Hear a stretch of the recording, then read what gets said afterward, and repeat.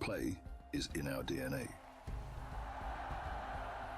Whenever we let it out, it becomes our superpower.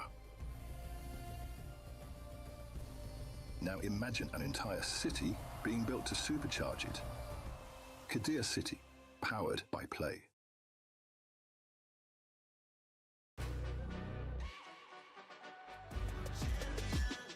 This ain't no regular thing. I came for the ring, you know what I mean. You see my name in the lights, better get right, I'm champion.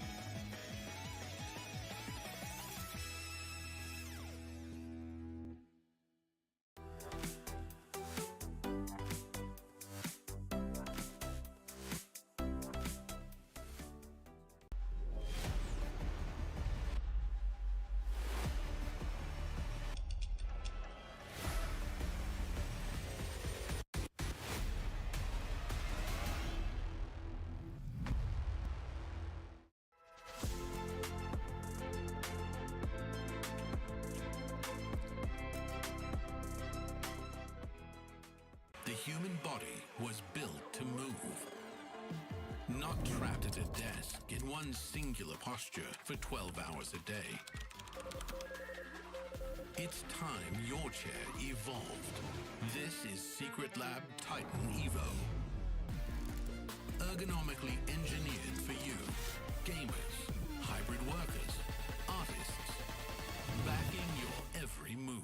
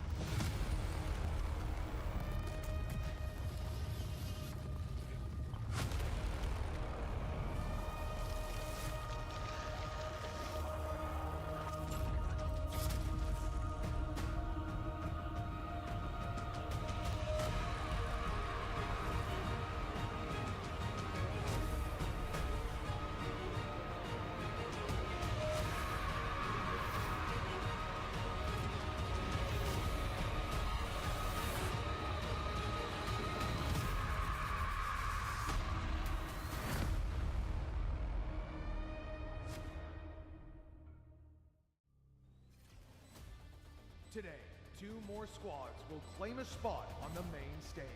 But for 2 others, the road ends here. MIBR play 2025 EWC winners Team Heretics to top Group D.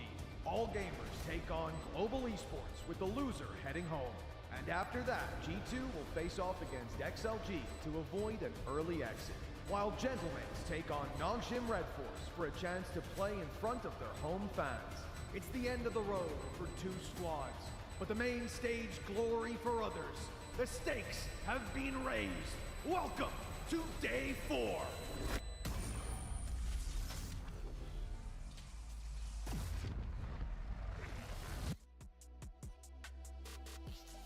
Hi, everybody. My name's Chris Puckett, and I like to plant spikes. Welcome to day 4 of the EWC. We're here for the group stages of Valorant, and I have my friends. We have Athena alongside Pilski. Pilski, do you also like to plant spikes? I do, and I'm glad you consider us friends, Puckett. I really feel like our bond has grown so much stronger as I've watched all of my friends from Pacific, unfortunately, continue to lose. Pacific is not always winning. That is. But America's. But EMEA actually was probably the story of yesterday. Athena, how do you feel coming into the final day for week 1? I wasn't actually convinced by EMEA until recently. I feel like they've kind of gone up on my list. I was really excited after yesterday. That last game was so insane to watch. Energy versus Vitality. So fun to cast. And of course, Energy actually dropping down. That was a big surprise, but I think it was really cool. Now we dove into our first 3 days of action. We've sent our first 2 teams into the playoff bracket. We have 2 more eliminated, but let's remind you all how we got here and where we're going in a quick format reminder.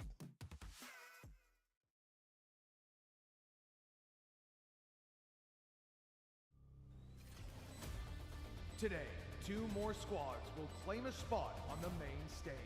But for 2 others, the road ends here. MIBR play 2025 EWC winners Team Heretics to top Group D. All gamers take on Global Esports with the loser heading home. And after that, G2 will face off against XLG to avoid an early exit. While Gentlemen take on Nongshim Red Force for a chance to play in front of their home fans. It's the end of the road for 2 squads, but the main stage glory for others.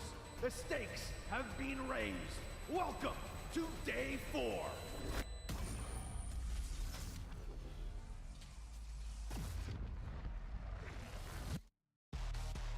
Valorant is back at the Esports World Cup for a second year, and this time everything is bigger and better.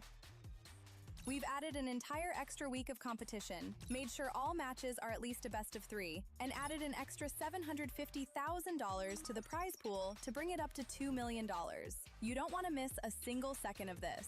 16 of the world's best teams have earned a spot here at the Esports World Cup. As the EWC 2025 winner, Team Heretics from EMEA have been invited back to try and defend their crown. They are joined by the Stage 1 winners of the VCT Regional Leagues, G2 Esports from Americas, Paper Rex from Pacific, and Edward Gaming from China. As Team Heretics won VCT EMEA, but already qualified to EWC as the title defender, the second place EMEA squad, Team Vitality, also received an invite. The remaining teams all battled their way through the online qualifiers to make it here. 3 teams from EMEA, Pacific, and the Americas earned spots through each region's qualifier, while the top 2 teams from the China qualifier also advanced to LAN. We kick things off with a GSL group stage featuring 4 groups of 4 teams. Teams will play a double elimination bracket. Win 2 matches, and you advance to playoffs on the main stage. Lose 2, and you head home early. All group stage matches will be a best of 3. The top 2 teams from each group will advance to the single elimination playoffs. Matches here will also be a best of 3, until we reach the grand final where 2 teams will face off in an epic best of 5. There will also be a 3rd place decider match played just before the grand final. That's everything you need to know, so let's jump straight into action. It's time to kick off Valorant at EWC 2026.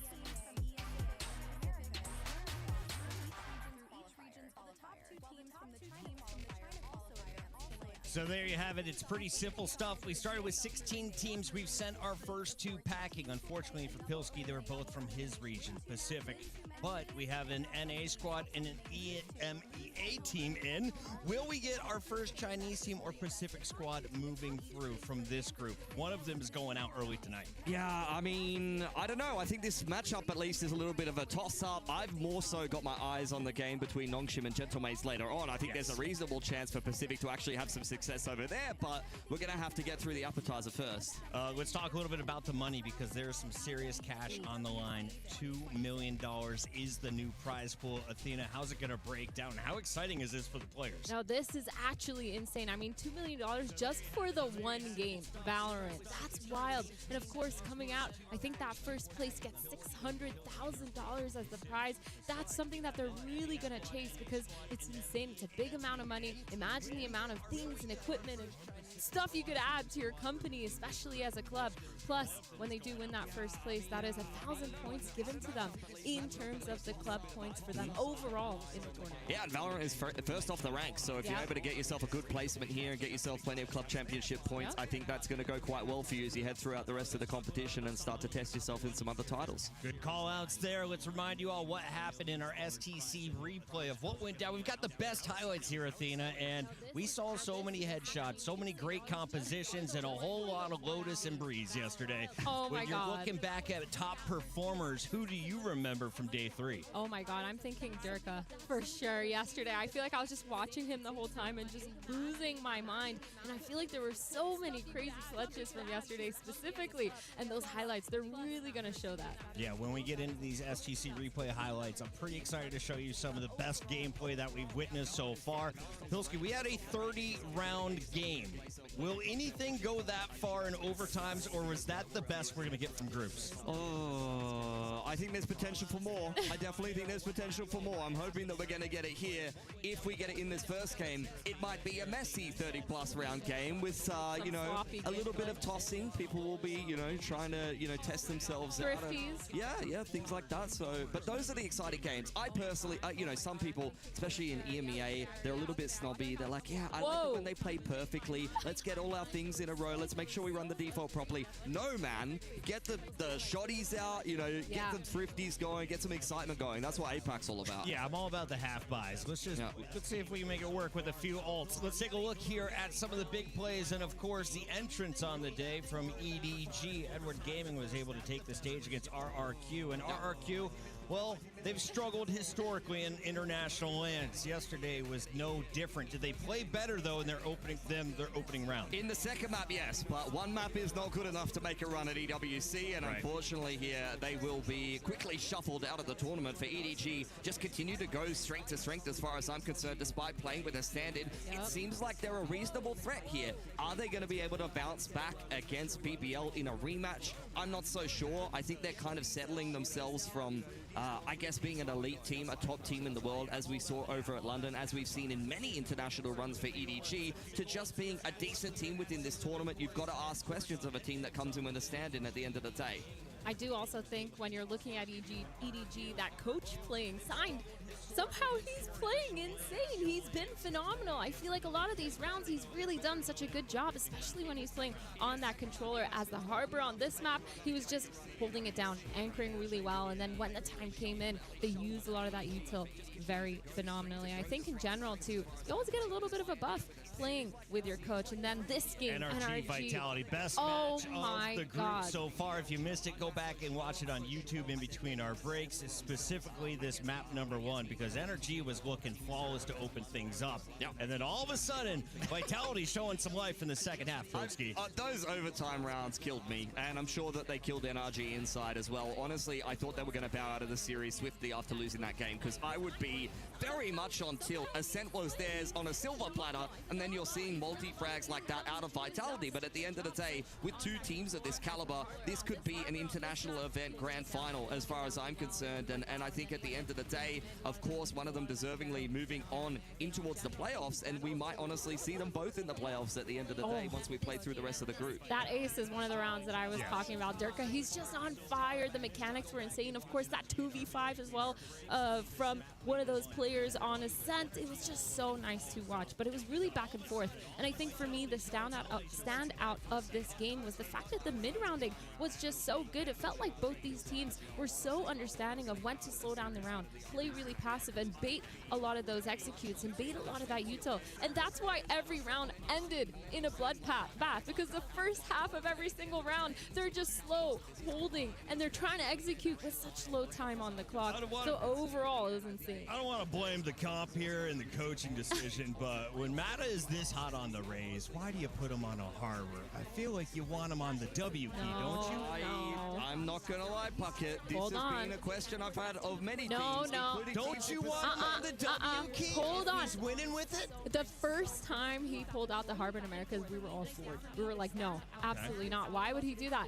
He played insane. I think he still managed to top frag. And I think when you're on Harbor, you have util to support yourself. Make yourself that playmaker on site. And I think it was really valid. Plus, you have Kiko on the op. Why would you change So it you're up? surprised that good player is good on multiple... You're the one who's surprised. not We're me. making excuses for Mark. We're making excuses for Ethan playing Neon. Hey. It will never end until... It worked, kind of. Right. It worked. They should have won, though. Will it work for them later in the tournament? They sure hope so. Otherwise, they're out. Let's take a look at our schedule. Reminder, Carmine Corps is going to be playing against a very interesting energy matchup because Carmine Corps took out Paper X at the end of yesterday. Yeah, can we just skip that? Let's just talk about the schedule. We'll just talk about what we have in front of us because Nongshim Red Force is now the big hope, and you can catch them here in the second match against the Gentlemates. We open it up with the elimination battle, AGAL versus Global Esports. Who wants it more, Athena? Ooh, I think here I'm looking at all gamers, man. I think they have a lot to prove. They struggled. They didn't qualify for Masters London. They were that 4th seed in China, just missing out on qualifying. And I feel like they're really looking for redemption here, especially on a global stage. Yeah, of course, very competitive domestically, coming through in first place straight out of kickoff from China. I think being seeded ahead in an international event maybe didn't give them the momentum that they needed and the practice. They're a team that is still growing, and I think that this EWC event is just another opportunity for all gamers to continue that path to being an elite squad.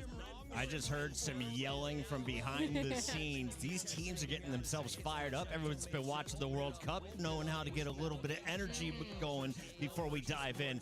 I was told we've got some more assets. We can just keep rolling on production as Athena. We get ready for this one. AGAL went to a game 3. Yes. Do you think they're able to clean this one up in a 2-0?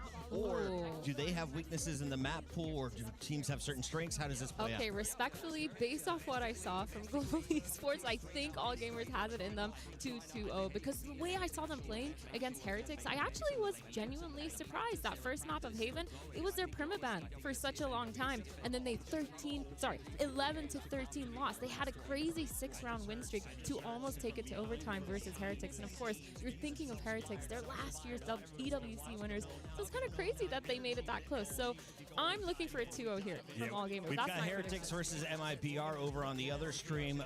Thoughts on what we've seen so far in this group? Is it how it played out according to the experts coming into EWC? I think, as far as I'm concerned, we've got 3 shaky teams in this group, and then an MIBR who is probably just going to continue to put their feet up. Of course, we all know how good Heretics can be when they play to their ceiling. They are definitely good enough to beat MIBR, but form-wise, they're going to have to really turn things around because, as far as I'm concerned, All Gamers should have won that series in the opening match. Heretics are EWC champions, returning from last year. Benji Fishy in a whole bunch of highlights. Can we see some highlights, though, from AGAL or Global Esports? Reminder, this decides whether you're going out in the bottom 4 or if you're able to climb into the 9th through 12th. That's a big difference. If you win a following matchup, then you're into our top 8. This is our elimination bracket. It is GSL style. This is an old school format. Lose 2 and you're out. So all the pressure is on them right now.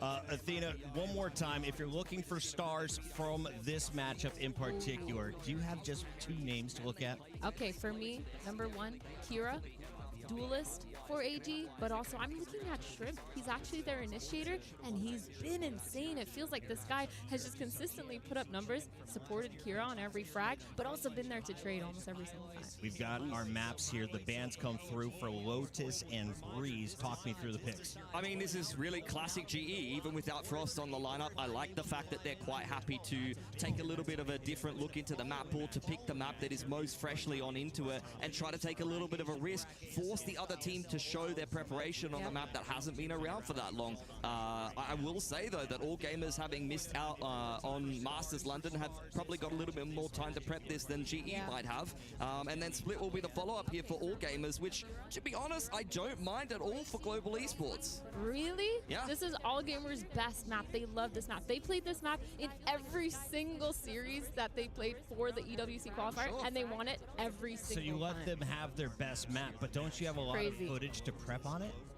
True. but also you pick a sunset where you don't have any footage of them on it.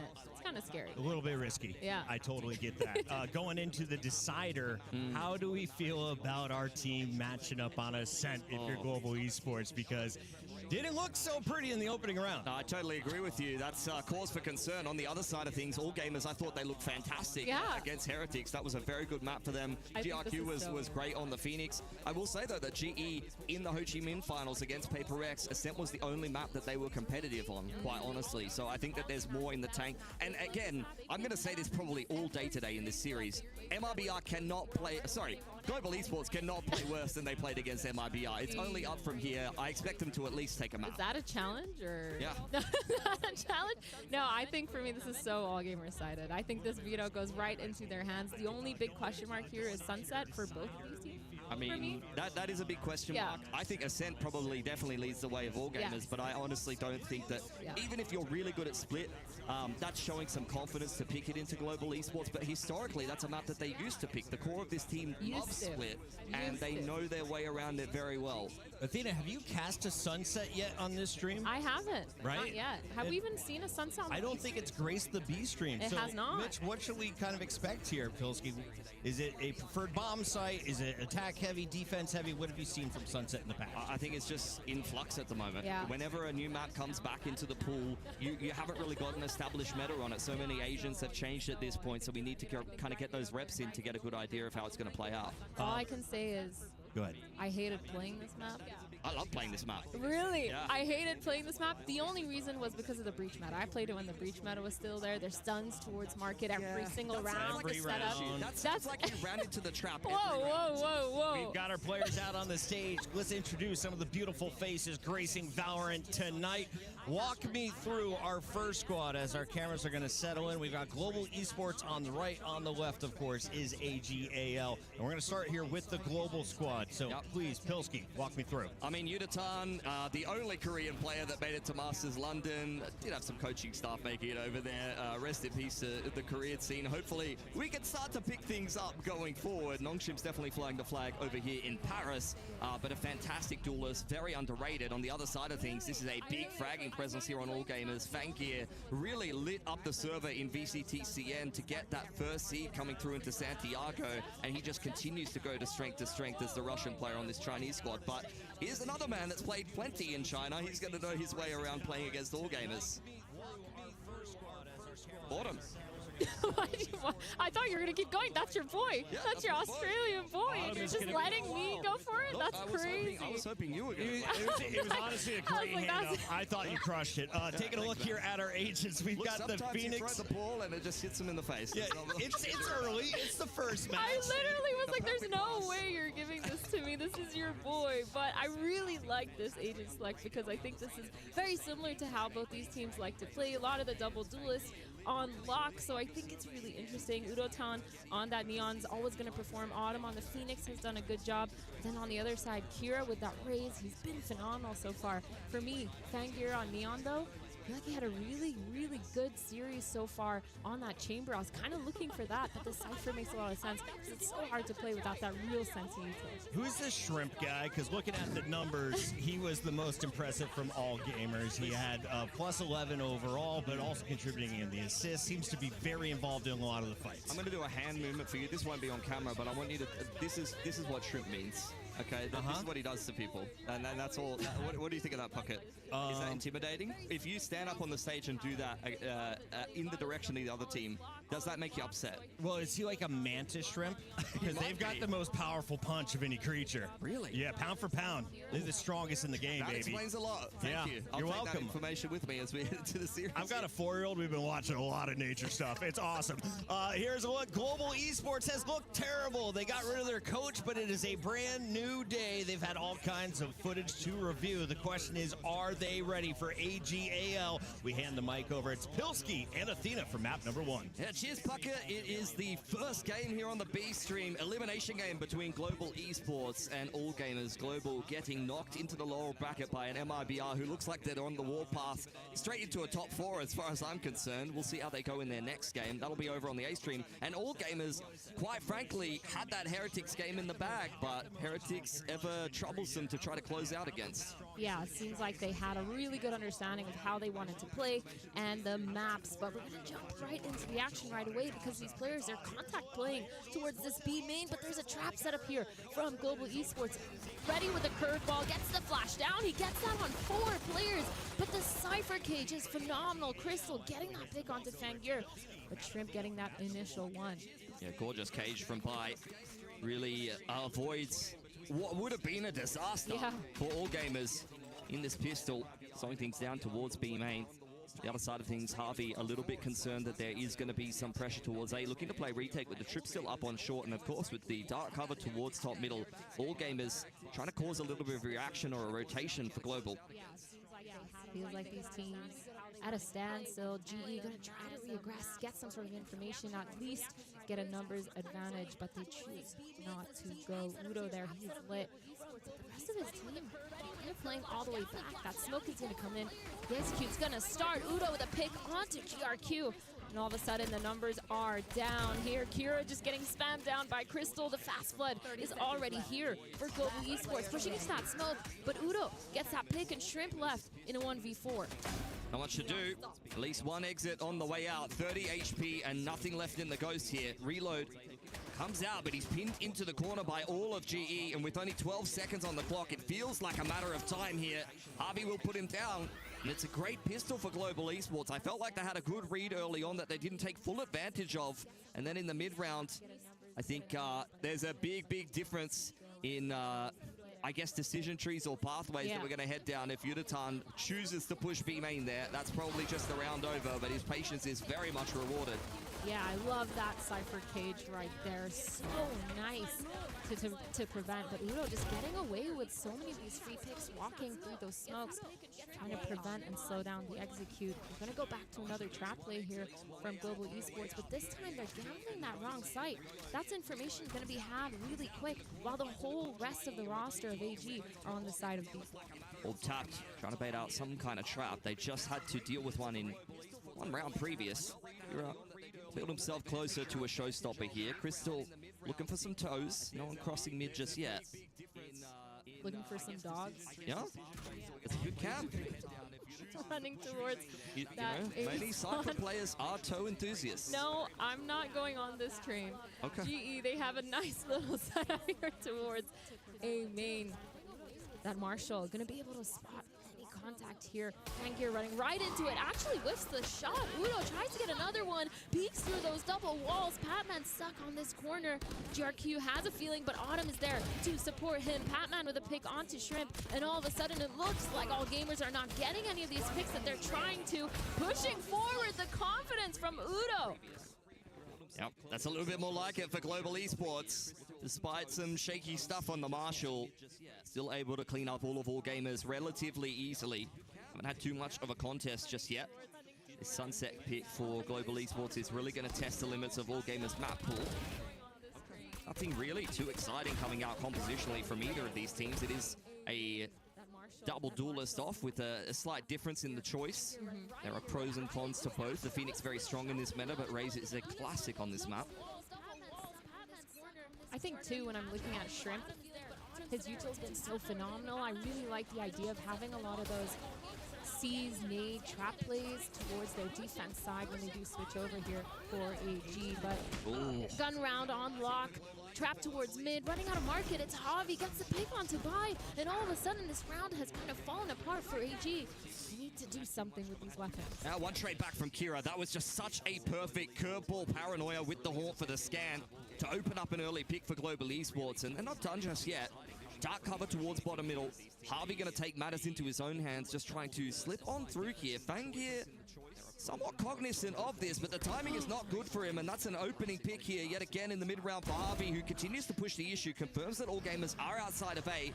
TP away here as they're looking to meet up with Kira towards that B side of the map, but Crystal has got a gorgeous deep cam and a one-way if this push comes in. And I think all gamers may struggle to get into the site here if Crystal is well positioned. Yep. Patman towards that A site. He has a Prowler too, and that Haunt is back up for him to scan, get the info. They don't really care because that weak side, Cypher, fully set up here, like you said. The Execute's going to come in, the nade to try to break any of those close trips. Prowler comes in, doesn't get anyone. They're giving up that site and planning to play retake. They have a lot of really good retake util on Patman with the fade dog, and that fade eye. Grease work onto market side here for all gamers. Patman applying pressure for the flank. GRQ breaking through onto Udatan. That is a lot of entry power. Not really going to be having too much impact anymore. Off angle's looking pretty good for Kira on the other side of this one. Should be able to pick up Crystal if he goes unchecked. Nice little high-low on the other side of things. Isn't even needed. An easy one for Shrimp. All gamers, it was getting a little bit sweaty, but it looks like they are well and truly on top of this one. Round will be run regardless, maybe not in clean as a fashion as they would have liked to, losing Kira there on spawn side. But Global Esports still well and truly in on this one. Look how much economy they have. They will concede this round, but really it's looking to be death by 1,000 cuts if possible. All gamers will celebrate that one, but I think it might be a little early at this point, honestly.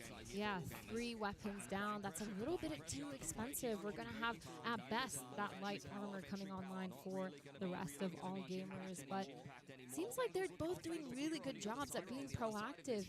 I feel like for me, GE, they're really surprising me with their defense rounds right now. Using a lot of You haven't seen them win many rounds, have you? Wow. These guys are what was good. it, 5 total? 5 total versus MIBR? They are so much better than that series, I have to be honest. And the op is out now for Udatan. Over on towards this B line. Bit more of a spread approach from all gamers to start this one off. Tapping away, looking to try to take out any cams or early haunts.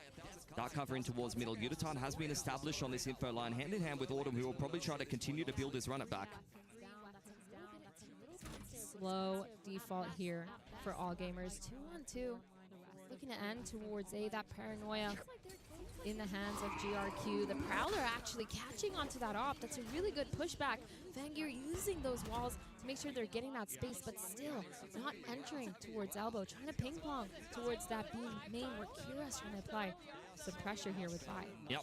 It's a classic kind of skirmishy approach. Deny information to the defense and look for a reaction elsewhere. Have both Bai and Kira ready for the re-aggression into B main if that was what was going to be on the cards, but as it stands, Autumn has retaken this A info line very nicely, and the rotation's already coming in for GE as all gamers prep themselves for the B execute. Slow, but it's okay. They're grouped up. 3 players here on the side of GE already on site. The Prowler's going to come in. The dash out. So much movement. The Haunt's going to scan, but no one's connecting. Shots. Kira getting the pick onto Crystal and Uda. That's 2 for him. And now all of a sudden that default, that defense has fallen apart for these players. Running out of the smoke is Javi, not able to get anything. Patman and Autumn now all of a sudden left in that 2v5. Fangir wants to do it, but he's very low on HP. Need a clean round here as all gamers, and they're all still kind of trapped inside of the site. Global Esports very much playing for exits at this point. Up picked up by Kira. Fangir and GRQ barely clinging to life, and they're going to choose the path of least resistance, pushing over here in towards defense spawn. That's going to be fantastic for them to establish a foothold in this game of Sunset. Should be 5 alive at the end of this one unless they run into Patman. Both teams definitely have done a lot of work. Ooh, which one would you choose? This is my favorite thing to do. Which one? Oh, it's too late. I didn't look. We're already past. The umbrellas? No, they were dresses. Oh, what colors were they? There was like a wedding dress. There was like a little pink number, you know. Give me the pink. Oh, man. Honestly, that round for GE, I felt like they were in all the right positions, and it just was not clean enough. Like, that was just an awkward little exchange. Kira runs into the site and very easily gets a little double entry on. Despite a good rotation time for GE, you're attacking into the Storm side. The op and the Cypher are both on that side that AG are attacking into. Like, you have everything you need to hold there as GE, and you get absolutely nothing done. Yeah, that's crazy. Just none of the shots were connecting. They were trying to play around those smokes, but just couldn't find anything. And I think now this timeout for GE actually showing to all gamers that that was a round that they knew that they should have won as well. Knowing that they were stacked there, trying to talk about their crossfires, or at least make sure they're cleaning up their setups. Because like you said, that macro on that defensive round was really, really good. Almost perfect, I would say, just up until that execute. So maybe talking about maybe the util that they were supposed to use to slow down the execute, to separate, to isolate, or why they just weren't playing together. I mean, yeah, you would have ideally, especially with the Omen in on the rotation, liked a nice paranoia timing through the site that the players were able to play off, or the op to be able to cleanly trying to find an opening pick. I'm not even sure I heard an op shot, quite honestly, and it felt like Crystal was just on a bit of an awkward angle. Regardless, all gamers will take full advantage of that. A very, very nice follow-up despite not a great start. It feels like they are in full control now.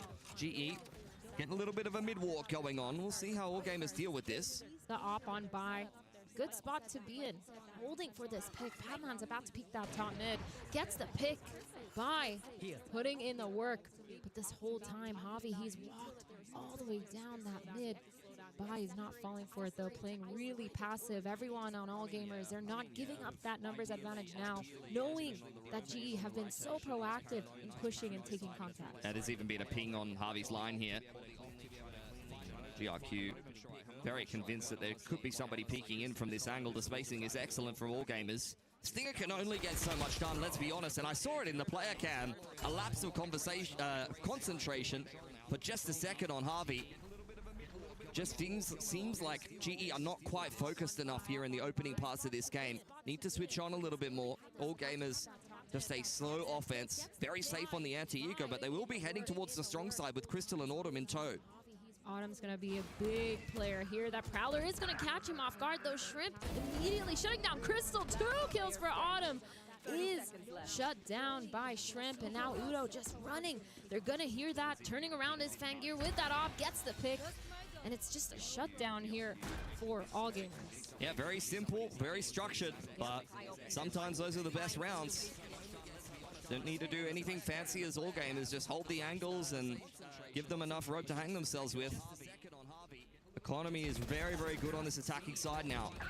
It's up to GE now that they've started to get some ults in the mix, especially courtesy of that multi-frag from Autumn to show some better rounds. Taking the timeout in towards the round previous wouldn't have been their focus. Now we need to start to see the adjustments coming in.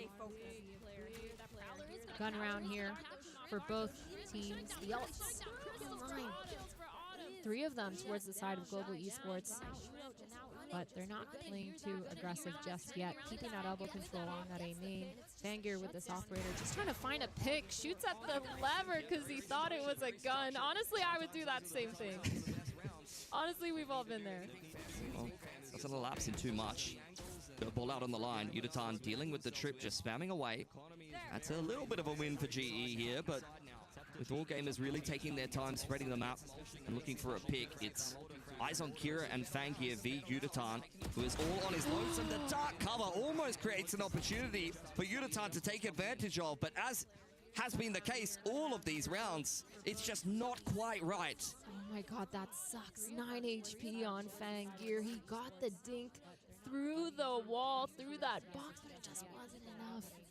And now just regrouping. All Gamers, they've been so good at knowing how to end here. That Cypher, though, fully set up on site. They do have this Prowler to break a lot of those. The nades coming in, the wall's in, a full execute. The rocket is popped from Kira. He's gonna be able to get one. Fully blinded. GRQ with a pick onto Crystal as well. And a 2v5. This is so rough for Global Esports. I mean, All Gamers are just rolling these sites. Similar to what we saw against Heretics, they were pretty effortlessly able to work their way through the map. Run on into these sites on Lotus in particular and find man advantage. Just saw the same thing on Ascent. Very well drilled.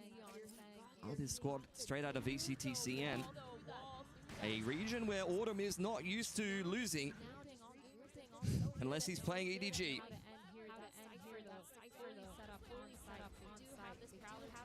4 ults online though for GE for next round. Autumn just getting a nice little exit there on Kira. Patman holding. I think this round now, this next round, they're going to be a little bit broke, but they have a lot of these winning condition ults. I'm really curious if we're going to see Udo do some sort of play with that neon ult, pushing aggressive, maybe taking a lot of that space, but they have to be aware of this op. They need to find that first and just make sure they're not pushing into it, because they've been punished by that now 2 rounds in a row. By in mid, Udo on that A main. They're just getting those initial peaks, letting them run into them almost every single time.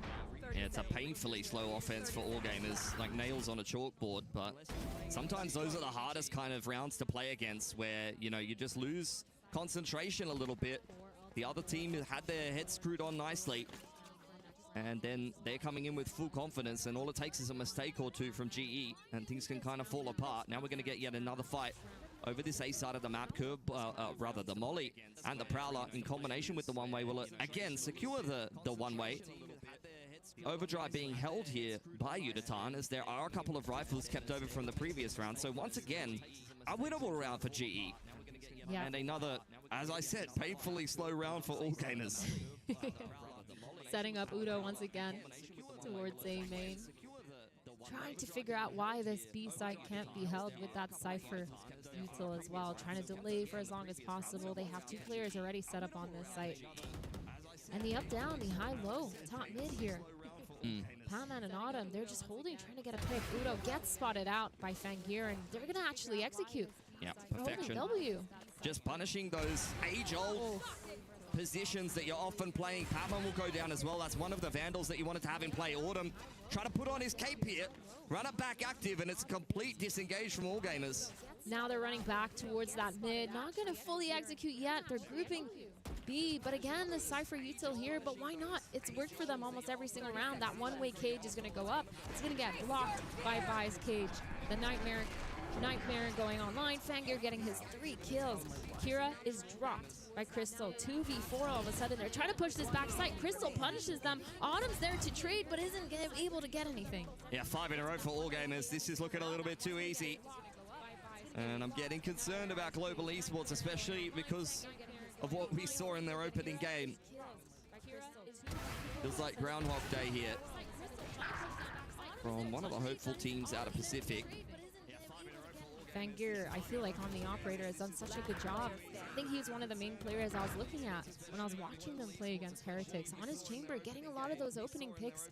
It was really nice to see, and so I'm kind of worried here for GE as well, in the sense of them not being able to push back that operator, constantly getting punished by it. Udo, he's fallen for that same thing.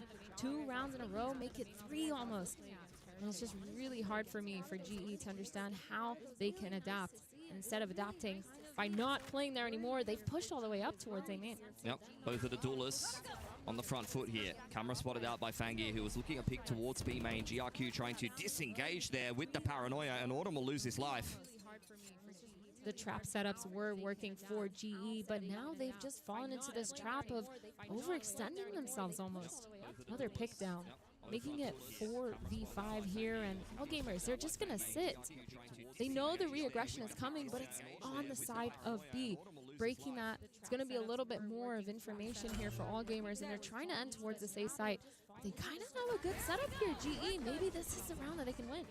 Overdrive on in. One player on the lurk here for all gamers, if he's even needed. Patman alone on the site now as the TP's coming in from Harvey on the other side of things. Big 3K for Patman by flanking up through top middle. Catches the Omen off guard, who was looking for an off angle over the spawn smoke. Plant going down. Crystal creeping his way up short. All gamers just trusting the buddy system over towards Elbow. Walking together. There is a neural theft, but Crystal isn't using it. There are bodies over on short that he could have potentially thrown that on top of, but the hat is still well and truly on. Needs to tap the spike here, try to bait out a peek. He's going to try to go a little bit more aggressive. Jiggled out on elbow side. All gamers well aware of his position now. He doesn't know they're doubled up just yet. And this feels hopeless. All gamers just playing this so well until they make a critical mistake, and Crystal capitalizes. A 3rd round out of nowhere for GE, just off of heroics from both Patman and Crystal. That was crazy. I was really concerned when I saw Udo all of a sudden move out of that A-link and stand in the open. He got punished right away. But Patman, holy smokes, that 3K was really insane to watch here. That positioning a little bit suspicious, but Patman able to get 3, goes for that 4th. And of course, this 2K by Crystal. Those are the kind of heroics that saved them. But again, they were set up somewhat good. They played really aggressive, though, towards that A main. Got punished once again, so they've switched it up this time. And finally, we're going to see some B main aggression right off the bat and leaving that A main alone, maybe setting up some util to fake that pressure. Sees dodged. In comes the util. All gamers always ready for it. Reaction from them is looking pretty good here. Yutatan under pressure. Autumn caught in the corner, just trying to keep himself alive with the curveball, and it's a disengage, but it's an expensive little exchange for GE there that I'm not sure they necessarily got what they bargained for. Yes, they've secured control of B main, and they are repositioning. So if they could try to go for a mid-walk or a mid-crunch later on in the round that works out for them, then maybe that'll be good. But as it stands, they're just spreading the map here and resetting. Shrimp using that Prowler to clear all of B main. He knows no one's still set up close, so Allgamer is going to slow it down once again because they're waiting for some sort of information. It feels like GE has given it to them every single time the contact plays, but going towards this elbow here on that A site, they're going to be spotted. Yep, camera from Crystal will confirm that Allgamers are inside of elbow. Patman is on short. That's a nice angle for the Nightfall. The cage giving Allgamers pause for thought as Uditan has made it up over onto the side. Kira from up on high has a little bit of an off angle. Fangir low on HP. He's already lost his life on the way in. And when will you pull the trigger on the Nightfall as GE here? Allgamers are trying to bait it out. Another kill for Uditan. In goes the overdrive and the Nightfall. This is looking like Allgamers are getting torn apart here. Great rotations from GE. They are all over that one. That was really nice. The flood retake, all the util being sent, just delaying for as long as possible. And that's what they're missing when that Cypher is set up towards that B site. That was really well done. The delay, the cage timing after that camera was broken towards elbow, just making them slow down a lot. That's what I like to see from Global Esports. This right here, all that util, they're so low now after this, and Shrimp trying to go for as many as he can, but just doesn't work out. I think now we're seeing GE play just a tiny bit more passive. The disengaged after getting that B main info was really important for them. You said they used a lot of their util, and they did, but they still had that retake plan. Allgamers simplifying this one. A 1-4 with the Cypher on the lurk. Going to creep up into a B site that is ripe for the picking. GE, both Harvey and Autumn, playing on spawn side for the retake. Checking for the cam is Fangir. Prowler to clear out all of front site. It's a pretty silent approach here. Harvey, though, dumping out the paranoia. Fast lane to try to disengage. One return back from Allgamers who are looking to try to keep Kira alive. I'm not sure that GE are going to check him on the site, quite honestly. I think GE think that all of Allgamers have been kind of shooed away in towards B main, and that is unfortunately not the case. Kira gets the opener from site, swings out on backside, go decently for GE, but they're still in a little bit of trouble here. Uditan having some impact, but Allgamers trading out effectively enough here. Should be able to get themselves into a post plant. Kira getting 2 from that position on site after being deposited is actually kind of criminal. The first, yes, element of surprise, but that second he was scanned and everyone knew where he was, still not able to pick him off. And now that spike plant going down, gets the rocket online, and GRQ just peeks Crystal. 6-4 here. It's a nice little approach from Allgamers. It felt like they just got into B pretty much for free. And the thing that I'm really impressed with, I mean, their macro is fantastic. I think the macro has been decent from GE, quite honestly, in a lot of these rounds. But they are so good at exactly what you need to be good at on Sunset. You were kind of talking about the breach meta.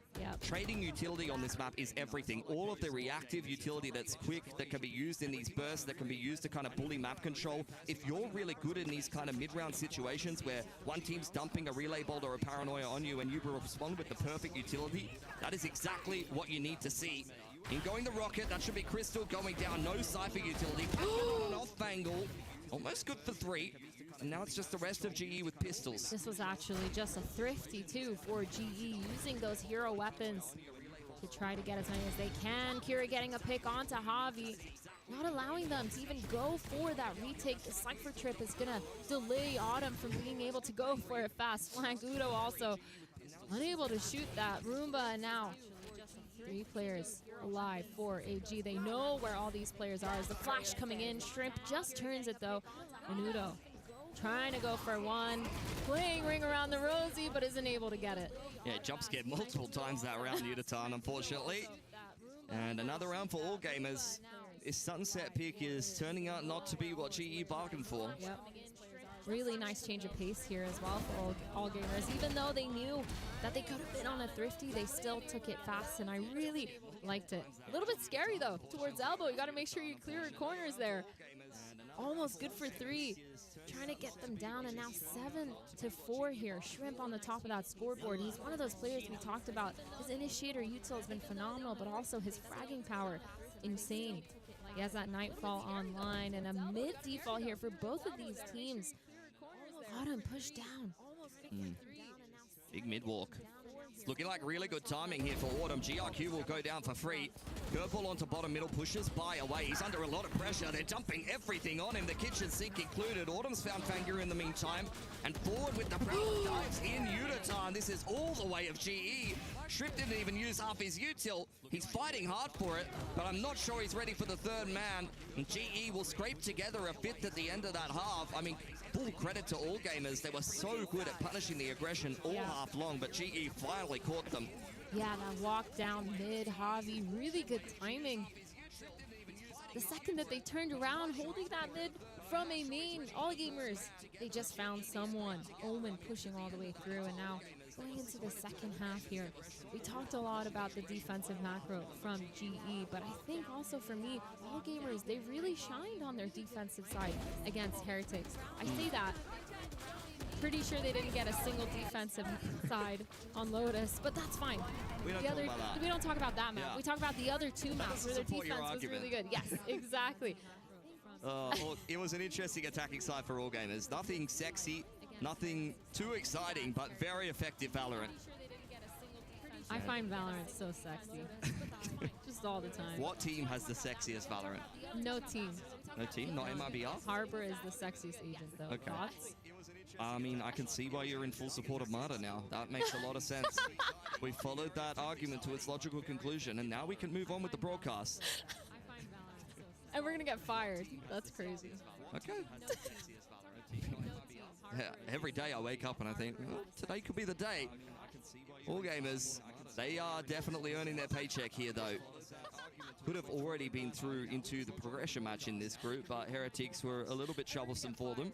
Yeah. Now here's a game that I think, based on the opening games of these two teams here at EWC, you'd be expecting all gamers to win it, but out of 5-7 still really anyone's game. Yeah, and I think I'm actually genuinely surprised so far by GE because obviously in their performance by MIBR, they had the 5 rounds total, which they've gotten just in this one half of That's this the last map. time, by the way. That's We do not say that again. And I I'm think going to get in trouble. I think they're actually doing really well. Like you said, their macros on that defense was really nice. Their rotates made a lot of sense. It felt like a lot of the small things were just little adaptation, making sure they're not overextending on their aggressive peaks. They changed their defensive setup a couple times. They changed it up, and it worked out for their favor. And of course, back to that re-aggression when they know that AG are least expecting it. But Pistol for the second half now. Yeah, still anyone's game. It's not going to decide the game or anything, but it's always a feel-good moment. Global Esports back onto that attacking side. This is where Harvey, who's had a rough game so far, needs to be worth its weight in gold. Pangir, that's a nice opener onto Crystal. The Cypher, you'd like them to activate a little bit earlier, maybe a little bit later, rather. Maybe when the site has been taken and you're trying to bait out some of the rotations. Bit of hubris from Crystal that doesn't work out for him. Playing full retake here. All gamers pull down into sight. By trying to get one, but is pushed all the way off. Market is fully open for the taken Kira. He's sped up onto sight though, taking all of back sight. And GE, they're gonna speed up, kind of, as long as the door opens, into a fake towards that mid. They're just holding now. Yep. Opening that door to apply pressure. Just cutting sound. Kira on the off angle though. He's usually pretty good on the raise. One off a additional paint shell. He's done a lot of damage, but hasn't walked away with a frag. Shrimp on spawn site cleared up by Patman, and Fangir, who had to rotate because the door was opened, is now put in a very winnable position. Let's be honest, GE barely clinging to life. Position confirmed by Patman. This is where you try to stall the man out. Haunt, jiggle, jiggle. But Patman very much not interested in taking this stall. They just want to try to time him out. The spike is nice and open. GE set up around it. And the off angle, the peak from Patman at 3K there. From last year's Rookie of the Year in Pacific is enough to secure GE yet another pistol. A really nice mid-round call there to just slow it down, cut noise, open the door, apply that pressure, and force those rotates. They really played with all gamers there, but splitting up just wasn't it for all gamers. The flood into sight, kind of being successful for Kira, but he gets punished because he's alone once again. Of course, pushing into market too. Really nice strat, really nice ability to take that map control before even trying to get that spike down. And it's going to be a buy here from GE. The Thrifty Pragi. All picked up. Handed over to Kira. They've been loving his showstoppers, and I can't blame them. The camera taking pictures of a bunch of GE. It's a group photo. Good times in B main. There's not really a whole lot to worry them here. Contacting up through that smoke. Prowler's going to come out, make sure they don't have anyone bothering them from market. Front site is secured, though. They're going to be able to get that spike down, but still playing it slow. Crystal has all of flank down. These players from All Gamers just trying to find that isolated player. It's all the way in spawn, though. They just don't really give away too much. I think All Gamers are playing the purest game so far. Shrimp caught on spawn side. Shorty out in the other side of the spawn, but checked well by Poutman. So far, not really too much damage to speak of here by All Gamers, who may isolate Crystal, but with a Marshall in towards spawn side, I don't think he's really going to care too much. Oh my god. Oh, he was hoping to catch his Russian counterpart off guard there, but given the opportunity. And as it stands here, GE cleaning up everything that they would have wanted. 7 apiece and a flawless anti-eco. Yet another great start to a half. Neck and neck. The bonus now for Global Esports. All Gamers are going to have their bye. Their defensive rounds I've talked about previously from Team Heretics, the way that they played against them, it looked really, really good. And I think I'm interested to see how they play against this team because, again, this is the first time that we've seen this map for All Gamers this year. Yeah, coming back into the pool, Sunset may kind of decide some of these series that we have here at EWC. It's a classic round, fisticuffs over A, GRQ. Defending elbows super nicely. Fangir's got him back with the relay ball, just pushing GE away, who throw down their own hot hands. Autumn considering the curveball. In the meantime, though, walking through the top middle smoke, Kira is more than ready for it. And this is not what GE bargained for on their bonus. Harvey also called off by Shrimp. And the last two players on elbow. It's a nice double peak timing. Only one kill for GE, which earns himself his run it back, but that's not something you're going to be happy with. They're going to be happy with that one, at least All Gamers is. Still chilling.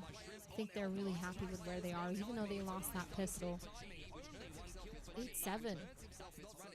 This just kind of goes to show how close this game is going to be, and I think this is what we expected too when we were talking about this earlier. It's the fact that it's going to be neck to neck. It's going to be scrappy, a lot of fighting going on, and the aggression from both these teams has been really nice to watch. It's good money for All Gamers. 4 players with about 2K in the back pocket should things go awry here. GE walking up in B main. They've been keeping this attacking side pretty simple so far. Just been death balling on in.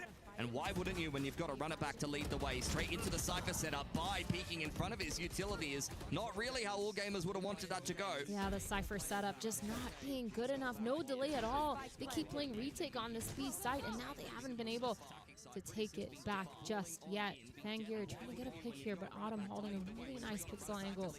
Falls just off of it. These players for GE playing a post plant, aggressing all of a sudden into the site is All Gamers, even though they got hit by that Nightfall. It's going to delay them just a little bit, unable to just go in and scale. Players taking this market. Udo, he knows no one's there. Everyone's out back site. Javi gets the pick onto Shrimp and GRQ trying to find anything. Kira, Patman trades back and forth. GRQ with another. Patman with another. Back and forth once again. And these players, they're chasing after Fangi here, trying to get him to not save this and not die to the spike. Another round win for GE. Cypher Trip will confirm that he's made it out of dodge, but All Gamers, I think it's good that they've held on to one gun. The rest of the boys will have money to reinvest in that one, but GE keeping things simple has worked out a treat for them. The run it back leads the way into the site, and the post plant was easy as you like. Patman, courtesy of his multi-frag on the pistol there, earns himself a Nightfall early on. You saw them putting spike plants and some orbs into that as well. And I think that ultimate really secured this round after a clean pick onto the Cypher. Yeah, that mid-round has been really nice here, even after the post plants for GE. On that pistol, taking market, knowing they can't get that spike down without any space. They're prioritizing, pushing, and playing aggressive, making sure they're able to play a post plant situation from more than just that B main angle. And they've done it again this round. using the Nightfall to delay for so long the outcome from backside, because once again they had that market control. If I'm All Gamers here, I'm talking about how we're going to fix our retakes. Yes, Spy wasn't able to delay as much on site on that Cypher, but still taking more than one angle in their retakes. Yes, they're trying to trade coming out backside 4 players in a nice retake, nice little crossfire, but no one's going to peek into them. GE, they've been so good at not giving that up. I mean, I'm seeing similar problems for both teams, quite honestly, in the fact that I feel like people are playing off angles a lot and playing for picks coming into the side. There's nothing necessarily wrong with that. But in general, if you can wait for the big punchy pieces of utility, like a really high percentage paranoia through part of the site, or you have a really nice retake plan where the utils actually hit, that's when things get a lot easier for you coming back into B. B main dominated. You don't have to end up in a retake if the other team doesn't make it into B main, but maybe you'll have to test the other side of the map. Global Esports working their way into elbow now. All Gamers, 3 guns online for them, the 3 rifles. Cypher playing that passive setup by. He knows that they're coming in. He hears it. That camera's going to spot 3 of those players.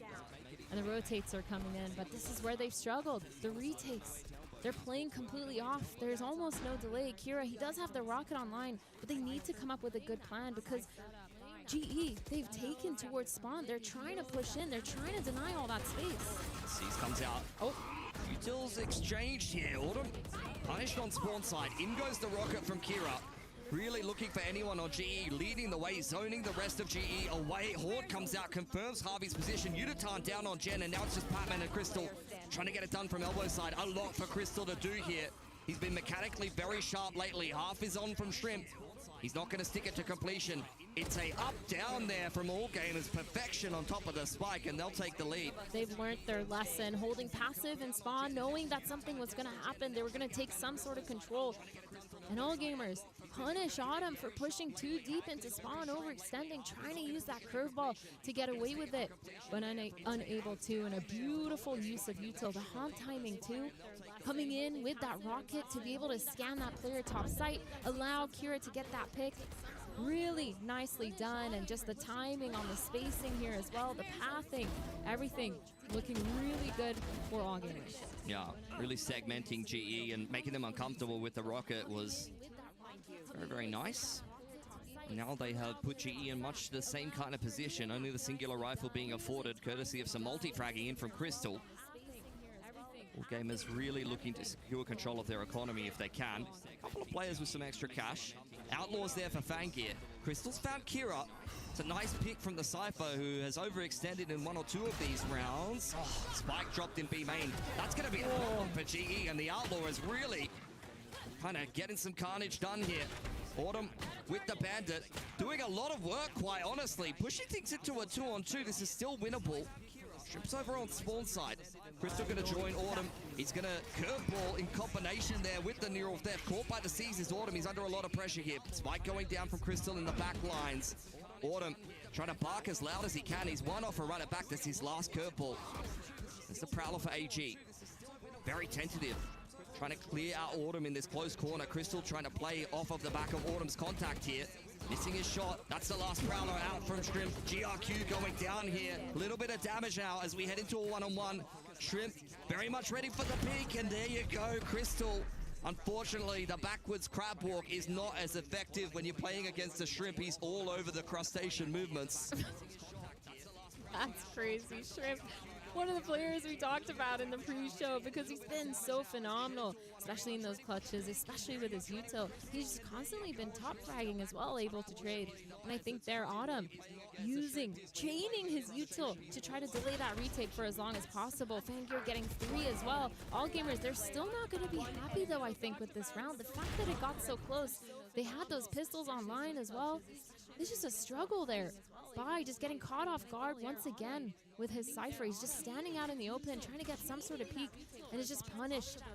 Fanggear getting the 3, though, being one of the main reasons why they won this round. Global Esports, though, running it down towards A this time, going fast, changing up the pace. The util's all out, and this site's free. GRQ on the off angle.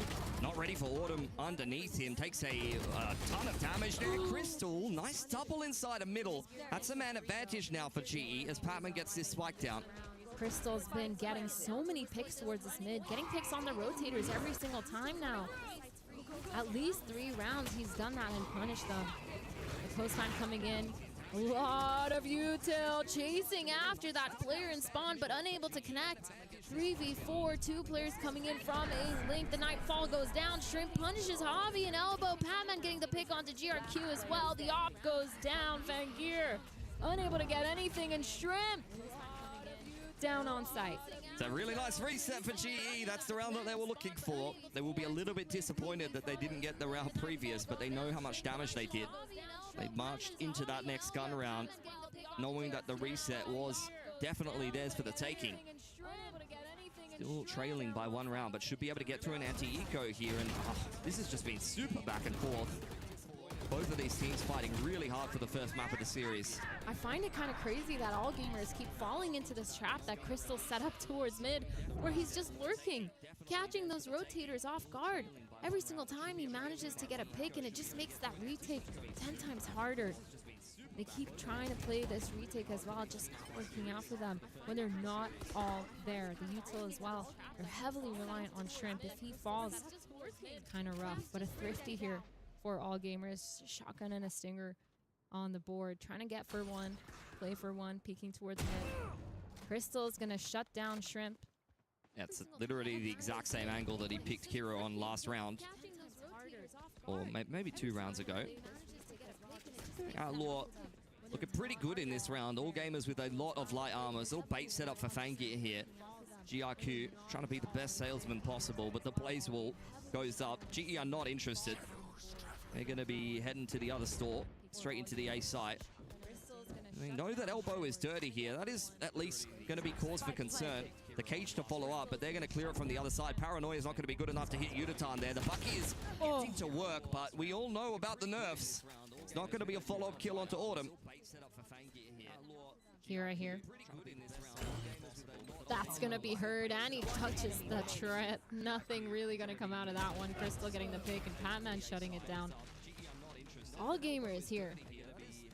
Feels like this next round is super important for them, trying to get ahead. But for GE, it feels like they're very comfortable. They're able to get that mid-control with Crystal, like we said. They're able to just be able to execute as well, and it feels like they're just baiting a lot of those rotates. They're playing with it in the mid-round. Their post-rounds have been really good as well. A tiny bit readable, the fact that they're going to aggress, but you always don't know which side they're going to do it, and they've used a lot of really good util as well. GE, I think, putting themselves a little bit out in front, but AG, having taken attack timeout, want to make some adjustments on this defensive side. Still anyone's game for the taking here. Elimination on the line, and Sunset, you know, coming out of left field here in the veto.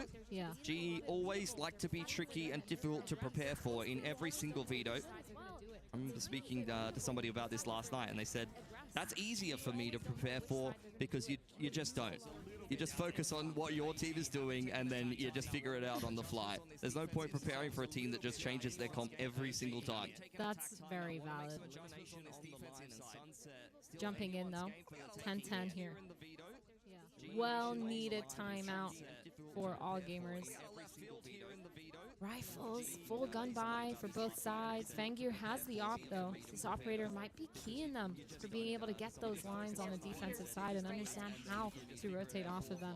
2 of these players though pushing towards that B main, trying to do some sort of seize nade combo if they see anyone. It's not going to catch because all 5 players of GE are towards this mid. Money is fantastic here for GE. If they can reset all gamers yet again, then this should be their game on a silver platter, straight towards the middle of the map. They've read this so well. But can they deal with the 3-stack over towards A here for all gamers? Do have Bite, tucks himself into Generator, nice and snug, slid on in is Yutatan. That's a nice entry, peeking off the back of that contact. GRQ only going 1-for-1, but Fangir is the player that they haven't checked in Elbow, and he's causing some problems. Trying to find another shot. Crystal, he is flanking though. 2 of these players, Kira and Shrimp, they're walking up towards this A main. They might catch him off guard. Crystal gets punished, and now the side has been flipped. 3 of these players trying to retake from that A main. Elbow is being taken. The op is holding it down. Kira's gonna walk up with Fangir. The paranoia goes in. The shot misses. The Nightfall is out. Javi, that dark cover to delay. These players are gonna have to run through it. The time just isn't that there. Bangir, Autumn, Shrimp with a pick onto Autumn, and they actually win that retake. Yeah, that's rough. I felt like Harvey, you know, he was doing well to drop the paranoia and the dark cover on a really nice timing, but he needed at least one there to give Autumn a bit of a hand. All gamers, that's a nice retake there, but with only 2 players surviving, this is still very much hanging in the balance. GE haven't gotten themselves the spike plant there, and with plenty of cash in the bank, still have this reset potential, but that'll only last so long. I think now too, GE, they know that operator's online for Fangir. They're gonna be able to understand that he's gonna set it up somewhere, try to get some sort of peek. I'm wondering if they're gonna change their approach, try to find where that op is and just go the other way, or at least push him off.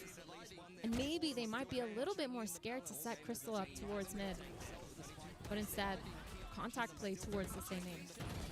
Patman's ate the boom bot there as the slide in from Uditan yet again is quite fruitful for GE. Up over the top, catches 2 players. What a paranoia from Harvey. GE absolutely roll this A site, and finally it seems like they're breaking through. Dude, the confidence to just execute, hold W into a site, knowing that there could be an operator there. They blocked off that elbow with the neon wall and just took that full A-link side. Like you said, beautiful paranoia from Javi. They played that so well. GE trying to punish that operator if they were set up on either of those sides. Of course, Udo with a beautiful 3K there to shut it down. All gamers, though, they're going to try to hold on to this op. They're trying to hold on to this rifle as well. Bai sitting in spawn is going to catch Autumn. Not able to finish him off, though. 30 HP on him. Bangir trading spaces. The bait and switch, but this time with the op. They're going to see that there. Nothing too crazy, but Crystal is going towards B main to try to catch them off guard. Autumn still hanging around. You're right, but at the same time, GE's money is a little bit battered from the last round. They don't feel the need to push the issue. They just want to make sure they can min-max all the gun rounds towards the end of this half. Still 2 left in play. Whichever way you swing this, could definitely have an OT on our hands. A decent enough save on in there for all gamers. It's going to be a scrappy buy, let's be honest, but at least 1 rifle, an operator, and a showstopper is decent enough to work with. The only player who really kind of is left wanting is definitely GRQ, but an Omen with the judge can get work done at the best of times, especially on elbow. Bangir opping towards mid, trying to shut down that one lurker that they found the whole time. He's actually going to get spotted by the cam, and that's really good information here for Global Esports. Please take the dart out. Classic. And not just the pistol. Autumn applying some pressure towards the middle of the map. With Harvey's dark cover, Blazewater to follow up. You know, Autumn is really just trying to apply pressure and make some noise, and he's sensing that he has a bit of a timing here. I think you can see from Bai's movements that he might be aware of that. He's going looking in towards spawn side, as is Kira, and unfortunately, Autumn will give up his life to the one player that can reveal where the rest of Global Esports are coming from. Overdrive pulled out by Uditan. GRQ tucking himself in towards Jen is going to be very difficult to dig out. Patman has broken through onto Fangir. The operator is down. Shrimp's found Uditan, but this is the player you've got to be concerned with. In the meantime, Kira has ripped the showstopper onto short side, and this is not going well for GE at all. Just down to Crystal in a 1-on-4. Has a neural theft of his own, but AG are taking no chances. Definitely going to save that for this last round. The high-low. Crystal's going to be able to get one. Gets shut down, but Bai. And Bai, really good information, really good timing, actually, to just turn around and catch Autumn off guard. You could see the pings on the minimap there. They're trying to tell each other, hey, this is open. Please don't get caught off guard. And that actually worked out for them. Yeah, good communication from all gamers. Yep. Got to stay on top of that kind of thing. That's the difference between a tier 1 team and the rest. Stuff from all gamers. Definitely a losable round for them, and if they do lose that round, they're going to be broken. That's probably going to be the end of the game. So GE now back onto what looks like another pretty good gun round. Nightfall in tow. Need to try to even this one up and push us through to overtime. Walking up towards mid here. They've had so much success, Global Esports, so they're banking on it once again. The trip there gonna get destroyed, and they're pushing through market, but GRQ using that paranoia to delay. These 3 players from the side of all gamers, they've played off-site, walking all the way back on. They've struggled to hold this site before. Patman, beautiful pick onto Fangir. That's the operator down. And all of a sudden, it's 4v2. About to be overtime. Shrimp, unless he can do something, gets a pick. Him and Kira Trying to work this Kira on the fast flank, but that neural theft's gonna let them know where he is. Crystal getting the pick onto Kira and Shrimp. 1v3, nothing left in his belt, no util. Just him and the rifle against the world. Yeah, very difficult position. Shrimp tried to crack back in onto that one. Finding himself a pick, but GE, even after this smoke elapses, there's not much being shown to Shrimp here. He'll make first contact with Autumn, but it's a nice peek from Harvey. That's overtime. Global Esports able to hold their nerve despite a little bit of a shambolic round on the A side of the map just previously. These teams neck and neck. Seems like that last round was so one-sided, and this round comes around, and again, it's flipped the other side. It's just whichever team is able to adapt a lot quicker, or understand, and get those initial picks that get the success. Fangir, of course, dying on this retake was really rough. Beautiful shot from Patman, though, to shut him down. And then again, they don't have any need to fight super aggressively. The split worked out for them. They had all of Market. They just played those post plants beautifully. The peaks, the timings, the trades. This is a GE that looks completely different from the last time we saw them. And now they're back on that defensive side. Yeah, it's a much better matchup for them. You know, the Pacific and the VCTCN teams very much familiar with each other, often practice together. Autumn has played over in VCTCN for quite a long time, so we'll know exactly what they're dealing with here. Push from Autumn, Yuditan in tow as well. Oh, it's phenomenal. Instant neural theft off the back of that. He has just won this round outright. He's been kind of quiet all game, struggling on the defense side whenever he's on that weak side, or unable to just hold his own. And now all of a sudden using that power. Paman walks out into the smoke. Nobody knows he's out, but by getting a fourth. Could he get the ace in one of the most important rounds in this matchup? The ace for Vi! I can't believe it! When it matters, he comes back online. That is rough for GE. Vi really throwing down the gauntlet here in overtime. They thought that they were going to be able to try to go for a pick inside of B main here, but that is perfect. Vi is just sitting in the pocket, waiting for them to go on the front foot.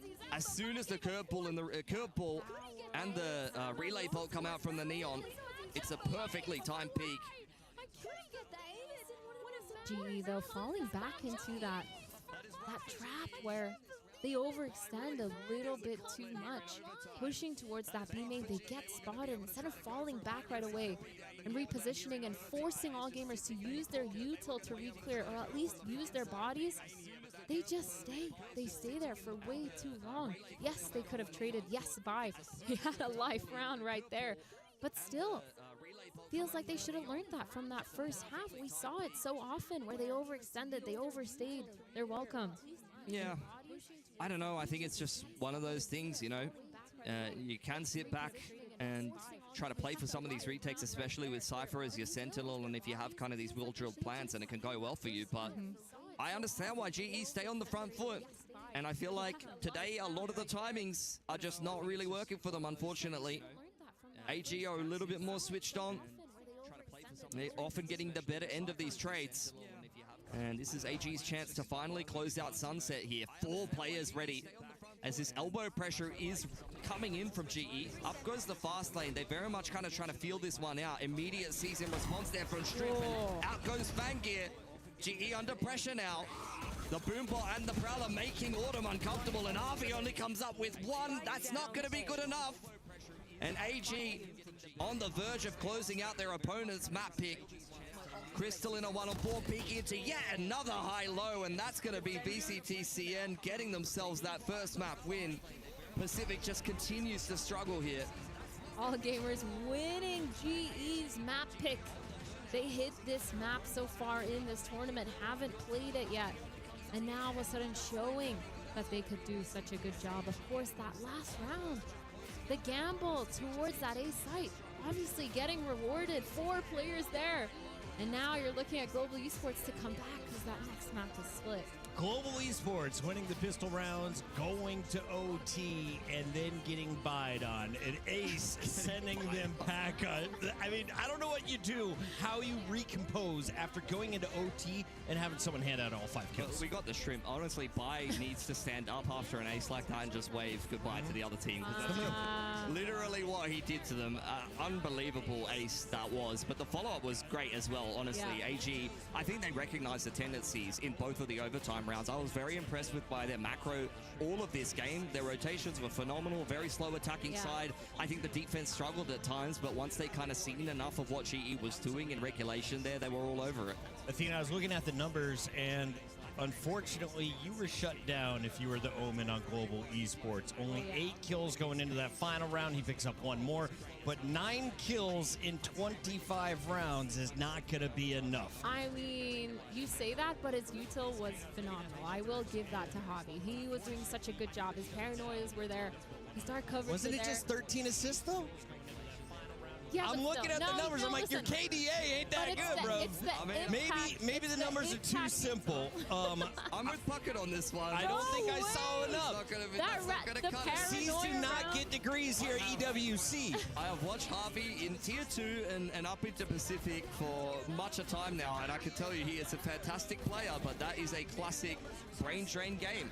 You know, where it's a pressure game. You're the IGL of Global Esports. He's trying to do what he always does. You saw him right from the start of the game, trying to be super confident. He was walking down mid on the Omen on defense, but unfortunately, mechanically, he wasn't able to go toe-to-toe with all gamers, and that's what happens to Harvey sometimes. He's had some kind of underwhelming performances as an individual, and it happens to a lot of IGLs. It's nothing to do with his ability. It's nothing to do with where his ceiling lies. It's just to do with the pressure of playing on a stage like this and having a lot on your plate as an IGL. I will say, though, to my point, I think he did get a lot of the timings right in terms of his util. Yeah. I do think also that one push towards mid, he got that timing right when he knew they were in a main. He was able to get that free pick. So a lot of little impact frags. Yeah. Yes, they were very little frags, but they were all impactful, it feels like. And again, I think he's done such a great job. I really was impressed by GE all game with those micro adjustments, making sure they're getting a lot of those timings, just the overextension for me. Staying a little bit too long in those positions and getting punished. It isn't all on one player, but Javi, I'm still putting you under the microscope. Athena's going to give you a pass. Let's talk about the others, though, that we need to highlight. Who are the superstars for AGAL? Who do you think is in a running for MVP of Day 4 so far? Whoever came up with that game plan, honestly, and whoever's calling for them. I'm not intimately familiar with their team personally. You know, BCTCN and Pacific are on at the same time, and I'm definitely choosing one of those rather than the other to watch. Sorry, guys. That's messed up. But honestly, I was impressed by all gamers. Yeah. I felt like I've boot camped in China before and played some of these Chinese franchise teams, and at times, I got to be honest, and this was years ago, to be fair, okay, the region has come a long way. I've thought, like, what are these guys doing? But AG's macro there was fantastic. Like, I really can't fault that. I felt like they were playing phenomenally. I think for me, I was really looking at Fangir. I feel like his operator timings were really good. He did struggle a couple of times, but he was still able to punish when GE were trying to be overextending, like that round on elbow when he was opping towards that A main. He gets spotted, but still gets that peak even though he gets dinked. So I think for me, Fangir was a player to watch in this game. I think also on the other side, Patman. That 3K on site. Yeah. Goes crazy. Frost still undefeated here at EWC. We go to break. When we come back, it is game number 4 for Global Esports. Can they survive another one here at EWC? We'll find out.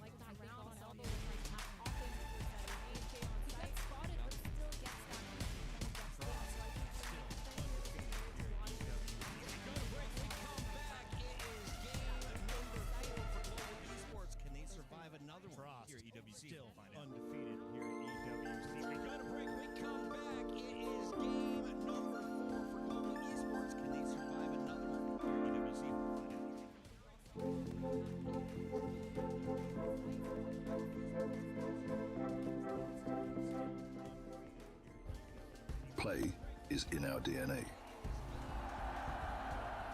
Whenever we let it out, it becomes our superpower. Now imagine an entire city being built to supercharge it. Kadir City, powered by play. Whenever we let it out, it becomes This ain't no regular thing. I came for the ring, you know what I mean. You see my name in the lights, better keep right, I'm champion. super powered by play. Now imagine an entire city being built to supercharge it. Kadir City, powered by play. さあ進むんだまだ見ぬ新境地目指していこうドキドキしようよ準備描いてく早くまだまだないこの世界を楽しんでみた瞬間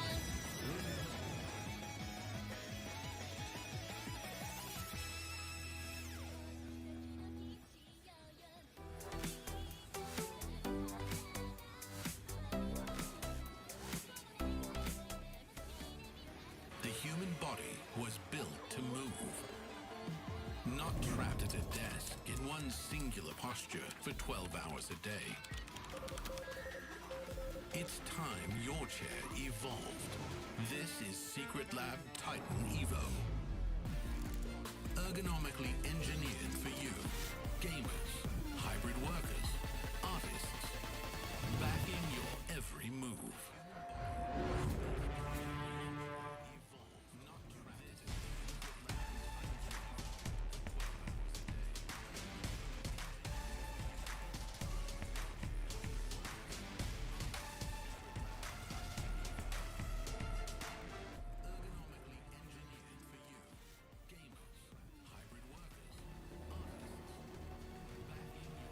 Hello, today I'm gonna play a 1v1. I don't know against who. Hopefully we'll find out during the game.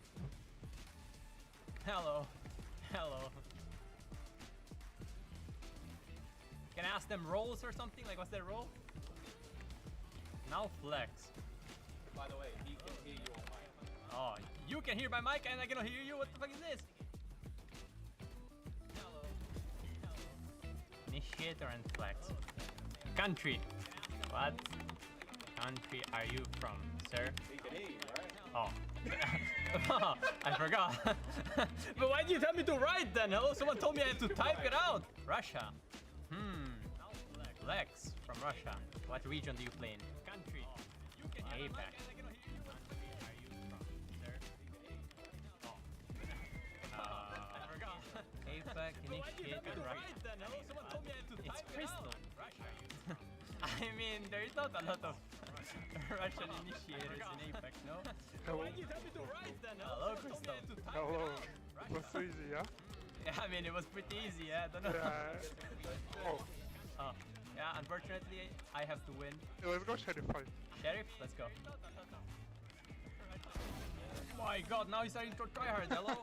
Okay, let's go Bucky. Bucky, let's go. What? You one-tapped me, bro, the shit got nerfed, hello? Okay, go Aris. Oh, Oh, I got bet time. you get. Okay, I go Sheriff. Let's go.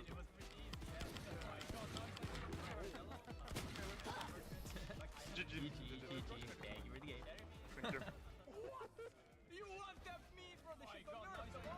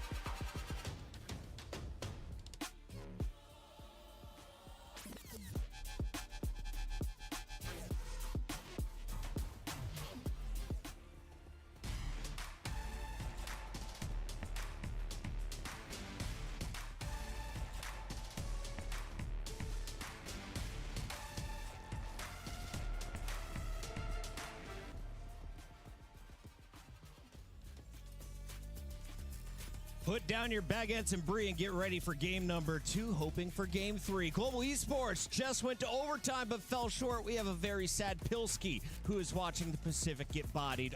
Pilski, we need to see a little bit of resurgence right now. We saw the players coming out, smiles on their faces on the stage. They look unfazed despite a very narrow loss at the end of last game. I thought it was a winnable game. I thought that they played quite decently. And as I said before, I don't think that they're going to be upset that Split has made it in the veto. They have played a lot of this map. They know their way around it well. So I'm sure they know that all gamers are great at it as well, but they're not going to feel like this is an unwinnable series. Athena, you were saying, though, AGAL picked Split for a reason. You've seen this team go here in the past. Why are they strong in this map? I mean, they're just so good. I feel like their defensive side, the aggression that they use, especially with Kira, has been really good. I feel like they fall back on time. Their setups in the mid-rounds are really good. I feel like we saw a little bit of that on that sunset as well, just making sure they're gambling a lot of the right sides.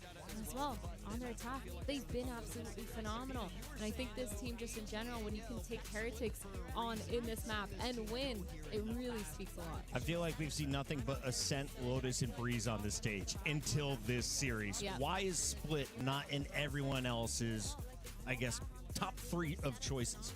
Yeah, it's a bit weird.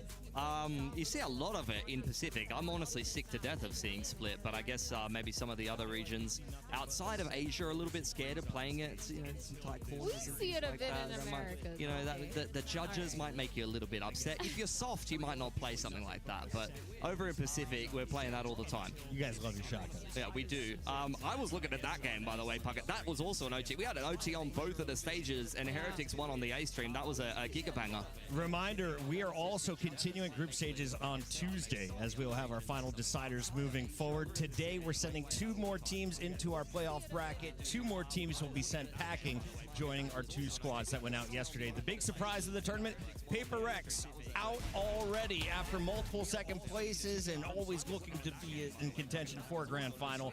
They were eliminated by Carmine Corps. We could see up to 3 French squads represented, or 3 French orgs here in Paris. And if you just watched recent events, Athena, this place is going to be taken over by fans. Oh, yeah.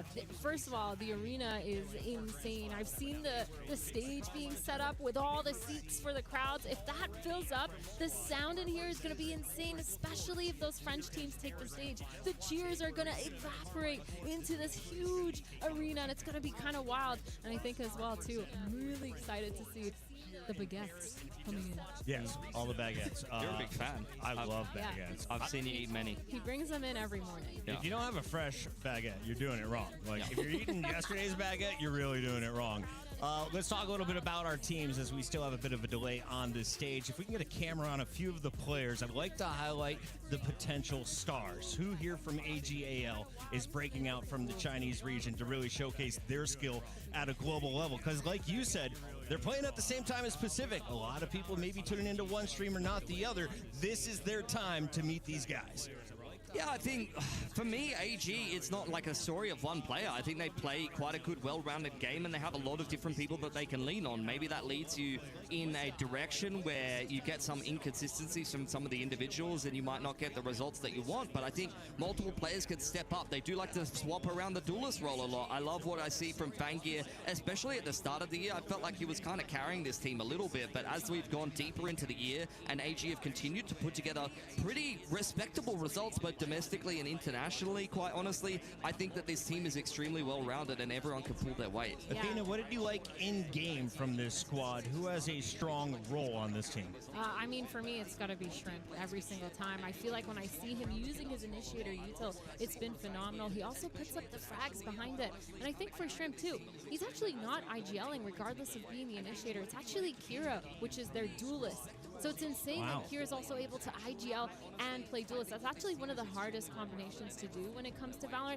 because you're constantly trying to call for everyone to set you up, and you're also engaging in the fire, engaging in the fight in the middle of it, and you're also trying to make calls for the rest of your team. It makes sense why all gamers are super aggressive in this server, though, because Kira tends to do a really good job at taking a lot of that space. Pilski, do you like the idea of the tip of your spear also being the shot caller?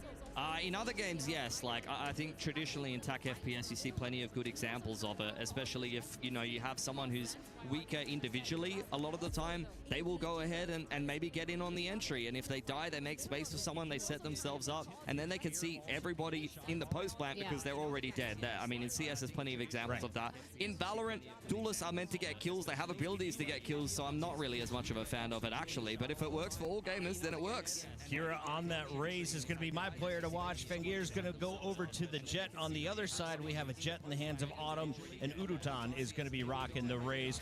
Whose comp are we liking more? Is the difference is really just the Sky, right? Yeah, I think here I like to see the Fade a lot more. Patman on the Fade, sorry, he's been really good.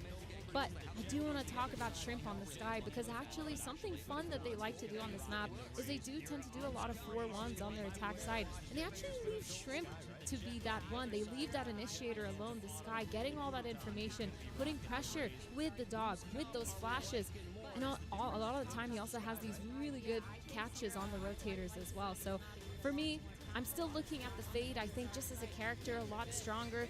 No flashes though on the side of GE. Yeah, I mean, I think that it can work to have your Sky on the lurk and apply pressure, but if the other team is prepared for you, then it's something that can really backfire. You can be very readable if you base your entire attacking side around initiator util. I like the Sky, though, better, honestly, in this comp with the raised Jet. I think there's plenty of examples, particularly in Pacific, where the burstiness you have of a guiding light rather than a prowler that takes about 10 business days to get into the site is actually, you know, a little bit better in a lot of examples, but only if you're fast enough to play around it well. Taking a look at our rosters, this could be the final game for Global Esports. On the other side, AGAL is looking for a rematch against Heretics potentially, or a new fight against MIBR. This will also be an additional $25,000 if you win this game for AGAL, as they'll be guaranteed at least 9 through 12. A big game for both of these squads, and we are just moments away from jumping in. Pilski, if you are just tuning in to Valorant for the first time, you've been working all weekend. What did they miss, and what are you about to see? You miss Global Esports maybe not having the best start to their group, kind of getting battered around a bit by an MIBR that are actually playing over in the A stream and have lost their first map here at EWC. For AG, I think it's quite the opposite. They had a game that was well and truly winnable for them, and now they're looking for recovery here, and they've already picked up the first map. So let's see if they can try to capitalize on that and win this series on one of their most comfortable maps here. And now jumping into a comfortable map, just like you said. AG, they're starting on that attack side. They've been really good and making sure they're setting themselves up for success. Lots of 4-1s when they do get to those gun rounds. But for this pistol, they're starting with some sort of mid-default, that dark cover going in, the flash, the paranoia coming back out. Baiting that out from the Omen is insane, but you've spent those nades to get that. Good stuff. AG baiting out a little bit of the mid-trap there. Now GE will have to reset a little bit as this round drags on. AG, very similar to what we saw on Sunset. It is a very slow attacking side here. Trailblazer goes into the A site, once again causing a little bit of pressure. Fangir gets caught there by the C's, but Autumn, this is an excellent timing indeed. Two players not even looking at him. Spike dropped, and he's not going to need to hang around for too much longer. All gamers now throwing caution to the wind. Kira straight through the middle of the map, picks up Udutan, and they're looking to pick up the pace into the B site. They're very well aware that Autumn is still inside a B main, and that's something that they're going to kind of deal with later. Kick that can down the road, so to speak. Good timing for Patman to give GE the man advantage, and this is looking a little too messy here for an All Gamers who for the second time have got caught off. Harvey from Sewers does get an additional pick. Autumn finally cleaned up though. Fangir could be the difference maker here. 2v2, the players are trying to keep that side. They know there's a player in heaven though. Constantly spotting for it. I say that, but they didn't actually see him. Patman now has that haunt. It goes online. These players probably trying to play this crossfire. They have to force themselves out here. Patman and Crystal trying to scale.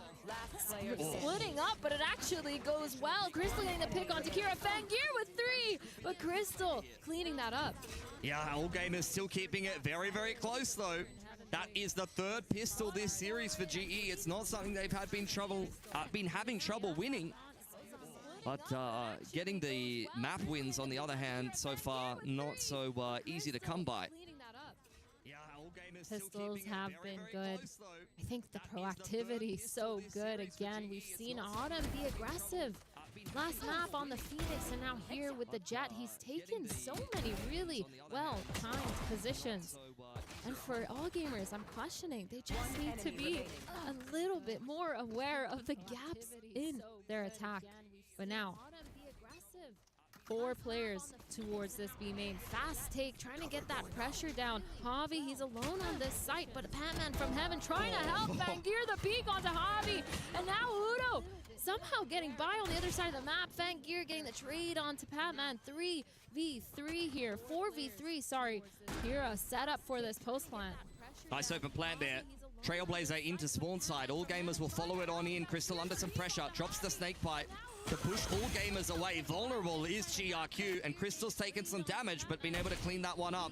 Autumn, 1 bullet left in the Outlaw here. It's a tentative 3-on-3. You do not want to get ecoed as GE, and it's looking more and more likely as we go deeper into this round. Autumn caught off guard as well, and Fangir, a cracker of a double entry to swing on from Shrimp, gives all gamers the eco win. That is crushing for GE. Fangir with a beautiful entry, just holding W and getting across into sight, punishing Javi for having a weird position.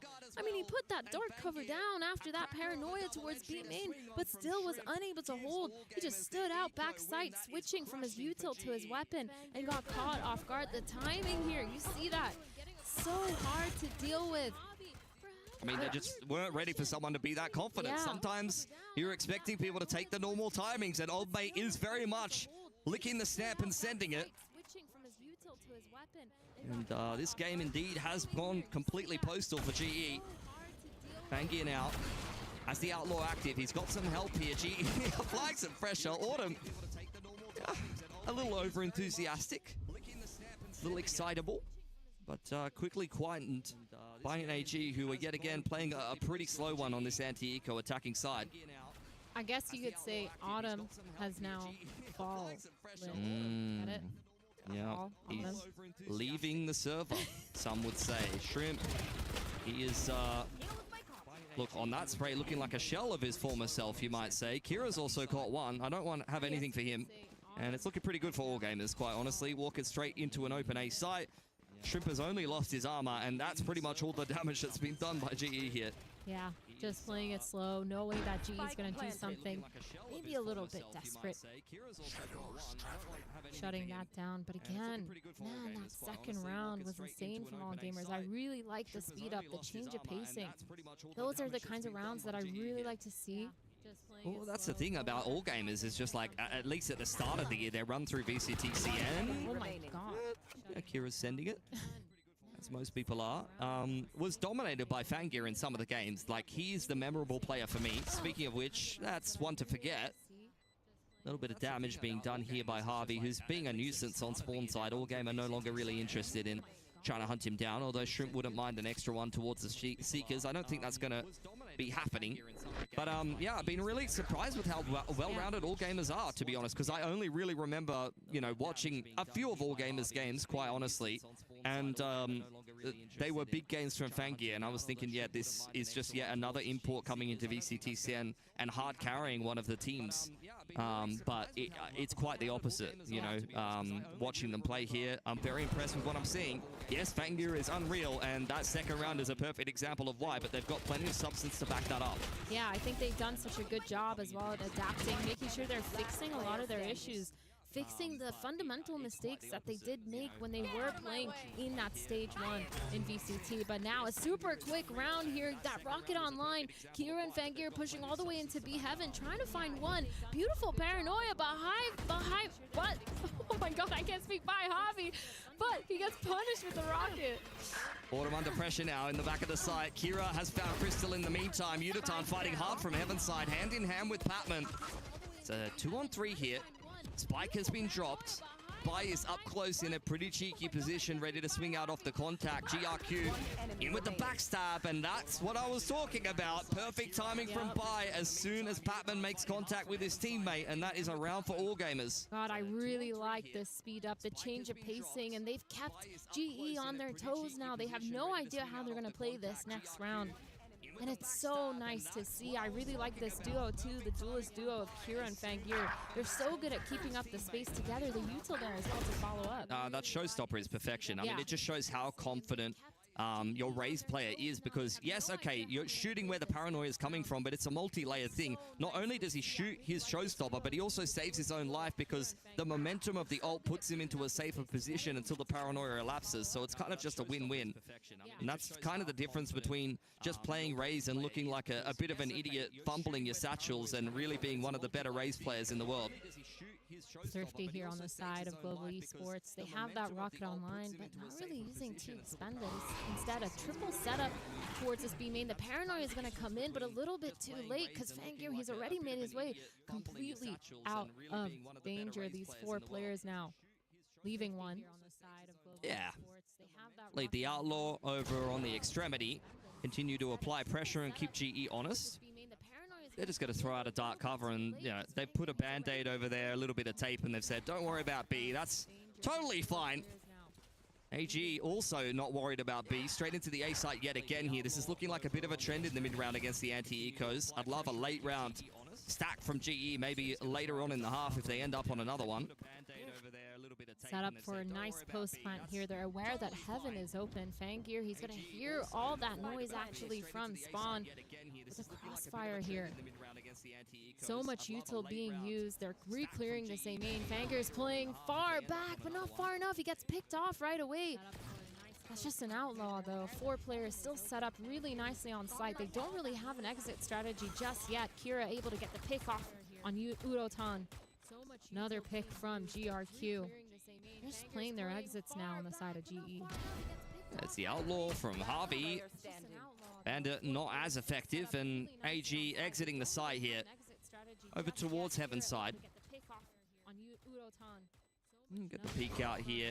Shrimp does go down. He already has his ultimate, and actually Kira is the player you would want picking up that pick because he needs to build himself up another showstopper. Yeah, 2 so early on in this half would be insane. I think he's 3 away.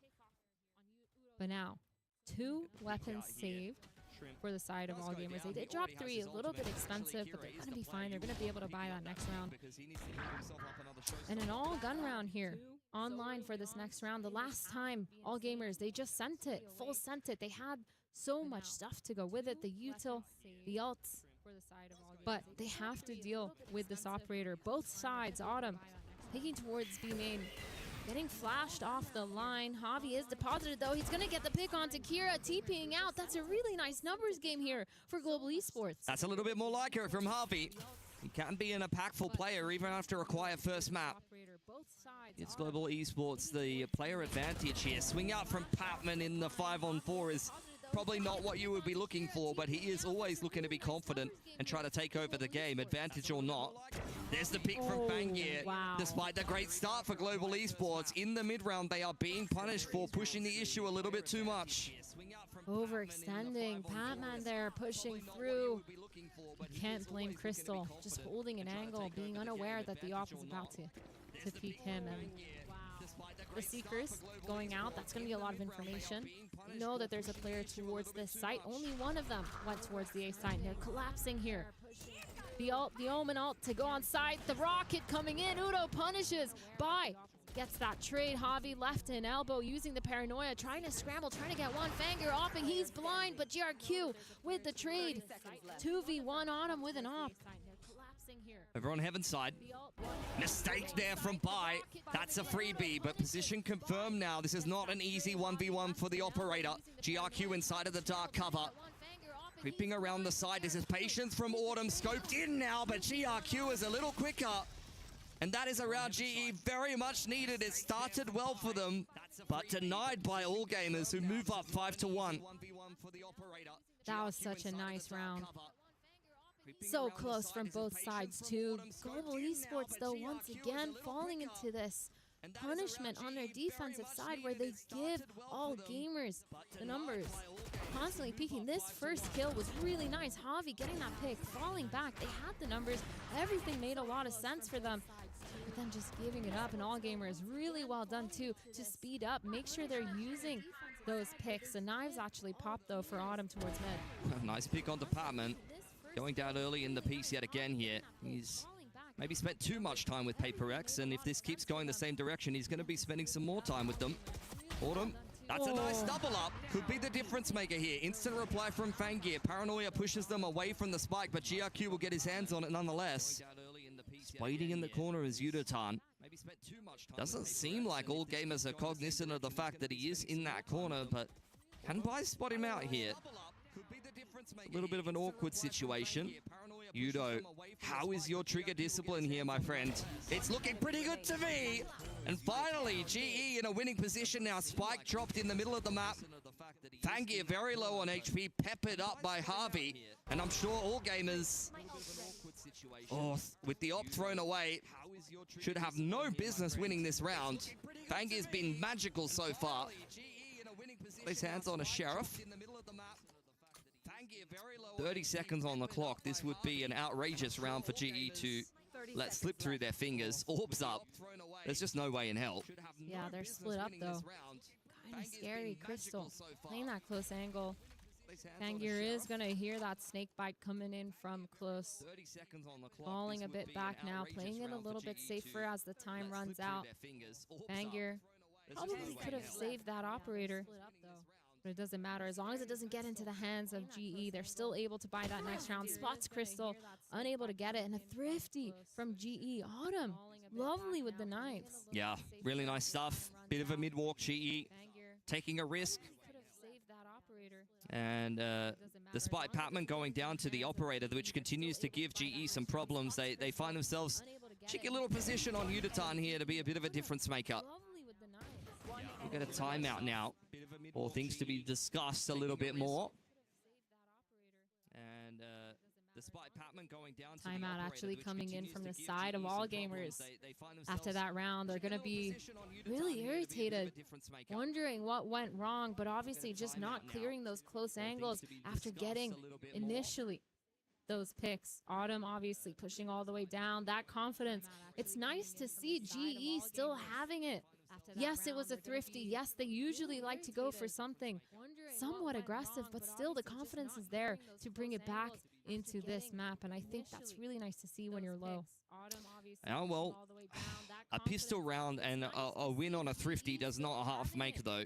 You're going to have to see some substance on the gun rounds here sooner rather than later for Global Esports. It's not like they haven't been given a couple of opportunities and a couple of picks in some of these rounds, but as we've kind of mentioned, this is very comfortable territory for an all gamers who have already won the first map. And so far, this attacking side has been pretty faultless, but this could be a big opportunity for GE. Money is finally looking a little weaker, and if GE, after flipping the economy a little bit with those pistols, can win this round and capitalize, this could really change up the trajectory of this game. Same setup we've seen from GE before. Harvey TPing into the corner, but all gamers are not interested. Op setup on that B line, though. Lots of good information. They're going to keep walking up. Might just catch off GRQ here. He's holding, though. He's aware there might be something aggressive going on. Peace about to come in. Autumn picking off GRQ, and now they have the numbers advantage here. GE, they just need to keep it clean. Make sure they're not getting picked off, but Fangir, he's trying to find one with the op. Not going to give it to him, though, because this player's playing on site on Crystal. Yeah, smokes are down here for all gamers, so that's a bit troublesome. What I can say, though, is if Bai can get onto that site and actually earn himself the pit, put it down, then that might just remedy the situation. It's a contact approach here for an all gamers who were initially letting the operator lead the way, but now they're grouping up towards a ramp. GE quite happy to play the numbers. They've got the Nightfall to lean on in the retake. Retake could be online. Patman playing in that spawn. We have 3 players already over here. Kira, though, trying to go for something aggressive. Fangir gets punished through that orb by Patman. Crystal on site. Bai gets one. Crystal gets another. Javi, the pit actually spent. And now, pushing towards it. Kira with 2. 5 HP left. 2v1, though. 16 seconds on the clock. He has the rocket online, trying to go for one. Udo not going to give it to him. The flank from Autumn, going to catch him off guard. The spike might be able to be planted, but it's not looking too good. 5 HP, and Autumn gets that kill. It's a big round for GE to win. Money not great on the side of all gamers, but I don't think that the going gets any easier for a GE who only get through this round with 2 weapons. One of them will be the operator. My big concern lies in the fact that all gamers have a lot of ultimates coming into this next one. Bladestorm, Showstopper, and a Viper. It's a round that, a Viper roll rather. It's a round that really kind of plays itself sometimes. Open up with the rocket and then put the pit down. And Bob's your uncle. 30 seconds left. Yeah, this is more of the playstyle that I like to see from GE. Getting aggressive in that first early round. What a pit. Honestly, we saw Yeah. the greatest Viper utility in that round. The snake bite from the defense went into Narnia, and then the pit just goes nowhere. I know, that's why I heard the voice line. I'm like, there's no way that was spent there. But a fast start here for all gamers. 5 stacked towards this B. They're trying to punish any push. They realize the op isn't here and full sent it into an execute on site. Javi, Patman, really nice crossfire by, gets the pick. The rocket is spent. Shrimp trading by though. Getting that pick onto Udo. 2v2.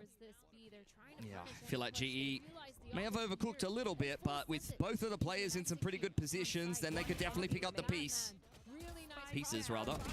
And there you go. Crystal will do exactly that. From the backside of the pillar, very steady there. He had ordered to back him in from Heaven's side, and Old Gamers trying to be a little bit dangerous. Chucking a couple ults on into that one, but not walking away with the round. GE all of a sudden online, understanding how they want to play their defensive side.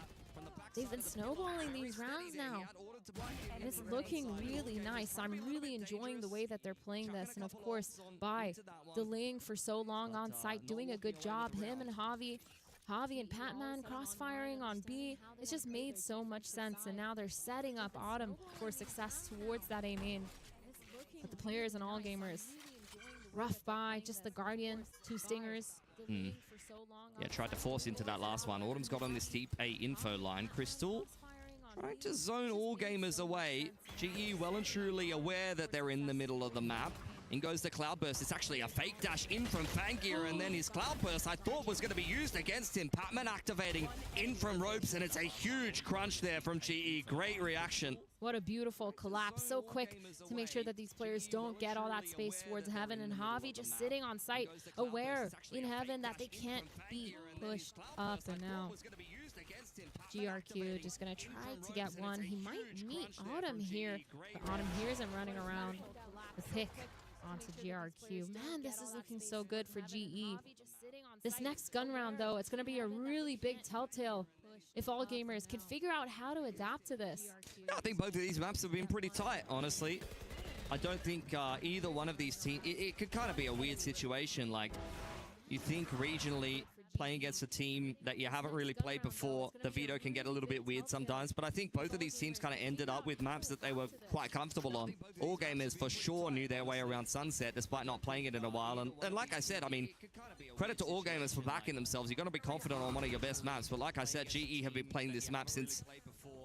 every iteration of this current roster, going back to the start of last year, has loved this map. Autumn on this deep A info line. Oh, has a little bit of a greeting with Bai there, but it's not for too long. Flash into B Heaven, pushing Crystal off the angle, but still, that operator from Autumn going to push all the way up. But these 4 players from All Gamers are falling back. They're trying to crunch onto him. The jump peak not going to be able to get him, and Autumn being pushed back. That rope is going to be heard. The satchels, the follow up. Akira unable to get the pick. Patman, beautiful support onto his duelist, and now the opening, it's gone. Fangir trying to get into A Heaven, trying to get anything, but they're not going to give it to him. Yeah, it's going nowhere fast. Just a sliver of a timing there for all gamers, but Patman says, please come into my loving arms. I've got you, bro. Off angle from Crystal is phenomenal. All over that one after a bit of a mess in a similar position. And Patman, he has read this to a T. Easy one onto Fangir. And all gamers stuck up inside of B Heaven. Harvey from a nice off angle there. Takes a chunk out of Shrimp, who has got nothing really left to work with. Can't heal himself. He's heard the rope. And Patman will swing him regardless there. Not necessary, but he's here to send a message, as he often is. Patman is the epitome of confidence, and I think that's the perfect example of it. He's been playing phenomenal. I think, one, the power of friendship, holding your friend's hand as they're trying to run away. See, that's what he learnt in Paper X. Yes. They always say that, you know? And then some things happened. I won't get into it. Kira? trying to follow up. I really like the confidence from Kira, at least to try to satchel and chase. I think that was a good call, but they just weren't ready, and the Viper wall didn't go up in time either. And now, gun round once again. Last round of this half, trying to get it online. 5 rounds is pretty good for your attack side, but you definitely want to try to get that one more. Just the Seekers and the Omen online for all gamers, but Udo, he has that rocket. Autumn, beautiful positioning down mid. It's a cheeky off angle. And Autumn has seen one of those before back home for sure. Not too worrisome for him. And a little dink from Patman. On to Fangir, who was trying to walk out A-Mate here with Bai. They've both been caught by the Seas. You can't blame Patman for trying to capitalize, but that's where Fangir will rip the map wide open. It's not really super clear about how AG are going to put the pieces together here, but that is exactly it. Spike passed over to GRQ, and he's going to TP over towards A. Seeker's coming out as well here. AG very much trying to feel this one out. Getting that spike down, but the Seekers is going to catch Autumn. Bai also turning around, looking at the right time. Udo going with that rocket. Going to pick off Shrimp. That's a big pick. 4v3 now, but Kira, he's all the way on an island towards mid. A late flank. He has to speed up because these players, they're starting their retake elbow. Paranoia coming out. Fangir with a pick. All of a sudden, the trades are down for all gamers.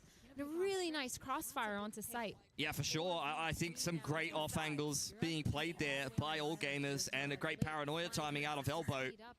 Gave GE too much to deal with, despite being a little bit disjointed. Very impressive at how quickly they put that round together. That was 2 players caught by a C's in A main. You get a pick on the A side of the map. The rest of the team are in completely different postcodes. But passing that spike over to the Omen, who has the ult available, really helped them streamline and put that together. Very impressive at how quickly. Similar to Sunset, there really is not too much separating these 2 teams as we head into the second half. Yeah, all gamers really good at punishing the second that they get that first pick. It's been really nice to see Patman obviously exuding confidence, maybe a little bit too much in that last round, going for that 1v1. Yep. The C's was there, but still it's risky, especially when you know that you have no players around you to support. Yeah, you live by the sword, you die by the sword. And I think for Patman, that kind of experience is not really going to sway him too much. He's just going to keep doing what he always does. I think it makes sense though, because if he doesn't do that, that one round where he got that 3K, supported Autumn on his fallback, I think it makes a lot of sense. But now, this is going to be where it shows which team has done their homework, which team has done a lot with their preparation, because 6-6 pistol's going to be super important. Global Esports, they've been really successful with their pistols. They lost that second round earlier in this game. And whoever wants to get ahead and just start to snowball for the second half, it's going to be so important. And for all gamers, would love to just close out this series that has been pretty strugglesome for them so far. Sunset was not a slam dunk by any stretch of the imagination, and Split is heading in much the same direction. One of the teams that will probably have some pretty good representation across some of the other games here at EWC. Close out this series that has been... Their Crossfire team's pretty good. That's what I've been told a few times. Yeah. Can't say I've ever watched a game of Crossfire before, but that's what I heard on the grapevine. One of the teams that I'm really looking at all gamers here because I hyped them up a little bit too much, I think, the beginning of this matchup. They've won this map every single time they've played it in the qualifiers, and so far, the 6-6 scoreline, it's not convincing me, just showing me that these teams are really neck to neck. That's what I was saying. I wasn't convinced, but hey, there wasn't much Esports. to convince by it, to be fair. That's true. GE now on the attacking side. Straight up the guts. Fangir, not the player that you want to be seeing on the other side of that one. He's going to join up with GRQ on this B side, and they'll just play retake here. All gamers have very quickly mobilized. They're going to retake B heaven control and make this a little bit easier to digest here if possible. Satchel out. They want to clear middle. GE haven't put that spike down. Nice right click from Harvey to start things off. Bai with the quick entry, but GE are starting to punish some of this flood from AG. Spike hasn't even gone down yet. Patman finally putting that down as GE have got themselves a man advantage. The healing up his team. 3 players, though. 2 of them going towards heaven. The spam through the smoke onto Javi. That's going to be annoying. Udo is right below this rope. They're looking to drop with those nades. The flash finally online for Shrimp. Uses it. Drops. Spots Udo. Udo unable to get anything. Fangir with 3. Kira with a beautiful shot onto Crystal. And all of a sudden, this round has flipped on its head. Oh, just all it took there from All Gamers, really. Udatan under the rope, needed to at least take one with him and make All Gamers' life a little bit more difficult from that. All coming from the same angle. But Fangir has yet again, in a pistol round, done something illegal. 3K from him, that spam kill onto Harvey. Honestly, just brings tears to your eyes. You're hoping for a third map. Oh, that was like the last bullet, too. He's just spamming, and just the bullet as he's turning away gets the kill. Rough. All Gamers will be happy with it, though. Starting off this defensive side in a good position. The first pistol they've been able to glean for themselves in this game so far. Lots of noise towards this B main here. The orb getting tapped. GRQ taking a nice bit of damage, though. Down to 72. GE making themselves look really scary in B.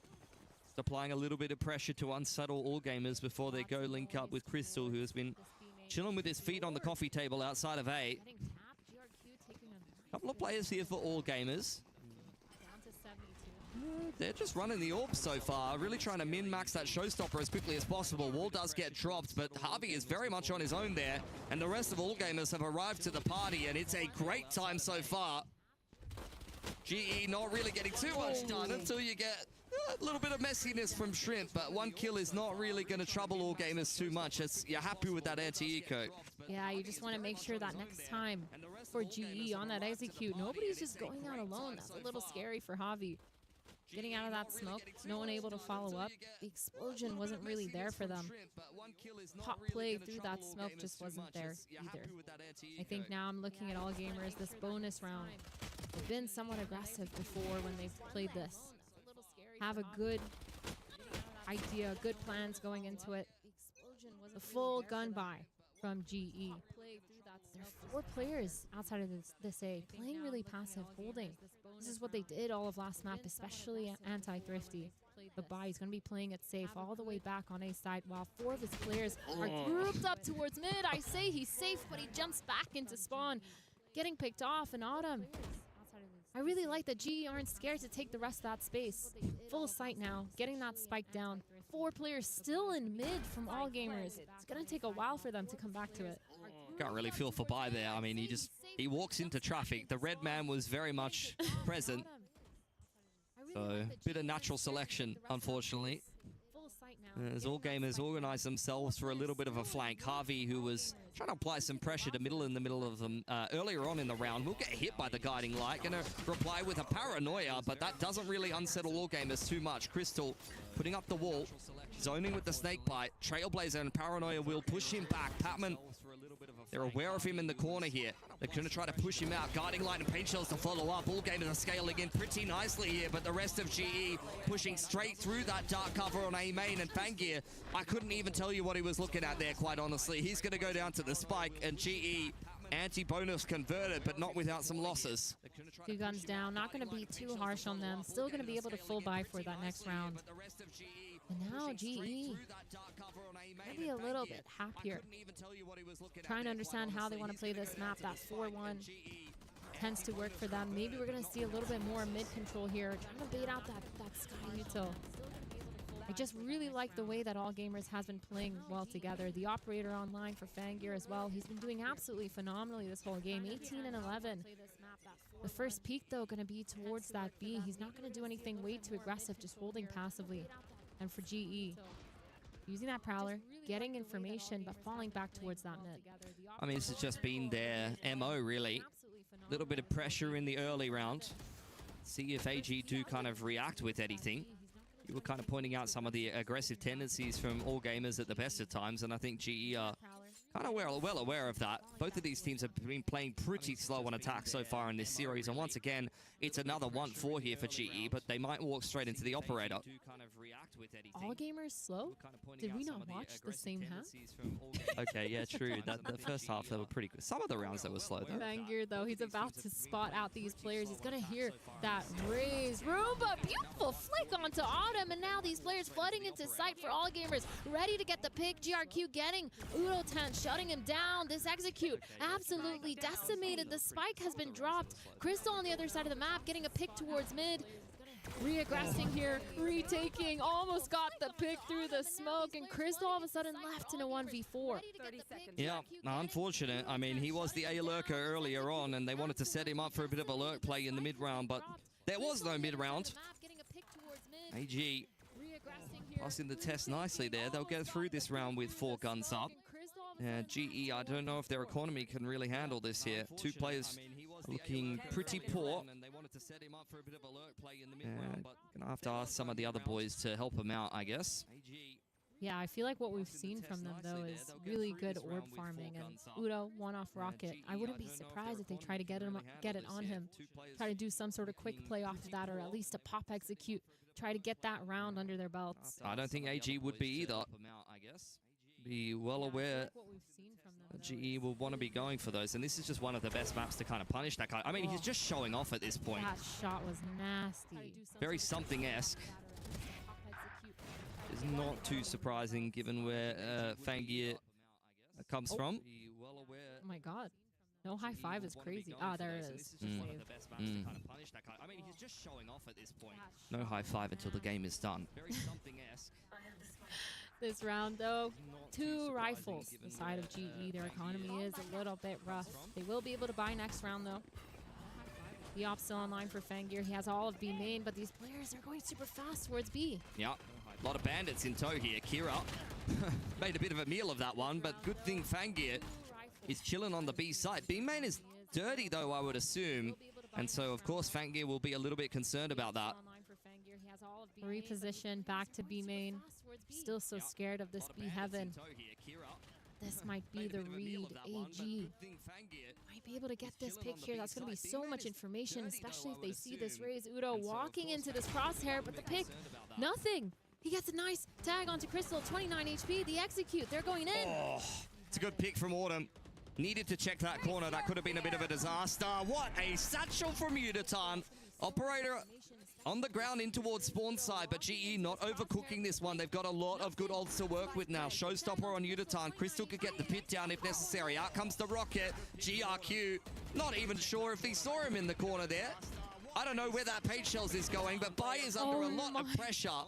And as such, will fall to Udatan, who has just cracked that round open for GE. And look at all of the guns they picked up as a result. This is massive for the attackers. Yeah, the winning condition for all gamers there was just Fangir getting that shot off on B main.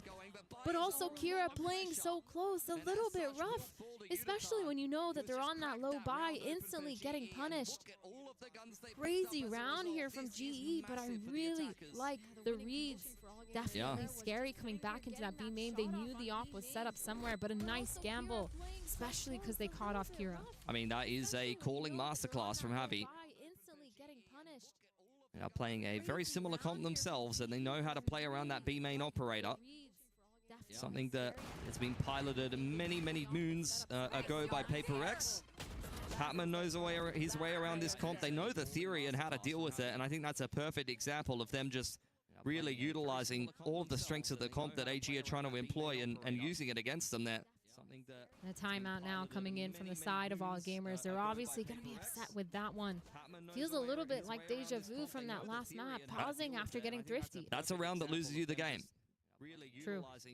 And now, they've usually had a good result off of these timeouts, just knowing what they have to clean up.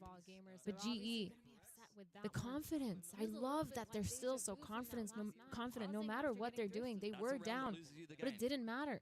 True. And now, if I'm all gamers though, I'm not sweating too hard. I feel like their general macro on the defensive side has been working really well for them. Again, just whiffing a couple shots, but also playing a little bit too close. They didn't have time to re-clear that B heaven once they did take it with their thrifty. So it's just an unknown place for them. The rotates just weren't correct. The positioning just wasn't there in time. Now we're going to see a low buy from the side of all gamers. Yeah, a bit of a mixed bag. Trying to min-max the money to go a little bit deeper into this game. It's still got plenty of legs in it. GE, great economy. And we were talking about how many rifles they picked up in just that round previous. 4 stack over here towards B early on. Autumn dodges the boom bot nicely. And there's no Sky there for GE. So he won't be able to get healed up as we go deeper into this round. You can see GE on the other side of things. They were looking to really punish aggression on the extremities, and this is a classic Patman move on an anti-eco, just walking straight through the middle of the map.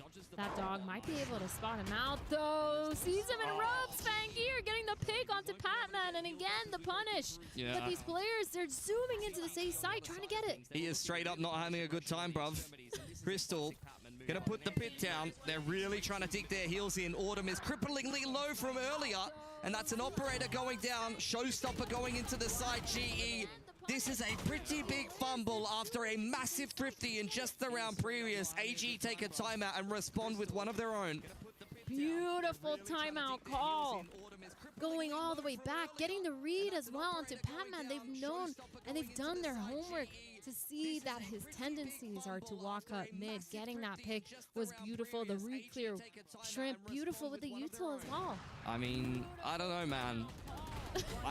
I just, it's illegal as someone from Pacific to question Patman because he's just so good. But yeah, some of the rounds this series, there's been some great ones. There's been some not so great ones. And that one was unfortunately more of the latter. I mean, I don't know, man. One dealt with by Kira, GE. They do have a follow-up buy to this one. Autumn's found GRQ, but Kira able to safeguard ropes for the meantime. Oh my god, Patman has dodged the Trailblazer. That is perfection. Kira's found Harvey in the meanwhile. This is so disjointed from both sides, but Patman, a little bit unhappy with how that last round went, is starting to take this one over. Spike being picked up now by Crystal. As the Prowler hasn't cleared out by, that's not the timing that Patman was looking for, and now we're into a 2-on-2. Operator with knives online for Fangir if he wants to pop those. The op and knives fight potentially here because Autumn's also set up. A lot of delay, the orb, making sure that spike gets planted and just holding this right side of heaven. They're gonna be able to spot each other out. The timing on these scopes, not seeing Jet's head. Autumn, hearing those knives getting popped, a little bit spooked, popping his. 2v2. Oh, the drop down. Punished by Crystal and Pi under too much pressure there. GE able to pick themselves up another round after a little bit of an upset in the round previous. We, had some messiness, has to be said, but good recovery from GE. Question Patman's timing. Look at that round. That's what I'm saying. You can't question it. You can't question it because then he does this. He dodged the dog through the smoke. Could you ever tell him to stop? No. There is no stopping. I mean, he wins rounds like that. I would never tell him to stop. The op online, though, for Autumn, going for an A-Heaven pick this time. Yep. But Fangir is actually about to peek into it. Oh, this could not be good news here for Autumn. Would be a cracker of a shot if he comes away with it, but that angle is far too favorable for Fangir. Udatan also spotted outside of A. He's out his paint shells. He's seeing a lot of green on his screen, and I'm not talking about the new Shrek movie. Shrimp now finds himself a pick, but he doesn't even clock onto the fact that Harvey's just TP'd into the back of the site, which is not ideal at all. Now GE definitely have a chance in this round. Using that smoke, that dark cover, tapping the spike, trying to find any numbers advantage, anyone giving them that peek. But of course, All Gamer is going to play with so much discipline. Autumn, Fangir, going with that op. Spotting, not going to catch anyone off guard. Nice off angle here from Patman. Now the flank. Op being swapped over to GRQ. They're going to kick this one off with the paranoia, and Kira will almost certainly dive into the site. Harvey can't see a thing, wants to play that close angle. He's been spotted out. The Cloudburst is maybe helping him a little bit, but not enough. Patman only able to come away with one, and that is perfection for All Gamers. Mana advantage, all the high percentage pieces of utility exactly where you'd want them, and as such, an easy retake. GE, I've got to be sweating now. They got to figure out how to shut down Fangir, man. He's just been having such a good game, and he's won that op battle now 2 rounds in a row. able to pick him off. Exactly where you'd want them. And a timeout for GE here. Feels like we're going into the dying hours of this series unless they can show some resilience. In a very, very back and forth game indeed against an All Gamers who look like they're in pretty good form. Like game against Heretics, I felt like I was seeing some good stuff for them. We've talked about how they've been pretty good in China so far. Great kickoff. And just missing out there in stage 1 to go to another international. For me, I'm really surprised with their map pool because All Gamers, they've kind of had a history of not having the deepest map pool, not the best at rounding out what they can play. But now we've seen their Sunset. We saw their Haven versus Team Heretics, which was one of those maps that we were really questioning a long time ago. And it's just so often now that we've seen their playbooks. They've done a really good job this off time when they did not qualify for Masters London. They managed to do a lot of really good work on their fundamentals, a lot of making sure they're studying and putting in the work to study and have these setups on these maps. And now 11-9. Kind of a weird buy, mixed buy here on the side of Global Esports. 2 rifles. Looking a little rough. Let's see what they can come up with. Quick one over towards the B side of the map. Fangir on the line, scanned out by the Haunt and pushed away by the utility. That's a decent entry on in there for GE with a 1-for-1 onto GRQ. Kira on the same line, spotted out there. The dark cover going to obscure his vision as Patman gets this spike down. Oh no, it's missed heaven. There is a bit of a gaping gap in the smokes there for GE. It's been thrown a little bit too quickly. Dink onto Fangir. He's lucky to be alive. I gotta be honest here. Yudatan not seen by the Boombot, but will be by the Trailblazer as he tries to zone them away with the satchels. Still a 4-on-4 here. AG really struggling to break through on this retake until Kira finds an entry. Great reply from Patman. That gives him the Nightfall, and I don't think that AG can complete this retake now. Shrimp's the only player high on HP. That's a decent angle for him to take that peek, but still not good enough. One tap in reply for Patman, and Fangir will get an exit, but that's all. He'll have access to double digits now for GE. Fangir unable to get that first pick on B main once again. He struggled with that one angle throughout this game. And GE, they're really using that to their advantage, going really quick. I really want to see them do something similar, maybe on the A side with their gun buy, because it feels like every time they're on the Thrifty, they have a lot more confidence, or at least on the weird buy. And now going into this next round, I'm going to be interested to see what they change up here for All Gamers. Fangir, he's had success in A. He's had success towards mid. He's struggling a little bit just with that B main pick. When he falls back into sight, he manages to do a good job, but then the setup just falls apart. He's staying towards that B. They're worried they're going to do that again, but instead it's a really fast A split. Kira opens it up well. Yudatan down early. Autumn looking to try to follow up on the fact that they've lost the opening pick, but Shrimp has got Kira covered. Healed up in the corner despite the fact that he's vulnerable for the snake bite, and it's just not comfortable enough. Autumn, I'm surprised he comes away with that one. The satchel was definitely making him uncomfortable. GRQ smoked off for the time being. GE forced to slow this one down. Slowing it down, trying to see if there's any overextension here from the side of All Gamers. They're not going to give it to them though. Fangir has full mid control. That Prowler is going to get Shrimp. Nothing too crazy. Falls. URQ still has a Paranoia online. Patman really trying to get Shrimp to peek out of that corner. The re-clear though towards A Heaven is going to get delayed as Bai puts up his wall, uses that molly as well. The snake bite. So much time wasted here. All Gamers doing a good job of baiting. They're well aware of where GE are. 30 seconds on the clock and you're going to go around the world to beat. I mean, they were just clearing out the flank, I guess. Both teams well aware of each other's movements here. Shrimp tucked into the back of the site. Bai with the jump spot will confirm GRQ. It's a little bit of a messy spray, but the Paranoia looks pretty good, and All Gamers peeking off the back of that. Series point for them. They were just clearing out the flank, I guess. Again, these setups from All Gamers are so clean.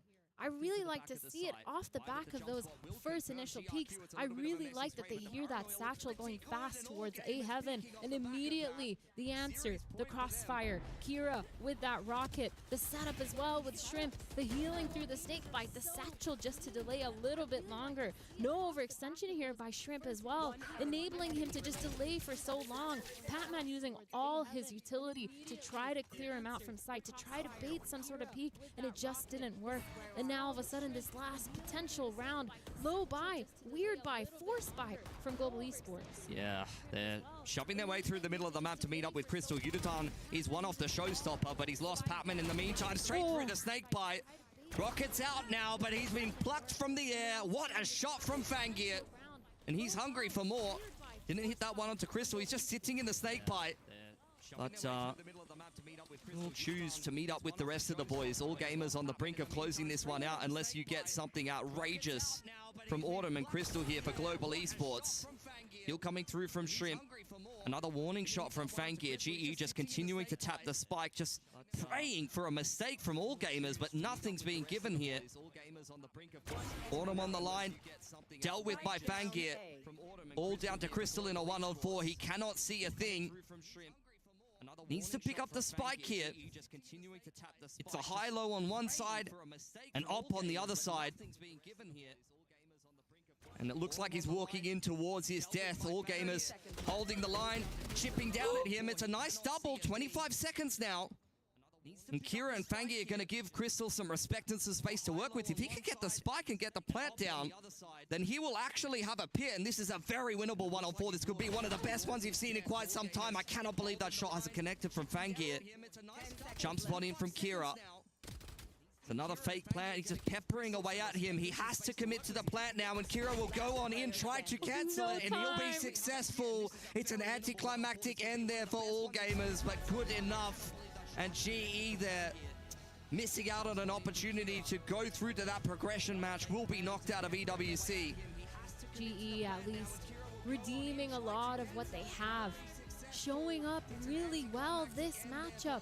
They just had that slow start versus MIBR and couldn't get the ball rolling, but this time they really put their all into it. But of course, 2 losses in this format and you're out. GE, they do get eliminated. Lots of stories around them, lots of interest, especially with the removal of their coach, but it doesn't matter because now they have a lot more to work on. For all gamers though, a beautiful ending here, a beautiful start, for their story, for the rest of this game, the rest of this matchup. They've struggled to prove themselves. They struggled to qualify for Masters, but now they've won a game here at EWC. And well earned, honestly. I think they probably could have won their first game. GE giving them a run for their money, though. I think that the first series we saw from GE in this tournament was, you know, really nothing to write home about. But this was a winnable game for them. I felt like on both maps they had the potential to close it out. But as I've said all series long, continually impressed with what we're seeing from all gamers here. And as they move into the progression match, I mean, they're not going to have an easy opponent, but if they can continue to play as consistently as they have and hit their ceiling, they've got a chance at least. Do you have an MVP? Because Fangir definitely won my heart over in the second half. That jet operator dominating the A side. There's something about Russians, you know, like they all play like that. The ones that play jet, if you're Russian, you just do impressive flicks, have ridiculous movement. It's just outrageous to watch. Insane aim, reaction time, and of course precision. They get the job done. AGAL, though, much tighter than we expected coming in today. You got to give Global some props on playing a little cleaner game. But can you talk me through this one, Athena? How do you finish the first half 6-6 on your opponent's best map? Yeah, I think that was crazy. GE, they put up a really good fight on their defense. It feels like a lot of the plays that they were making was make or break, for them. Lots of over-aggression, but it worked out really well for them. Patman especially being one of those key players where if he dies, the round kind of goes bad. But if he wins, if he gets those fights and enables that confidence, he manages to get those 3Ks almost every single time. And it feels like for GE, they did a really good shout, a lot of adaptation and a lot of working the map to make sure they get that time. Yeah, I mean, they're very comfortable on this map, but unfortunately, all gamers picked it for a reason, and I think they showed their quality yet again. Not an easy opponent for them on either one of these two, so well deserving of the 2-0. scrape their way through the series. And look, I think that's going to just continue to make them better as they move deeper on in towards this group stage. Overall, do you think the comps are going to stay the same? Do we see another split if AGAL moves forward? I think the comps are going to stay the same. I think for AG as well, definitely keeping the split. I mean, when you're playing on this attack side, it's a defense-sided map, so getting 5 rounds, getting 6 rounds, that's actually pretty good. Obviously, the more the merrier, but still, those 5 rounds enabled them to actually get away with winning a lot more rounds on the defensive half as well. They've been really good on their defensive side so far. I've really liked all the setups that they've done. So if I'm AG, I'm keeping this map in my pool. Pilsky, this is the end of the road for Global Esports. What will you remember from their performance here in Paris? I think this series, reasonably serviceable, quite honestly. It sucks not to win a map, obviously, but I think both of the maps were winnable for them. They showed their normal level of performance coming out of Pacific, but yeah, it's going to be disappointing to walk away without winning a map here from EWC. Definitely going to need to kind of retune things and refocus things as they head into the next stage of Pacific. And I think that there's going to be a lot of people with some question marks around GE, and they're going to have to prove a lot of people wrong. It wasn't the most exciting way to finish, but if I am the coach, I am happy to see my team not throwing away their lives. They are going to play the time, secure the win, and ensure they're going to the next round. Doing so, they're going to bank another $25,000. $55K is guaranteed for our Chinese squad. And of course, they're still in the running to make it to the playoffs. One more win, and they're getting through. And while you guys were casting over on Bravo, I had up the other stream. Guess what happened with the Heretics? Ooh, you tell me. All right, so game one, we're going OT, same time as what we were doing over here on Bravo. Heretics walk away. Game 2, blowout. No Dominant performance. America's looking a little sloppy in the second half of this tournament, Athena. Qualified. Listen, relax. I'm ethnically European, by the way. So that's big for us. Yeah, I like having every flag available as well. We're going to be cheering for all of our favorite players and all of our favorite teams. Sorry, she has like 7 different World Cup teams. She's representing Morocco, Egypt, Canada, USA because she lives in Ohio. We're taking a look at... Oh, why are you doxing me? This is crazy. I'm just saying, my partner has U.S. citizenship, so I'm one green card away, and I'm on the bench with you guys. Okay? Come sit on the fence with us. In the meantime, we've got a fun bracket for you guys and a whole lot of highlights on the other side of this. I think we're going to take a quick break. Pilsky, before you go, for anyone who's missed the games, we're on YouTube. What do you scrub back to? That last series from GE was fantastic. I'd probably, for me, because I missed it, I'm going to go work and watch that first map from MRBR and Heretics. I thought it was fantastic. I got to watch the blowout. I got to understand what happened to my America's team, the one that I predicted to win the whole tournament. There's no way they're losing like that. All right, I didn't hear anything on the other side of the headset, so we're going to go to a break. When we come back, it could be the decider. Will Gentlemates be a third squad making it in for EMEA? Stay tuned to find out.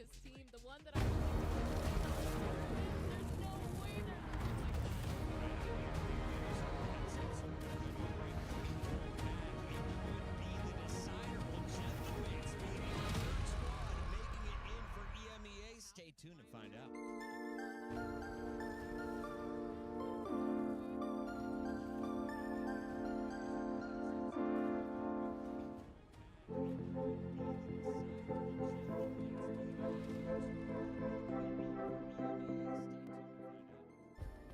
Play is in our DNA. Whenever we let it out, it becomes our superpower. Now imagine an entire city being built to supercharge it. Kadir City is powered by play. Whenever we let it out, it becomes our superpower.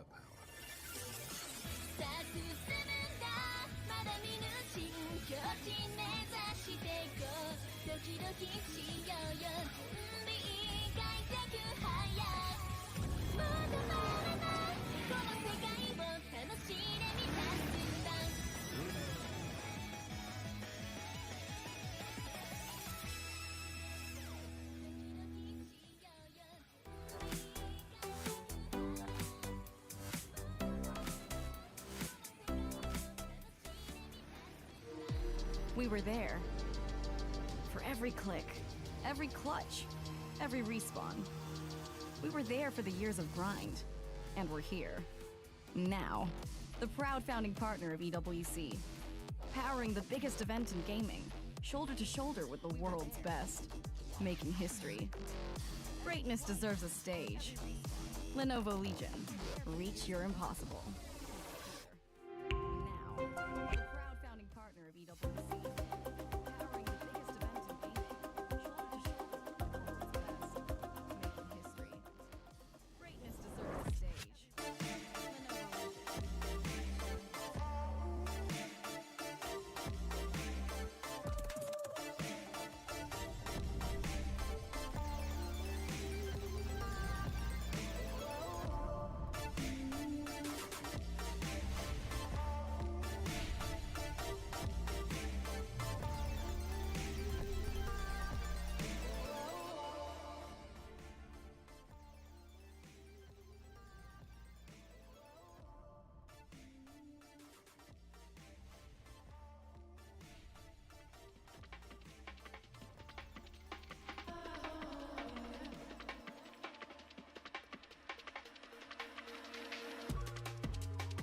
Announces that your favorite map has been removed from the pool.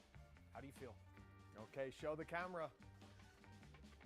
And now let's show each other. Have you got the same one? Yes, you do. Well done, boys. A solid start. What about when you lose a 1v1 and the opponent is left on 1 HP? Think out loud as I'm well. looking for the correct one. Just don't tell the other person what to pick. I guess I this think one. we're on point right now. I think This one should make I think sense. it makes sense right now Check for logic sure. is there. Okay, let's see. Right. Show each other what you chose. Yeah. Yes, nailed it. 2 for 2. When your luggage doesn't arrive, Luggage? your luggage doesn't arrive. Get inside Maybe I'm the- overthinking a little get bit. inside the head of Martin. Martin, are you thinking what I'm thinking? I'm thinking what you're thinking. Just trust your gut feeling, Martin. All right, boys. For 3 out of 3, show each other what you chose. Oh. What about when you get 30 kills in an official? It just makes sense. Oh, where are you going with this one, Minnie? I don't know. Martin's He got made his me already. overthink. He made me overthink, to be honest. No. You want to lock it in? How do you feel? Take a look, boys. Let's go. Let me take you to the practice room. You're in a scrim. In between rounds, there's not much noise going on. The calls have already finished. I don't know. He made And me then you hear overthink. He made me from overthink. just outside your headset that your teammate is farted. Take a look, boys. This one maybe. Not this one. Maybe this one. All right, show the camera. And now take a look at what the other put. Let's go, boys. You lose on your map pick in game 1 of a best of 5. We lost few first maps already, Yeah, so nothing much. right? I think we're thinking the same, Yeah, right? we have to be We're cool. cool like Best that, of right, 5. Martin? That's all you got to think, right? First Right, map, Martin? plenty more to go. That's right. Whatever. You can always bounce back on the next. If you're on stage and you get knifed. I think this one is fast again, to be honest. I mean, this one could be, but Yo. All right, boys, show the camera. And now show each other. Let's go again, boys. What is happening today? We're on a streak. Pick one of the sprays to describe your coach. okay, there is one choice that could be obvious. I'm just going with this one because, you know. Show each other what you chose. Okay. 7 Okay. out of 8. We've Oh, hit boy. the record. Can we beat it? What about if your teammate whiffs the easy kill? I think you need to make tasks just for us, on like new question, just Yeah, for I me and think Martin, we maybe. do on the same play. I mean, it seems like it. Show each other what you chose. This is ridiculous, boys. 8 out of 9. Getting more and more impressed every single time. Describe your IGL. Okay, let me. Not this one for sure. Are we thinking the same, Martin? It depends if you're in a funny mood. Boys, show each other your cards. You've done it again, boys. You've done it again. Minnie and Martine. I mean, this synergy. I could have told you this before this piece, but it's off the charts, boys. Well done. Hi, I'm Zekin from MIBR. I'm going to be playing against a mystery opponent in a 1v1 team. Show each other your cards. You've done it again, boys. This is good. They're using a Phantom. This should be a hint already. I could have told you this before Yeah. this piece. It's off the charts. Who would use the Phantom here? And he's beating my ass, so he's probably good. Oh, he's deegging me. Oh. This guy's frying me. Who would it be? Phantom Deeg. Who's a Phantom guy from not my region? He's jumping. Wait. I saw his knife. The only person I've seen use that skin, I think, is Jing, but it's hard. is the correct region. So Pacific. Phantom guy from Pacific. Ascension winner. Okay, this is someone from Nongshim, but who? Hello. Oh my god, he said hello. Hello, Jacket. Is it you, Damien? Yeah, I'm Dumby. Hello, hello. Hello, hello. Pacific. Okay, nice. Let's go. Phantom guy from Pacific. Ascension winner. You're gonna punch me with your water fist. Oh my god, he said hello. Come here! No!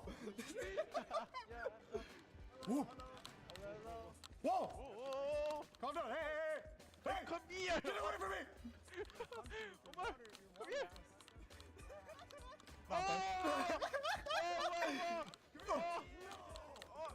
No!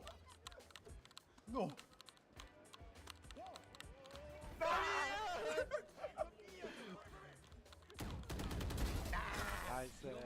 GG. Very happy, I guess, right? Very, very happy. No.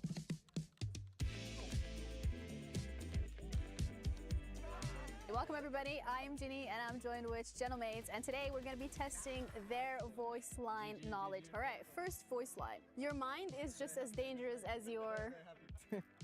Does Omen say that? Harbor. What? I've never heard Harbor say this. It's one word that he says. It's pretty easy to guess. Your mind is just as dangerous as your weapon. Has to be, bro. Can you guys read out your words one by one? Say it. Grind. Body. Family. I do a football pitch. Beautiful. Picasso. You? What? You're actually right. Weapon? Oh! Good job, Martin. I don't know how you thought of How that, did to you be think honest. of that? I have no idea. You're smart, bro. Enemies in our way, hope they like... blank. It's a neon voice line. Can I have two guesses? I have two as well now. Okay, what was up? Blue, 2-0 pink. Which team is blue? Like which country? France is currently leading against Gentlemates. I like that. To be shocked. You? Us. They like us, no? I have stunt and die. Last one. I don't want to play, man. So the right one is enemies in our way, hope they like getting hit by lightning. What? That was way It's too not hard. in the game. But That was that's really like close. someone made it up again, by the way. Remember something super high level Oh, I have it. Bro! I swear to God, I heard it. But he didn't even try to be funny, he tried to go in. Oh. Is it not this? No, it's not that one. Remember, bro. Remember, bro, super high level tactics, yeah? I heard it. He said this in game. I play him every time. This is a clown with shoes. Beautiful. Oh, yeah, Yes. yours makes sense. Yes. I remember Now that. I Oh, remember. what did you rate? I wrote Czech Republic, I made win, bring back Euro. So this is Mix saying it to ISO, okay? Who plays these agents? ISO, you're about to go as hard as you did last weekend. Yeah, that's right. We all saw. It's one word at the end. We all saw that. I don't know how to draw DNA.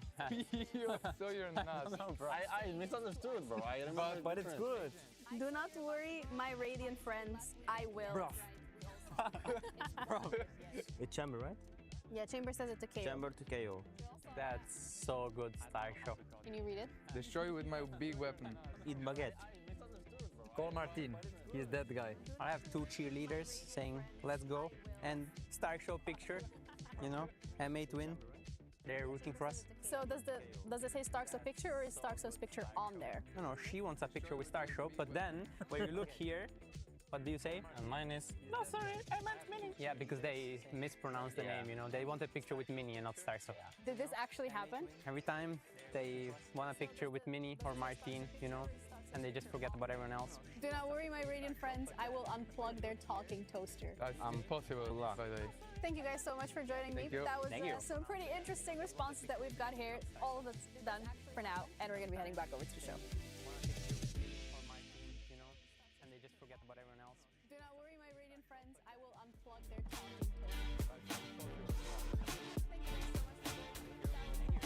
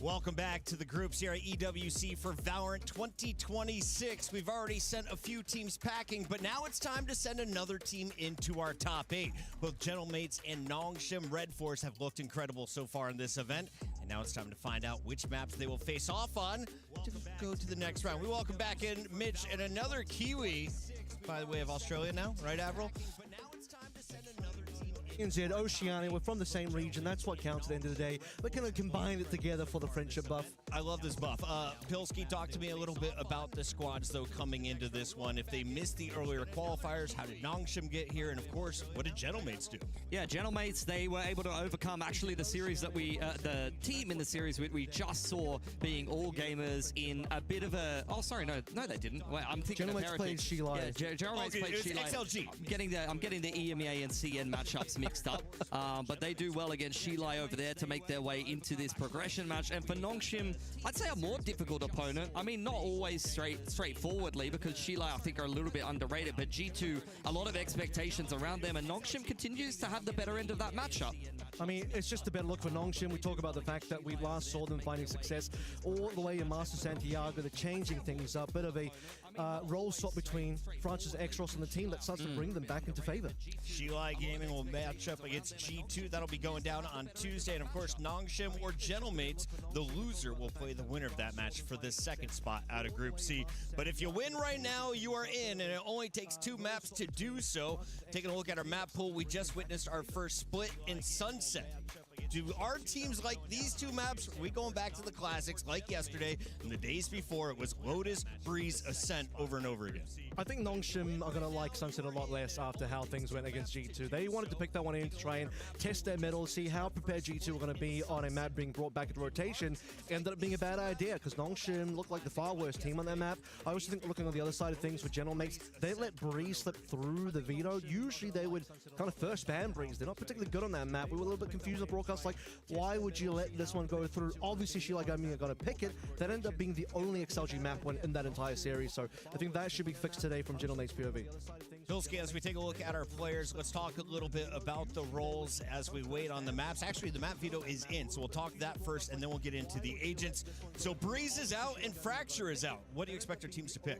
Well, you just talked about the Breeze. Lotus will be the pick there for Gentlemates. That's a map that you've seen a lot from them in the past, but it's not too uncomfortable of a map for Nongshim. I think, look, let's be honest, they know their way around a lot of maps in the pool. We've seen them make very, very deep runs in international events. Both of these teams were present in Santiago, so I'd be surprised if you get a kind of map out of this pool where it feels like a slam dunk for either of them. Yeah, and I think this is so far looking like a decent Gentlemates veto. You have the Fracture that they probably didn't want to play anyway, and then you look over towards Lotus. This was the map they destroyed XLG on. Like, it wasn't close. It was, I believe, the most one-sided map of the entire tournament so far in EWC 13 I think Martino was 20-2 and half on Raze on this map. Starzo had 20 as well. Literally 2 players combined for 40 in regulation. You almost never see that. That's pretty wild stuff. So they were able to blow out. They haven't been tested, though. We haven't really seen them without an economy on that map yet. So we'll get a chance potentially in this first series. And, of course, we will go to Haven as Gentlemates will choose defense. How do we expect it to play out for our South Korean team? Why is Haven their map choice? It's a classic in Pacific. It gets played a lot of the times it's left in towards that third map, and Nongshim, they know their way around it. Hopefully, I'm pretty sure they have changed up their comp, because in Pacific there was some really hit or miss Havens, especially when Ivy was on the chamber. But I think that Nongshim have kind of been changing up their approach and ironing out some of the different roles, and they've been looking better and better in general, not just on this map in particular. Bands coming in. We got Split out of the action. Sunset is gone, which means Ascent is in. So Lotus, Haven, Ascent, no Breeze this time around. How do you feel about going to a game 3? Yeah, I think this is, like, when you start to look at this, talked about the fact that Nongshim didn't quite go well in that Sunset that they thought they would versus G2. Didn't want to risk that one again. Ascent is a bit, maybe. Ascent is probably a very neutral decider here. I think this is a... aside from the fact that, no, I think this is about as, like, laid out as you could. Lotus, Haven, Ascent is, like, to me, the default 3 that you would normally play again. If we didn't see any of the previous games, like pre-EWC action, who was higher on your power rankings between these 2 teams? Oh my God.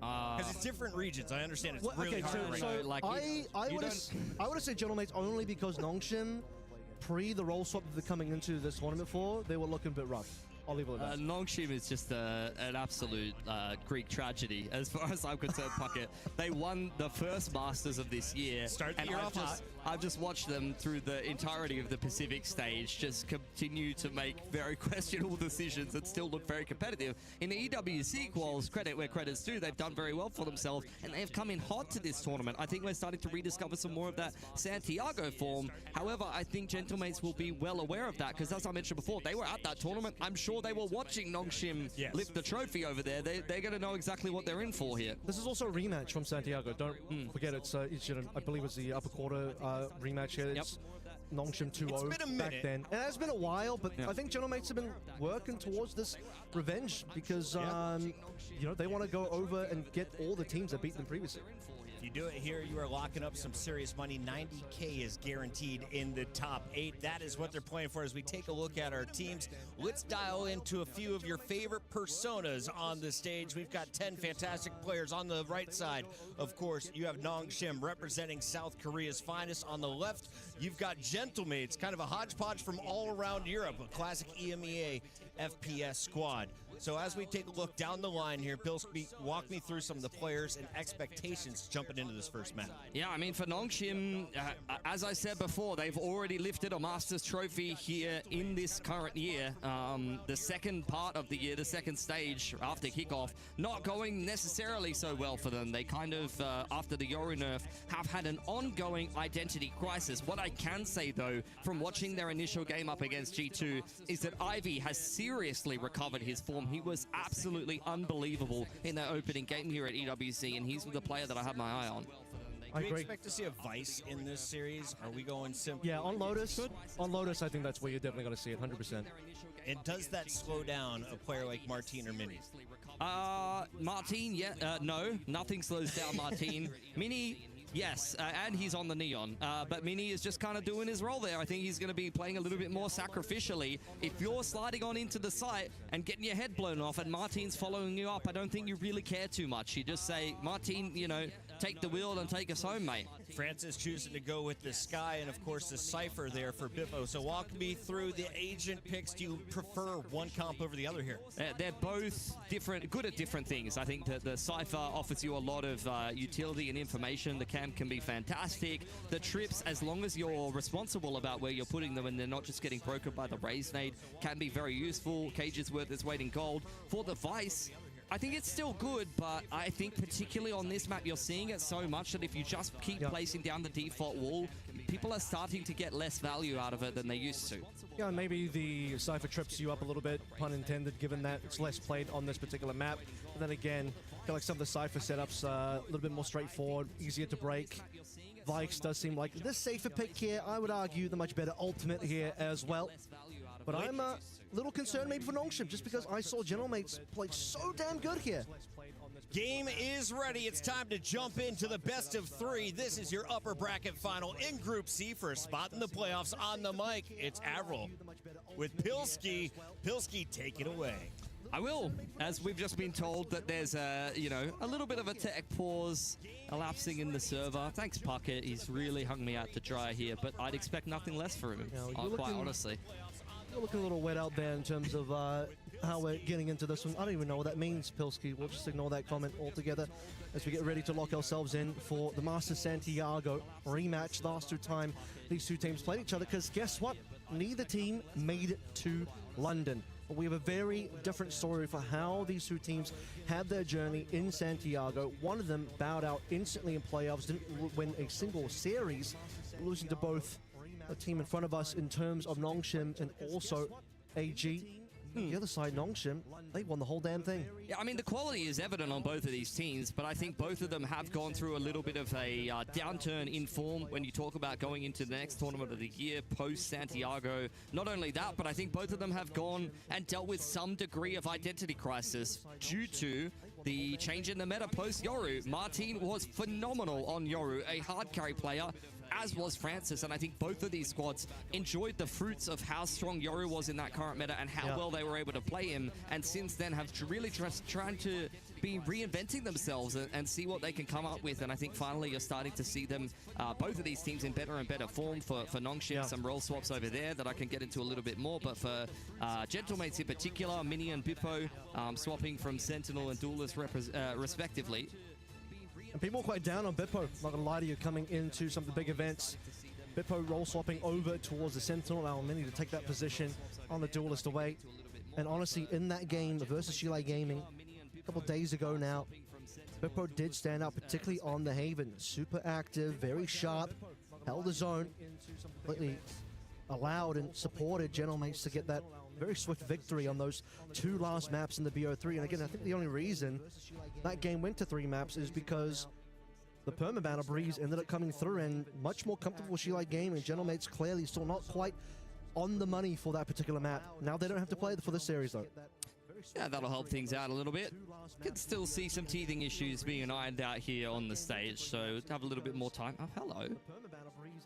Very ready to get into this game here. You love a little icy stare. He's about to give the camera a kiss. Okay, don't lean in too close. It's a game of chicken. We're going to pivot that back away over towards Nongshim. Speaking of a man I'd kiss, X-Ross has been phenomenal this year as a initiator main.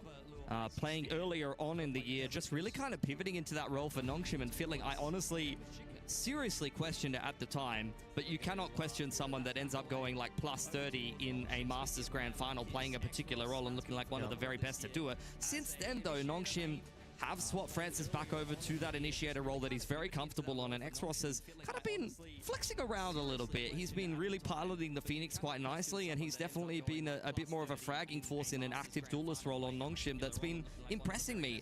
We already knew that he could do that. He used to play the Yoru back in the day in Tier 2 and various different other versions of Nongshim, so, you know, it's been good to see him prove that he can do that on the Tier 1 stage as well. Definitely a very exciting rookie this year for Nongshim. Impressing me.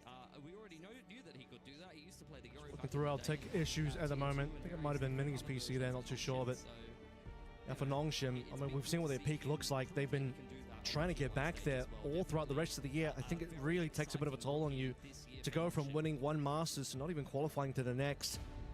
So coming into this event, knocking down Gen G. Very close game in that qualifier for those that missed it. Gen G, who were looking like they would have been a true force to be reckoned with at EWC. I'll tell you what now, as the Pacific teams start to fall away from us, all around us, Nongshim have to be the team to carry the mantle. They do. One of the only teams from Pacific that seems to be performing at this event. Global are gone. Paper X are gone. Nongshim. RQ's gone? Yeah, RQ's gone. That's it. I mean, Nongshim, they're the last ones here. And they're in some pretty good form. So I have my hopes. I have my hopes that they're going to keep this trajectory going.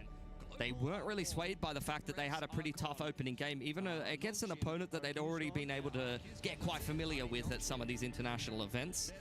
And it looked pretty good for them outside of that one map against G2. I think that was a series of blowouts going back and forward.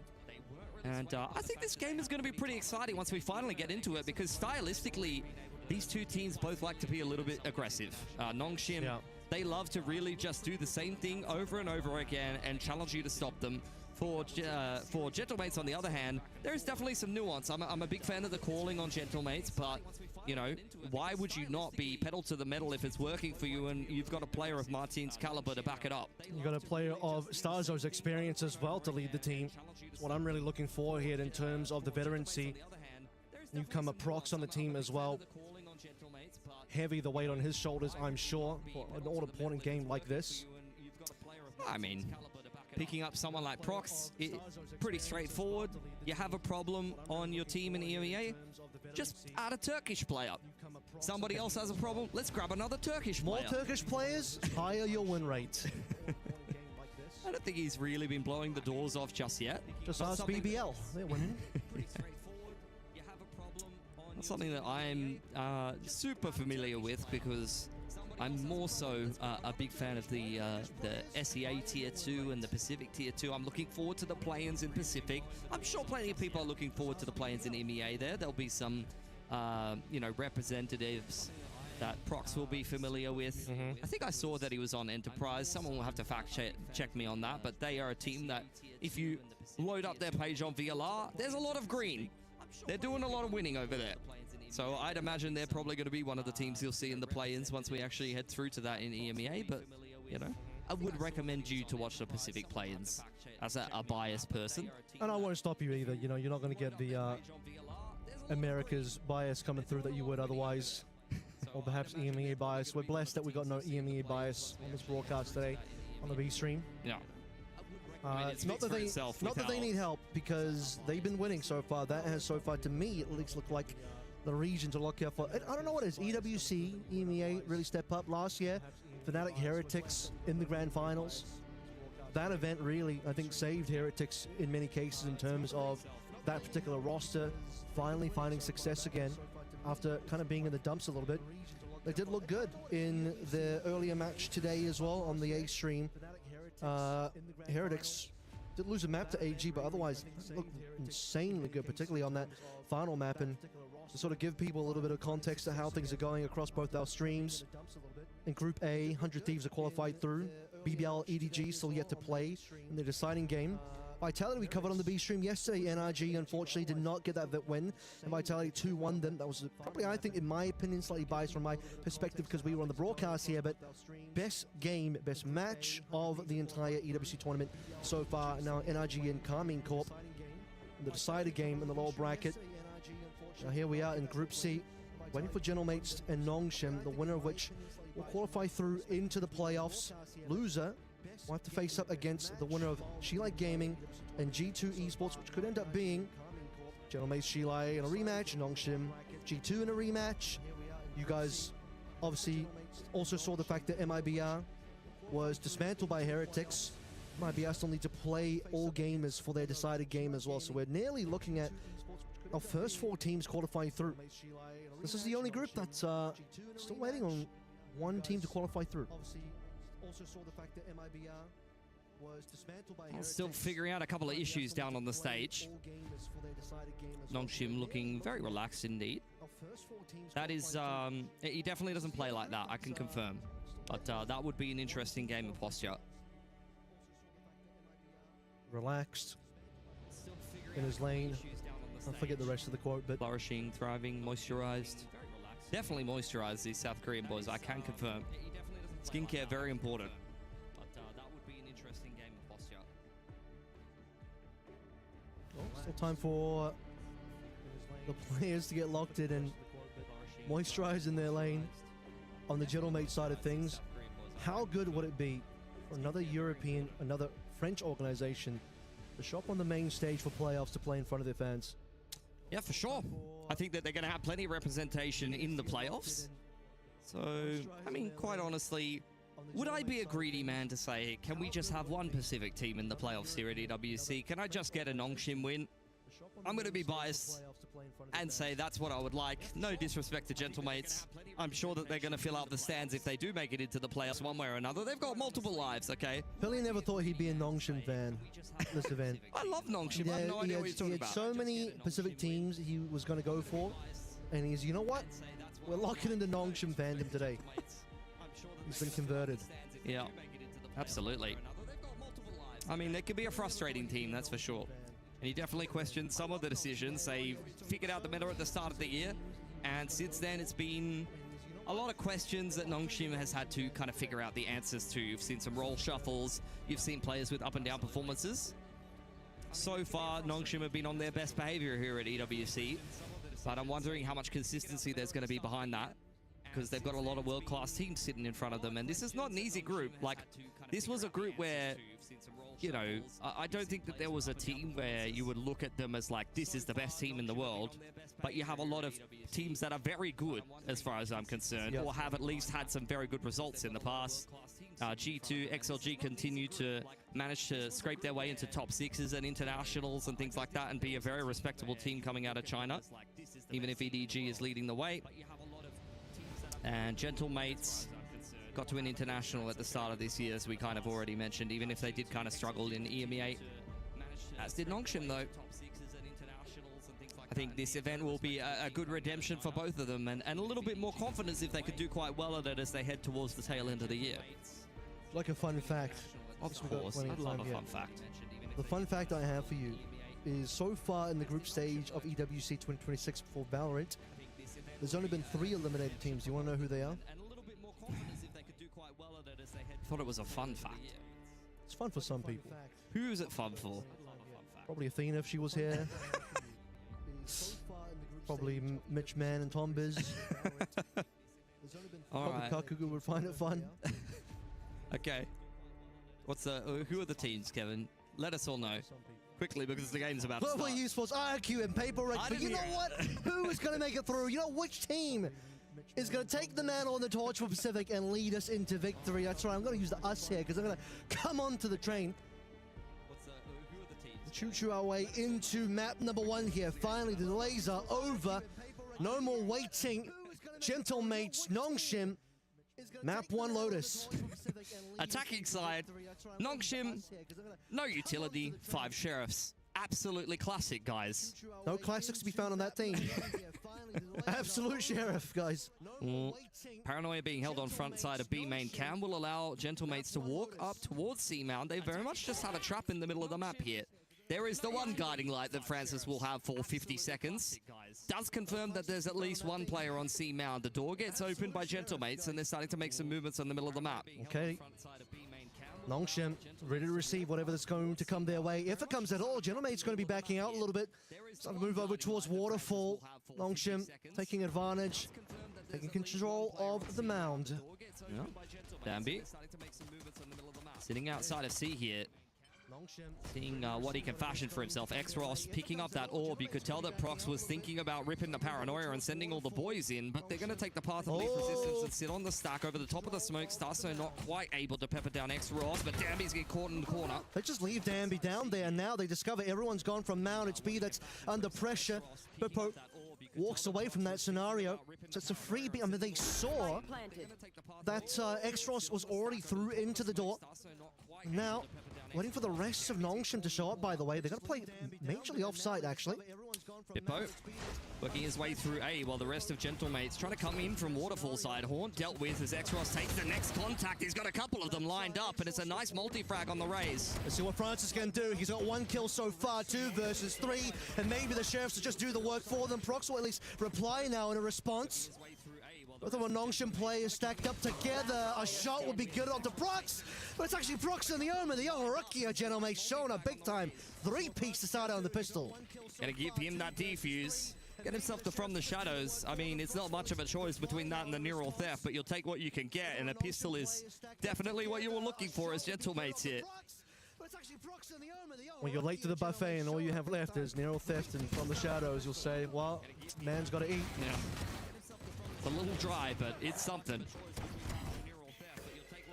Another guiding light there coming off cooldown for Francis. Threw his first one over towards C-Mount, but that was not enough. Danby going down early on in the piece, and Gentlemates.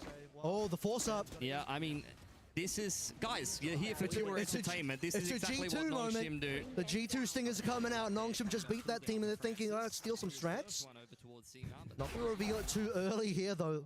Massive stack up, put onto the test, is going to be Mini. Oh, he's been taken by the dog, he's stunned, but he's still got shots in there. Nearly got a double kill there. Courtesy of X-Ross, so he will be able to get the trade into 4v4 now. Now comes the Prowler from Starzo. Caught out in the open, but the rest of Gentlemates trying to peek off the back of his contact. It's an absolute mess on the B site here. Jumping right click from RB down to 20 HP is Prox, but it's another 3K. What a massive step up. He's 6-0 for Gentlemates here to give them the first 2 rounds in the exact same scenario on that B side. Wow, and now you're starting to look at this economy once again for Nongshim. Took a bit of a gamble there. 5 Sheriffs round 1, 5 Stingers round 2. I'm afraid it's going to have to be 5 Classics round 3, Mitch. Or not. Not for Nongshim. Not for Nongshim. You know what? Danby, you buy that Bucky. This is what they do, man. They buy Sheriffs, they buy a Bucky, and they see what they can get done. In their vintage Ascension run coming up into Tier 1, they were just running havoc on the Tier 2 teams, and look, we're a long way away from that, but old habits die hard. Stacking up Big 5 again. Danby leading the way. Nothing close in terms of Yuto coming through from the Cypher, but Bippo says, let me just introduce you to my judge instead. Martina follow on through. Bippo ripping another play in Francis. Nongshim gonna be down 0-3 in just a short while now. See if they can pick up any scraps at the end of this one. It's not looking particularly great, and it's a little bit of a jiggle fake out there for Gentlemates. I'm loving the way they're peeking together right now. They look very in sync. And Nongshim, I wouldn't say they're looking disjointed. That was only a pistol round, and a lot of these XVXs in the first 2 rounds have gotten quite close, but the spacing and the trading from Gentlemates is really tight so far. They're looking very switched on here. One enemy remaining. I think it's really important to employ that kind of play style against a team like Nongshim as well, because they're always going to be aggressive, coming in together. They like to play, you know, 1-4s or 5-0s. As you can see right here. They're looking very switched on here. Showstopper round, ready to go for Nongshim. Extros, he wants it. Oh, barely dodges out from that shot on the Outlaw. The rocket will not land.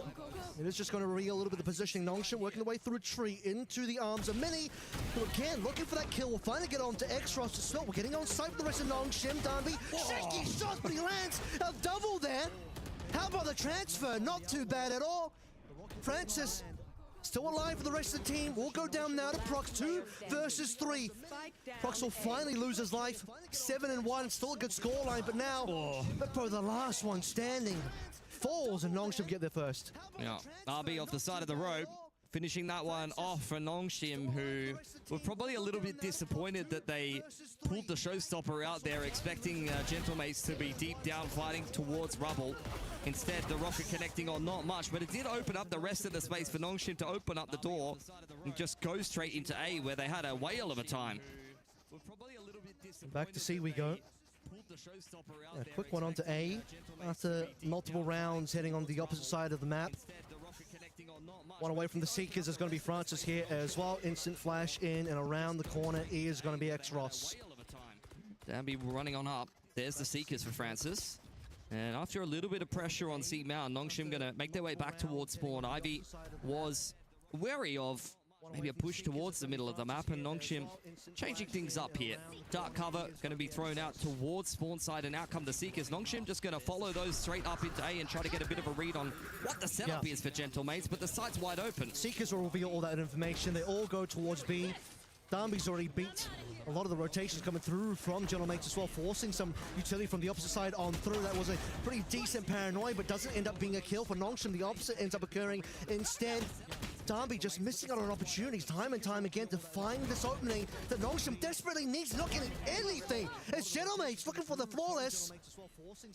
Stivey 1-on-5, but even a player of his caliber in excellent form at this event, this is too much for him to do. Will be a defuse for Gentlemates.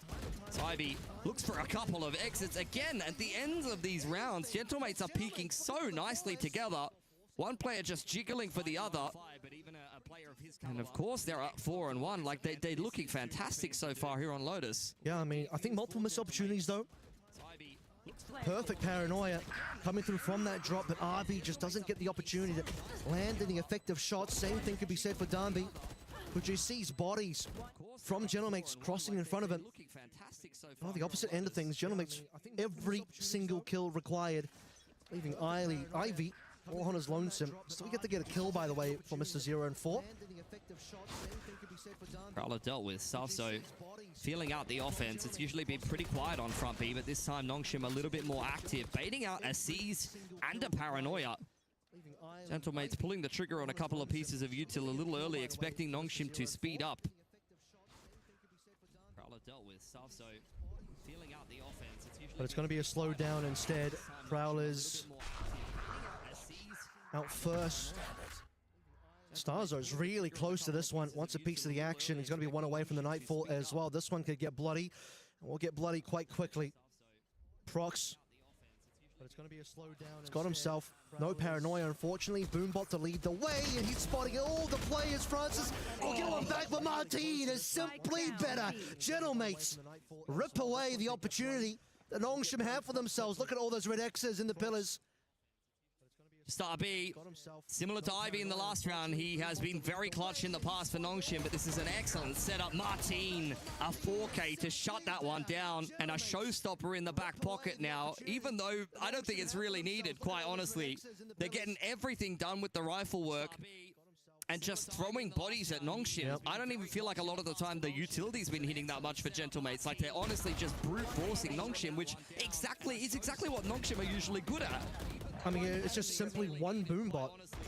And then Starzo using his own life to give the opportunity to Star Duelist in Martin, who has no issues dismantling the triple player threat from Nongshim there as he head into our first timeout. Nongshim need to think about where their problems lie. They've only got the one round so far, and that is not good enough. Still plenty of opportunities for recovery here. Nongshim know their way around Lotus. Let's see what they can come up with, but it's not going to be easy, especially at this point in the game. You're already down 1-5. Gentlemates have had an excellent start. They've got great money. As mentioned, Martin has at least got the showstopper, so that's one big ult for Gentlemates, if not multiple that they probably have access to at this point in the half, given how kind of dominant the last few rounds have been. It's not going to be easy, especially at this point in the game. You're already down 1-5. Gentlemates have had an excellent start. They've got great money. This is the Lotus. As mentioned, Martin has at least That was a dominant win for Gentlemates versus Shilai Gaming, proving again why this is their map.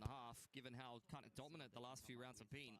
All right, what we got here for Nongshim? Pretty broken by one stinger for Darnby. Overdrive ready to go as well. That might just have to be the tool for the round. A lot of spam coming on through downstairs for Gentlemates. They suspect something is up here. It's quick movements from Nongshim. But even quicker now, the response. Procs in, Nightfall there as well. Ivy just cannot land a shot. And no issues here, Martin and the rest of Gentlemates only losing many. All too happy to get those kills. Nongshim are just getting battered here by Gentlemates. Not even allowed to get onto the site in any of these rounds whatsoever.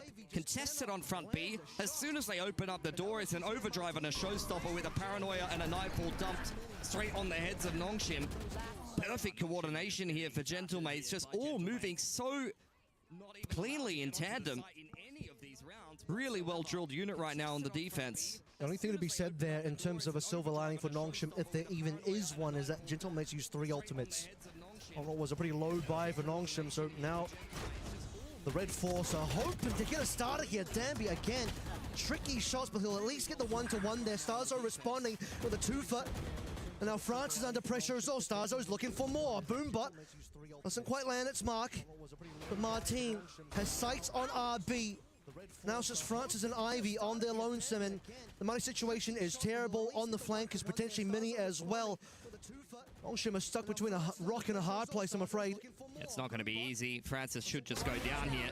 Easy operator pick there for Mini, who's got them pinned into A lobby. Spike dropped on the floor, and Ivy, I mean, best case scenario here, feels like he'll break the donut, but outside of that, this is not going to be a round that goes the way of Nongshim, and that's not even going to be the case. Off angle from Martin, and the rounds just continue to look easier and easier for Gentlemates. And Ivy, I mean, if it wasn't for the 1 assist for Ivy, I'd be congratulating him for being hired as the new James Bond 007. But we do live in a world where Nongshim are at least looking at that 1 round, Ivy on that 1 assist. That was a gun round, though, after a pretty broken buy previously, and now I'm looking back over towards more broken buys, unfortunately, for Nongshim. Darnby still with the opportunity on the overdrive. Yeah, another one of these half buys that Nongshim are always dangerous in. As you mentioned, Darnby looking to get on the front foot here with the overdrive. In goes the guiding light and the relay bolt, but the trips are looking pretty damn good here, and the defense even better. X-Ross from the back lines gets nothing done, and although a few of the stingers have made it out onto the site, unless RB goes huge here, it's not going to be good enough for Nongshim. 1 versus 2, the clutch opportunity starts to look a little bit more possible, but he has to get rid of 2 of these players, and 1 is right there. It's going to be an ace. He's looking for it. 6 bullets in the chamber here, and RB will not, as Martin triples up again. So consistent on these multi-frags here. We know just how good Martin is. Sometimes needs a little bit of help from the rest of the boys. But when Prox is having a game like this, and previously on this map, you've seen Starso even lay down 20 in the first half. The squad's looking very, very well-rounded. RB, I mean, it's a classic. Whenever Nongshim are kind of down at the doldrums, he's always going to try to pull through a round for the boys. But, I mean, 5 an ace, it would be outrageous. 4 is already impressive enough. A clutch ace would be ridiculous. But the belief was certainly there. Do we believe that Nongshim can recover anything now in this half with 8 for Gentlemates? That was the closest that Nongshim had to a round outside the actual round that they did win quite some time ago. Seems like it's well and truly in the past and in the history books. Gentlemates very committed to this A rubble control. Are starting to rotate away now. Starso as well as Mini. Maybe trying to clear the middle of the map. That's really nice from Prox to just bait out the Vice Wall. But Ivy not too perturbed by that. Let's try to keep this one in check. The Boombot will confirm that he's inside of lobby. Here we go, prepping the paranoia. Starting to rotate away now. Same couple of Cypher trips that we've seen a number of times now. The middle of the map. That's really nice from Prox to just bait out the Vice Wall. 45 seconds here, still waiting to go on in. B's also nicely covered, especially with the door tap. That's what Nongshim are looking for to make sure that Gentlemates are going to be holding further away from the map, but they execute finally going on in. Flashes are good so far. Darby just wants to walk straight into the cage, and Bitpo says thank you very much. That's going to be a free double kill plus an arrow theft and a sliding shot as well. Bitpo with the triple here, and Nongshim only get 2 kills out of all of that. They didn't even hit the trips, Kev. Like, the cage setup was nasty, the counter utility was perfect. These setups for Gentlemates are perfection. Look at those cages. Bitpo is a dirty man playing up on top of the double stack, gets himself a freebie, backed up well by Mini in the back of the site. These players on Gentlemates are playing perfect defense on Lotus. It's a dangerous map. If you're not Gentlemates, or for Gentlemates right now, another day at work. Barely working, actually. Just having fun at this point as Martin lets it rip. Nice double rocket for rocket trade. It's always a fun one to see in the kill feed. If you're not Gentlemates. 2 on 4. RB has to be the hero yet again here because Francis has been caught with the spike. How many times must be task RB with some kind of outrageous 1v4 ace? He's spotted out on spawn side. Bitpo tapping away, but cleaned up by Starso and Mini, who peek out from main side. Double digits for Gentlemates. They've got 10 rounds. I'm not even sure if this has been going for 10 minutes. Yeah, this is, I mean, turn off the HUD here. Looks like MIBR versus GE all over again, I'm afraid. Where is Nongshim right now? Not alive on Lotus. Maybe hopes for Pacific will no longer be alive after this series as well. Still a best of 3, of course, but this one is starting to look like the writing is indeed on the wall. The best scoreline that Nongshim can get now, 2-10 in the first half. And they'll buy together what they can. Mini up and aggressive early. RB already teleporting. Time to try and double your rounds. It's the best you can hope for. Judge on front B is a choice for Gentlemates. Not forced to purchase out that weapon, but they really understand that Nongshim love to just kind of wolf back and death ball in the middle of the map. Starzo lucky to get out of that. A big swing come through and Nongshim would have punished him. And RB, okay, well, we're depending on this guy to get the work done, but Mini's already got 2 response done. He finally pops in the overdrive. Steel Garden from the attacking side as well. They got to walk into Stars, so he's been stripped away from using the Judge. And now finally, so late into the half, Nongshim with a player advantage and a plant. I mean, it goes without saying it's a must-win round. If Bitpo 1v3s him, it's time to back it up.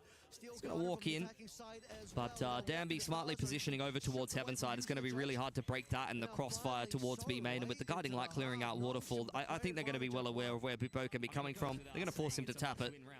If Bitpo 1v3s him, it's time to back it up. He's ready to swing. Cage will make things a little bit more interesting at least.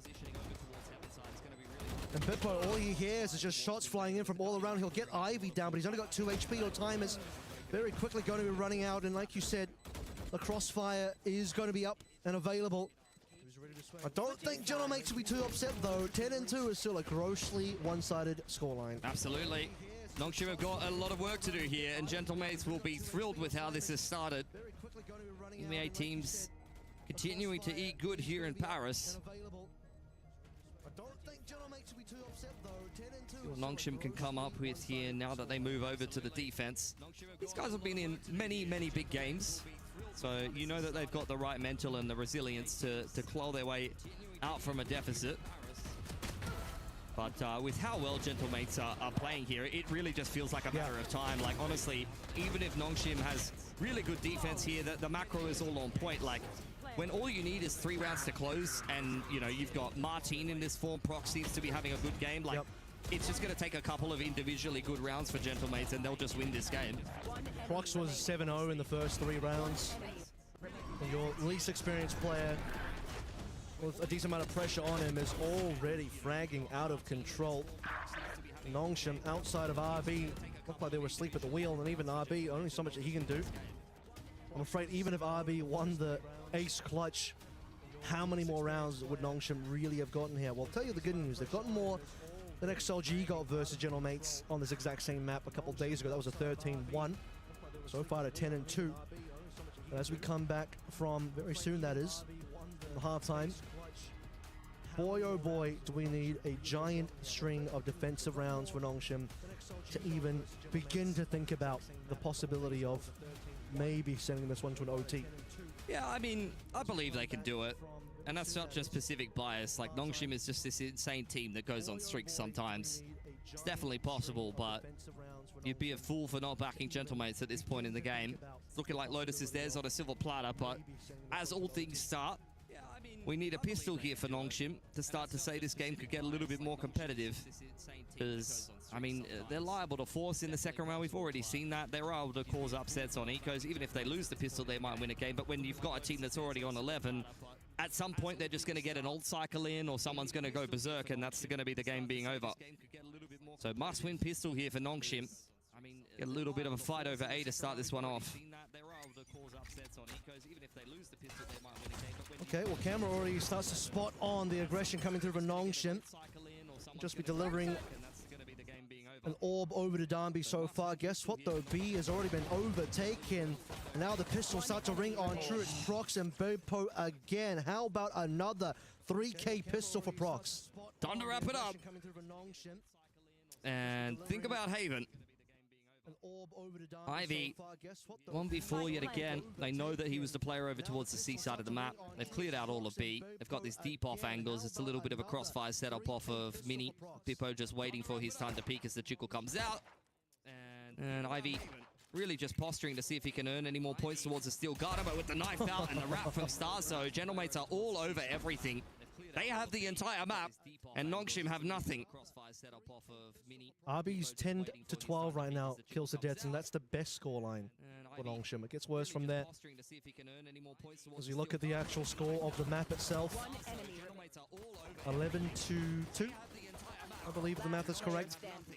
What does the Stinger Force on the defense look like? We're about to find out, I think. Not good. Not as good as on attack, that's for sure. They're probably going to buy Sheriffs and Armor if I was to know Nongshim. Yeah, they don't want a Stinger Force here. Only Ivy's going to be piloting that. And it's looking like much the same as the pistol. Camera spots 4 people outside A. We don't go A. They're going to go into the Stinger. Here we go, Ivy. Better have something good for us. Razorvine can only do so much here. The fast lane covers the angle and lets everyone else slowly walk on in. Now those Sheriffs slowly making their way over through the spawn as well. Trip's going to mark the long flank angle coming on through. Bippo up to defend against that. Trailblazer going forward here. And Bippo with the Vandal might have been spotted in the corner. Doesn't seem like Nongshim are aware of it. And even if he was, Gentlemates all ready to swing off of that contact. Jump spot from Danby. Already punished. Paint Shells actually forcing Gentlemates into a bit of an awkward fight. But we're looking towards Waterfall and spawn side for Nongshim to finally have some success here. Still 3 players up for Nongshim. This is getting a little bit awkward for Gentlemates now as France is looking for opportunity. It's a good fight! Only gets 1 kill so far, and Ivy, unfortunately, he was on site, but it just doesn't get his one. Leaves 2 players live for Gentlemates, and a map point now decided. That got a little bit dicey towards the end there, but Gentlemates still 12. Yeah, I mean, look, I haven't looked at the entirety of the game list here at EWC, but Nongshim might be setting like a world record time of speedrunning this game. We should probably sign him up for like Gran Turismo or something like that. I don't know. Is there a racing game? Like I said, the only thing about this that is not that bad for Nongshim is that Sheila Gaming did worse somehow. That's genuinely the only thing. Great. Thanks, man. That's what we get to compare it to. But Lotus is looking like a no-go for any team against Gentlemates. The way mates are playing right now, Nongshim, you called it, already having to think about Haven, because I'm afraid I'm not believing in the comeback anymore. This is a little bit ridiculous. I'm just hoping somebody on Nongshim goes positive in stats for this map, if that's possible still. That's possible. I don't mean possible in the mathematical sense, but more in like the spiritual sense. Spiritual? Yeah, look, there's going to have to be some soul-searching done after this game for sure. RB's starting to think about where he wants his monitor. He doesn't even know anymore. Nothing's working for him. Not a timeout for Nongshim here. 11-13 RB. I believe, get 2 more RB. Let's go neutral at least. Let's break even. There's going to have to be some soul-searching done after this game for sure. RB's starting to think about We're going to ignore Ivy's scoreline there. We'll just remember the good times when he popped off versus G2. I mean, before that, he had to struggle some kind of stage in Pacific. So, look, a little bit inconsistent, unfortunately, as Gentlemates have wrestle control of a lobby. That's a little tickle from Danby as Mini follows that Prowler into his death. Nice opening pick for RB. Needs one more, then he goes neutral at least. We're not going to look at a negative score line. Danby doesn't quite land the shot he wanted. So we'll slow this one down slightly. Danby just still checking. Yep, Gentlemates Soul over on Rubble. Bippo exploring mid, by the way, for what it's worth. Smoke allows RB to get a little bit aggressive. My God, that's good. Yes. Woo, 4 kill. He's done it. That's it. And stop the count. That's it. End the game now. RB went positive. I'm not sure that's happening. That's all for we Bippo. need. He's doing a good job here, but RB nicely done. The ace earned. Wow. That's my man. That's a wooden spoon prize at this point. Let's be honest. But a hell of a round for RB. I mean, that's what he always does. RB always turns on the heroics when Nongshim are down and out. Usually, it ends up putting them in a circumstance where you have a little bit of faith. In this case, I'm not sure that's true, but that is bloody impressive. Try walking through a dark cover with a man advantage that he earned himself in tree, and just every shot connecting perfectly on the Guardian. That is delicious. RB giving us the best 1v9 performance ever. X-Ross now looking to help the team out if he can as well, but Martin on just the pistols already responding. By the way, this is only pistols from M8. And now they're upgrading. Nongshim, come on, you got to be doing a little bit better than this one. 2 rifles now for Prox and Starzo as they start to make their way onto C. Neural Theft coming out and cage to zone. Gentlemates trying to get a little bit of a feel for where Nongshim are positioned as the spike starts to go down here. Danby is still sitting on this outlaw line. From the shadows punished as Starso continually tries to get this spike down and finally be able to do so. Once RB, and if RB goes down, the round is probably over. Prox still holding that position, making things annoying for Francis at the moment. But there's a shot from Danby. Play advantage not quite found as Bippo will be able to get one back, but tell you what, Danby and Francis will get the 2 required. Man, Francis waited a long time before he got that kill over towards Mound. We might have hit 12 for Gentlemates, but Nongshim's deciding just to give us a little bit more. Yeah, they're working their way into the series. It's a bit Sesame Street-esque, you know, counting one at a time. I think that's a relevant reference because it's like, you know, they're coming back to life here. The coffin's open, the count's out. Yeah, they're working their way into the series. It's a bit Sesame Street-esque. I think even if they don't get Lotus here, though, it's good to win some rounds on the tail end of what is effectively a pretty big stomping. Make them feel better about coming into Haven, like Gentlemates are a bit more mortal than they've been so far. Just a warm-up map for Nongshim. Sadly, it will cost him a map in the series, but gonna move in quickly this time around. Ivy will at least take down Martin first and foremost. Prevents the TP from landing through as well. Prox to respond onto Ivy. 4 versus 4 now, as many will get another one. What else can we get here for Nongshim, who's still waiting for RB to make his way if possible, but because mates haven't planted yet, RB is now moving over towards the door. Little dink there from Francis. He's taken a lot of health away from Gentlemates here. Trailblazer going forward. Really being patient with that one. See if he can finish off one of these players. Let's not forget it does 30 damage. X-Ross knows that Gentlemates have to put the spike down here, and the dark cover will give them a little bit more space to do so. He's still got a blast pack as well, so that even might deal enough damage to potentially finish off a player. Waiting for the big flank. As RB is saying, I'm coming in, fellas, but X-Ross is not going to wait any longer. Here we go, 15 HP for Starzo. Will still get RB. He would have to clutch here, but it's not going to happen. As Nongshim gets 5. I hate you. Streets. I was talking about earlier. That's me adding on to that. Yeah. Thank you. Thank you for that. What character do you identify with, would you say? I feel like I'm definitely an Ernie. I don't live in a garbage can, so not Grouch. No, actually, I'm Oscar. That much is obvious.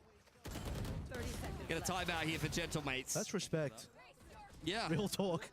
You're 12 and 5 and you're going to time out. Hey, you've got 2 timeouts. You may as well use one of them. Get some coach input. Knock him out, giving you some problems. Coach is like, all right, so Haven. Don't need to worry about this map. So Haven, guys. Start the coaching for the next map early. Nah, look, you got to give credit where it's due for Nongshim. I haven't been showing it so far too much in this particular series, but a very, very strong team indeed.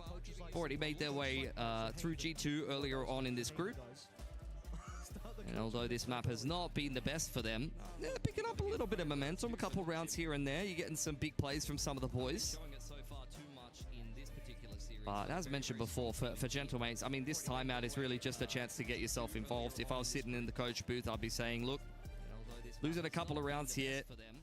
Let's just play this one safe, min-max the money, and get ourselves in a position where we can just hit them with an ult combo to get the game done. The problem is that, honestly, Gentlemates comp is not really that kind of comp. The only really massive impact ult here is the showstopper, honestly, so it's not really going to work for you. And the showstopper's gone. Nongshim.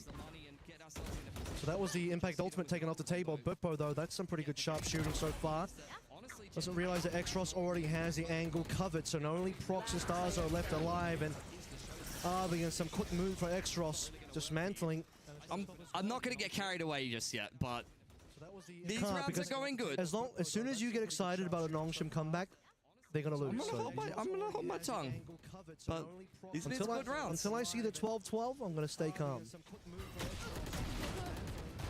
Good reaction from Darby, though. Of course, timeout, not just for that round, but allows Gentlemates to think a little bit about the gun round about to come online here as well. Well, 1 round at a time is Nongshim's mantra here. Look at the stack of ults on Nongshim, by the way. Got 4 there. Op is out for Danby. He's going to have the overdrive to be able to try to complete one of these retakes a little bit more comfortably. I'll be looking for some information. Keeping away, didn't see any of the players here on Gentlemates as the Prowler leads the charge and confirms that X-Ross is sitting in the baby door. Oh my god. Rocket straight on in, opens up this baby door here for Gentlemates. Paranoia was perfect there. Brilliant play.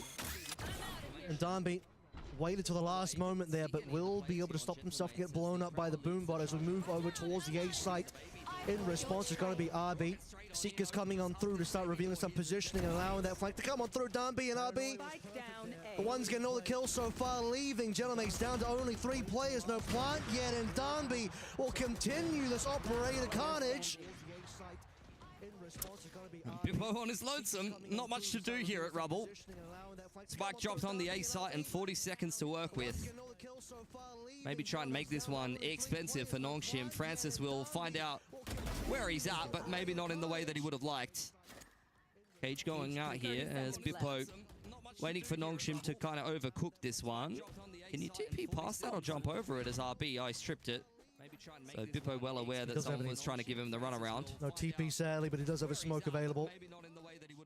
How badly do they want to chase this one? You got good money here, to be honest with you, but yeah, time's gone out. Nongshim will respect it. Mates will walk away with 1 gun. Showstopper invested, and it doesn't end up working out for Gentlemates. That timeout they took earlier would definitely have been where they discussed what they wanted to do in this round. Nongshim all over it and not really needing to burn that much. Like the strat worked. That's a classic, like in the coaching booth. Okay, we found the exact pick that we were waiting for and looking for, and then got battered in the 5-on-4. And that was just clean. Love to see that, but Don't play the rest of it. 12-7 starts to look like a respectable scoreline. I'm going to say that much at least. Yep. If it wasn't for the fact that mates are already on 12, you'd be thinking, it's quite a competitive map so far.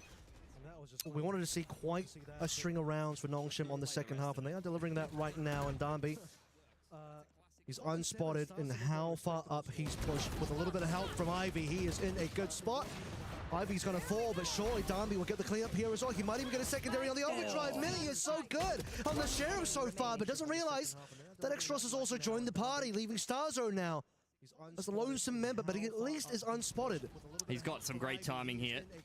Francis going to get caught as Starzo creeps behind them with the Stinger. Francis checking the back lines. Will go down. Exros very badly needs to convert this kill. Prowler just left-clicked here by Starso as Exros buying time. The Seas will connect onto him. But quick on the Phantom is Exros. 8 for Nongshim. Wow. This is a bit of a streak they've got going on here, Kev. This ramen is taking a little while to cook, but I'm smelling it right now, and I'm getting my taste buds ready to go. Nongshim starting to make a believer out of me with these rounds coming on through. A hell of a shot from Mini there. That's not easy at all. No. Listen, Gentlemates still have an overwhelming opportunity to win this map, but Nongshim at minimum right now, really getting the mental belief back in. That regardless of what the scoreline looks like going into Haven, Nongshim will say, well, we decided to make that comeback happen. Oh, time to simplify this one for Gentlemates. Run at Ivy. He's 5-17. Surely we can crack into this C site here. Dark cover's given him a little bit of help, and he has a steel garden to work with. In goes Mini. Arcrose was popped, and in comes the showstopper to help him out. Great defense from Nongshim. And that's both the players breaking the sheer utility that makes it onto site. They get cleaned up at the same time. Darby now. Relay Bolt really slows things down. Gentlemates just can't walk on a site. Paranoia just giving Bitbo a bit of problem here as well. The rest of N8 stuck. Spike dropped. Ivy's peeking Is it up. flawless? Is it flawless? Yeah, they're just getting, well, not quite. Prox, credit where credit's due. He's having a fantastic game for himself. Danby looking to charge him down hand in hand with RB. 9 up for Nongshim. Wow.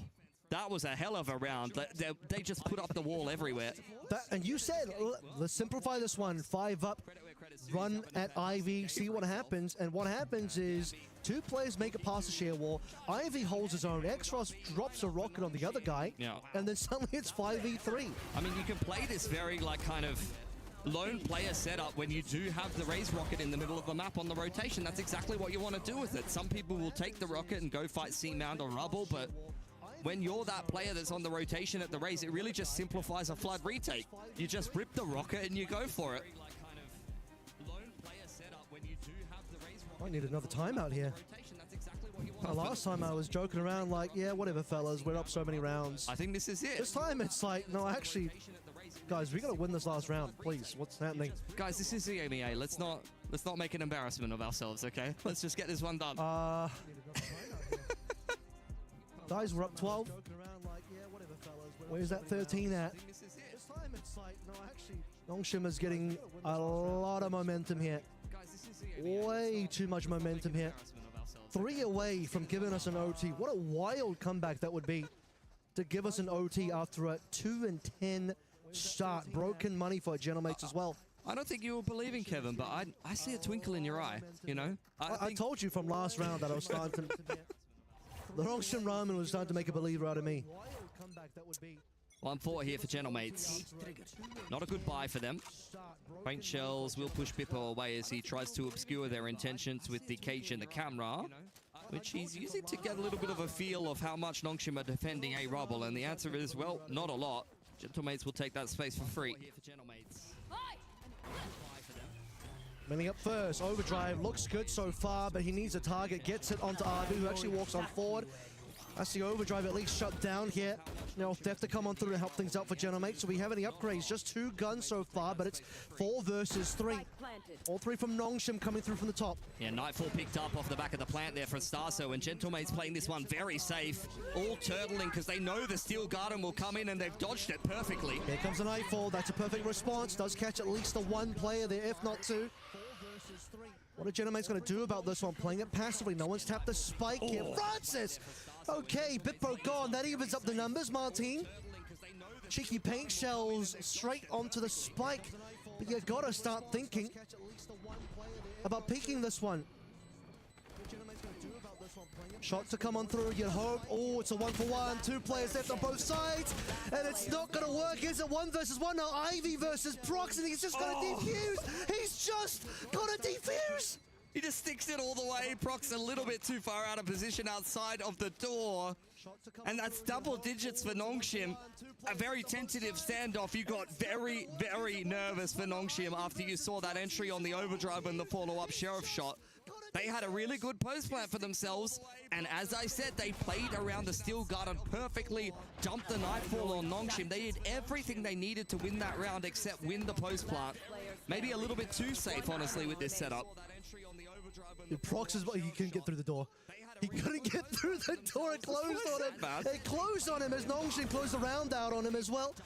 I mean, money's at least back in the hands of mates. The door was closed on Nongshim, but they are battering it down slowly but surely, is hanging on by the hinges. 2 more needed to push us through into OT, and then they seriously have a chance to step into this one. A little bit of a fake pump on the C site there for Genomates, trying to bait out some kind of a reaction. But they don't see anything from Nongshim. Trailblazer has cleared out all of that A space. Nongshim said, we will rebuild.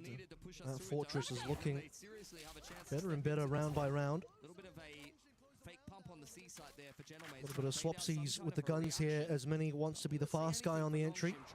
Yep, Guiding Light going to confirm there's still no one outside of A for Gentlemates, who will retake that space. I'd imagine that both Starso and Mini will try to apply some pressure to this C site with that smoke on Waterfall.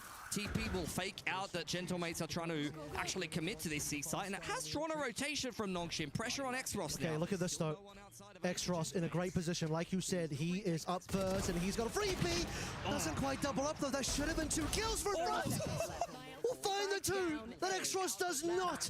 And now Francis tripling up, leaves Starzo on an island, and hello, 11 rounds. Nongshim looking for that OT. They better take us OT now, because I'm going to be pissed if they did this level of comeback only to lose the next round. This could be the fakest comeback of all time. That Xros has got a massive smile on his face. Little bit nervous to only go 1-for-1. Probably could have got more done there, but Francis, the hero of the round, knowing that Gentlemates wouldn't be expecting that Sky so close on the rotation, they thought it was the solo raise. And not quick enough from Bippo. What a transfer from Francis. Been seeing those kind of shots come out from Nongshim, even in the G2 game, and now there's only 1 round left of regulation. How have we ended up here? Seeker's ready. Martin 1 away from Showstopper as well. Genomates, early control. TP in there for Prox. Seekers in response against the Prowlers. They're all going to get ripped up. Here's a rocket. Yeah, in comes the showstopper here. Martin looking to zone back Nongshim. He's got a lot of targets. What a shot from Francis. Doubling up, continuing his good form from the last round. Ivy as well to Bitpo. Numbers are running dry here. Prox is gone. Starzo dead as well. And RB will send Nongshim into the overtime. Comeback has been secured. I think Gentlemates are shitting themselves. I'm not going to lie. That is not the position you want to end it up in. Only needed 1 round in that second half of regulation to get this one across the line. What a resurgence from Nongshim. It's just been perfection on the defense. They are pumped up. That is not the position you want to end it up in. Puckett's been waiting on the sidelines for about 12 rounds now, thinking it was over. His knees aren't going to hold out much longer. He's going to have to wait on a bit longer, because we are locked into this map now, into the OT. If you only watch the first half, you're thinking, all right, it's done. There's just no way, dude. How do you get 10 rounds in a row as Nongshim Red Force after going 2-10 in the first half, losing the pistol anti-eco, putting yourself at 2-12. And you're like, 10 rounds in a row, fellas? I think mates needed to 11-1 on their defense. That's where they really messed this one up. That's the thing. Oh, sorry. Yeah, it was on their defense. Mates got 11-1 versus XLG and they won off that. But I'll tell you what, 10-2 is not good enough. No. 10-2 is where 10-2 is where you unfortunately fumble it. Unlucky. I think mates needed to 11-1. Okay, Nongshim, full momentum with you. The last representative in Pacific, pulling off one of the most unreal comebacks in regulation I've seen in quite some time. Can they close this game of Lotus now? Gentlemate's not happy about how this one is unfolded. Looking to challenge A early on. They'll be given that rubble control. Nongshim on the other side of things. Gonna take Mound and look to potentially crunch the door in the middle of the map. Yeah, getting active here. Genome's defense was perfect. I mean, both defenses were really where everybody won their rounds. Dog is the only thing that gets caught by the trip here, and okay, Bippo, you would like to get that kill into Darby, but he's just a little too slick for you. Yeah, honestly, a little bit lucky to be alive, but that is Darby's neon movement. They haven't checked Starso in the baby door, and that is a bit of a problem for Nongshim, who now start to get the spike down. Mini next up to bat, only going 1-for-1. Darby on the front foot, almost good enough. Francis now, this could be another heroic play for Nongshim Red Force, but the swing from Brox is better. Gentlemates, that's their first round in 10 rounds in a row. They finally break through in OT. We're about to do about 10 rounds of OT because everyone's going to win their defense and not win their attack. Probably what's going to happen here. Nongshim going to be called up to the plate again to get their defense sorted. Man, Starzo really did wonders here. But that last 1v1 as well. Trust in the rookie. Prox has got to get it done. Pressure on his shoulders, and he delivered that one. As just about almost everyone is starting to go positive in there. KD's now on the side of Nongshim after all of that. Darby up to sniping. Yep. Looking for his first target. Operator on the line. Down goes the smokes for the attacking side. They've already been thrown out, at least on the heaven side for Prox. Danby back for a second. Hell being backed up by X-Ross. Looking like another OT now, unless we can get a really nice 3-on-5 put together by Gentlemates. Now they know what Danby is, but they don't know where RB is. Paranoia in play as well. Does make a catch, but Starzo is right around the corner. And doesn't get two here. Bippo on for a singular more. And wow, Bippo is going to make this one interesting. 1 versus 2. Nongshim have to be at least a little bit careful right now. And Ivy climbing back in terms of kills. Another 2 rounds of OT. This game is phenomenal, honestly. It's the best game I've seen in quite some time. I am down to go for like 4 more OTs. You know, that MIBR Heretics game was pretty good, but I'm not going to lie, this one has potential to be better. Honestly. Nongshim just mobilizing themselves super well on the defense here. Mixing in the operator there on Danby. Something that he wasn't doing when Nongshim had their Santiago run. It was always Francis to wield that weapon. He started to move it into his repertoire. I'll tell you what, the winner of this map is whoever can figure out their attacking side the quickest right now. And while Danby is just straight into Starzo's face. Last time we saw this, Starzo did so much, but now it's all Ivy, it's all X-Ross and the rest of Nongshim. Can they get this attacking side in the OT done? 4 versus 2. And if they can do this one, Lotus may just be theirs. Looking good for them, but they're pretty low on HP, and that's where Martin can maybe capitalize. Traded out by Danby, and now Bippo tasked with another clutch here for Gentlemates. Spike has been established. He knows that Danby is over towards the B main side of things. Gonna try to get the half inside of the cage, but the spam through from Danby is good enough. Nongshim with their first map point here. And now Bippo tasked with another clutch here for Gentlemates. 14 rounds to get there. We've arrived. Like I said, the defensive side, no questions. Both teams have been fantastic. It's the attacking end that's been the biggest problem. So the fact now that Nongshim have found an attacking side win, as long as they can make sure the defense is once again solid against Gentlemates, the map goes their way, and you got to start thinking about the psychology here as well. The mental of Gentlemates might be shattering a little bit, but of course another opportunity. Good read on the pink shells to come on through. Martin and Prox opening up the first 2 kills so far as Starzo gets the 3rd. Gentlemates, brilliant play advantage. Ivy, he's put into a clutch A scenario before, but it looks like we're going to another 2 rounds of OT. 100%. What a haunt from Starzo. Scans the entire team. and Nongshim immediately just loses the round outright. Nightfall invested.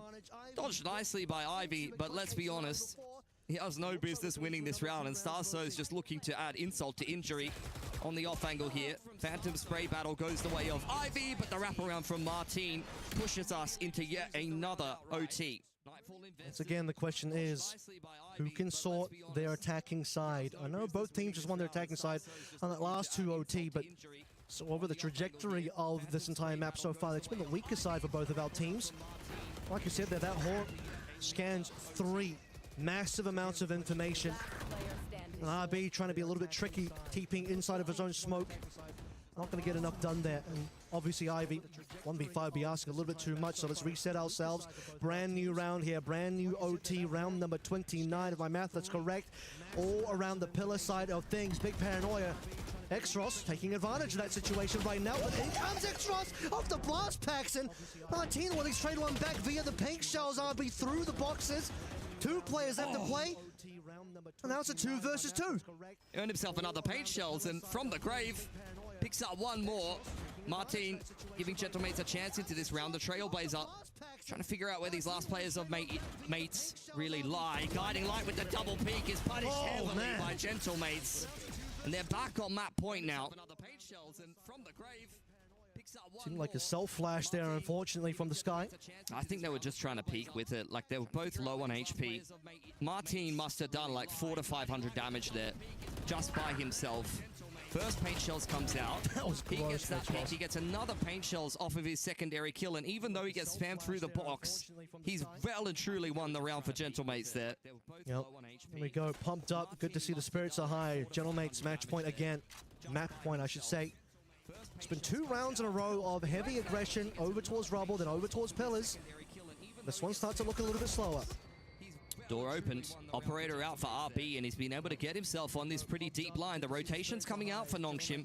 Trying to back up Ivy inside of the C site, and they're pretty well timed. Guiding Light is dodged by Prox, who may take some space in the middle of the map now with Bippo. Okay, that's an aggressive smoke coming on through. Prowlers over towards C as well, dragging attention to that side of the map. Arc Throws will confirm the information as now just a sheer wall to be diffused before mates walk in. They're going to pivot B here for sure. Like, there's no way they don't. I know they're sitting in the high-low. They've put a lot of pressure on this C site. A minute on the clock. Gentlemates have got to make up their mind here. That got info. That was really good for info coming through from Francis. But now we're going to start committing over towards the side. Both our Neons getting killed so far, but Ivy responds just a little bit more. 3 versus 4. Operator still there for RB. He's called the pivot. It's going to be late into the round, but it will happen. RB's going to fall off a little bit to build time for the rest of Nongshim to maybe appear through the door. Nice pick from X-Ross. Trailblazer confirming that Starso is in the middle of the map. They're going to tap the spike on B and pivot to A. They know that RB was over here. I'm not sure they know that he has an operator. There's the cross from Prox. There's no smoke for Starso to cross here. Almost gets caught with the spike. Saw the player, though. That's the important part. Operator now revealed RB on the top side of the map. Prox waiting for him on the other side. On the long flank is going to be X-Ross as well. RB's the only player that's really marked for the time being in terms of his approach. Numbers very good and even better now for Nongshim. That's the 30th round, looking to go Nongshim's way. 30 rounds is the record so far for EWC for this year's event in terms of how many rounds we've played. And it looks like we might just go a little bit deeper still. Stars are 1 versus 4. And now that the defuse has been tapped, he has to go in, but a double face will make sure that he will not. Round number 31, here we go. Yeah, I felt like Gentlemates, like, they read that well. They pumped C, drew out the rotation that they were looking for. They had the info line into B, waiting for someone to kind of look for a peek in towards Connector on Waterfall's side from Nongshim, but they never pivoted B early enough. It felt like they were kind of split 3-2. You could still see the 2 players inside of door when they try to commit into C there. And I know, like, look, if they get in there, they go 1 for 1. Maybe they draw out more rotations for Nongshim, and that's where they can potentially capitalize. But as it stands, the C trade didn't go well enough for them to pick up the pieces. I think the numbers was pretty bad as well. I mean, yeah, could they have ended on B possibly, but they weren't sure about RB's positioning there. They thought they had, okay, 30 seconds left to play through. Might have time to do a final rotate, fake out the B, buy a bit more time. But honestly, a 2v4 is a hard ask in that scenario. Very tense on the stage here. It's been a crazy game if you're just tuning in, by the way. Nongshim were at one point in this game down 12-2. 10 round in a row, come back to overtime, and now we're just in a bit of a goat rodeo, going back and forth. But I'm bloody enjoying it. We had 30 rounds yesterday with NRG Vitality that started with a 0-7 lead. What was the MIBR Heretics game? I got to double check that because that had a big OT. That one was 16-14. Okay. We've beaten it. We've had 2 games go to 30 rounds. I thought it was more, but we're yeah, officially, you're right. We're officially up for minimum 32 now. Yep. So this is officially the longest game and the closest game of EWC so far if you only look at the OTs. 16-14. Okay. What a treat. Ignore regulation, fellas. This was a bit of a weird one there. Ivy's very much picked up his performance. Had a bit of a rough start to this game. Big rotation in from Gentlemates here. So many players on this C site, and this has been a stronghold, especially with this particular setup. Nongshim have already seen this so far. There's no cages this time around. The cage was such a big part of it last time around. He's been paranoid out. And Darby's just got 2 so far. Good response from Bippo and Mini, but it's still player advantage. Nongshim, it's Starzo, the final player, and he's getting spammed out in Waterfall. He hasn't taken any damage. Might get a kill onto RB, but it's Darby with the quad here that will give Nongshim 16. A massive 4K from Darby there, and Nongshim couldn't do it in regulation, but now here in overtime have figured out that C setup. All over it. The cages go up. They bide their time inside of it. Oh, that's rough. Mini could have been really the player to go massive there for Gentlemates, but Bippo also from the backside of the site, only going 1-for-1. They've had so many really good shutdowns on C. But Nongshim is the quintessential team to just go and hit the same site that they've been getting battered in. They don't ever let that shake them. And now on the defense, they're looking to close. What a close that would be for Nongshim to come back from such a deficit, one of the biggest deficits I've ever seen at this level of professional Valorant. Starby on the op again. It's been in the hands of RB in the pass before. Goodbye, Mini. Oh, that's your entry player gone. The Horde does not scan him. It's too far away. And now Darby on another off angle could continue to take on the second round here for Nongshim. He just got a 4K. This might just be over, folks. Exros on the Bippo as well. Martin, the only response, he had double paint shots on one of the winning rounds for mates before, but it's all Prox. The rookie has to do it all for Nongshim. Never say never. Don't tell me the odds. Prox as well, living by those words. Currently, it's 1 versus 3. But Nongshim only need 1 more.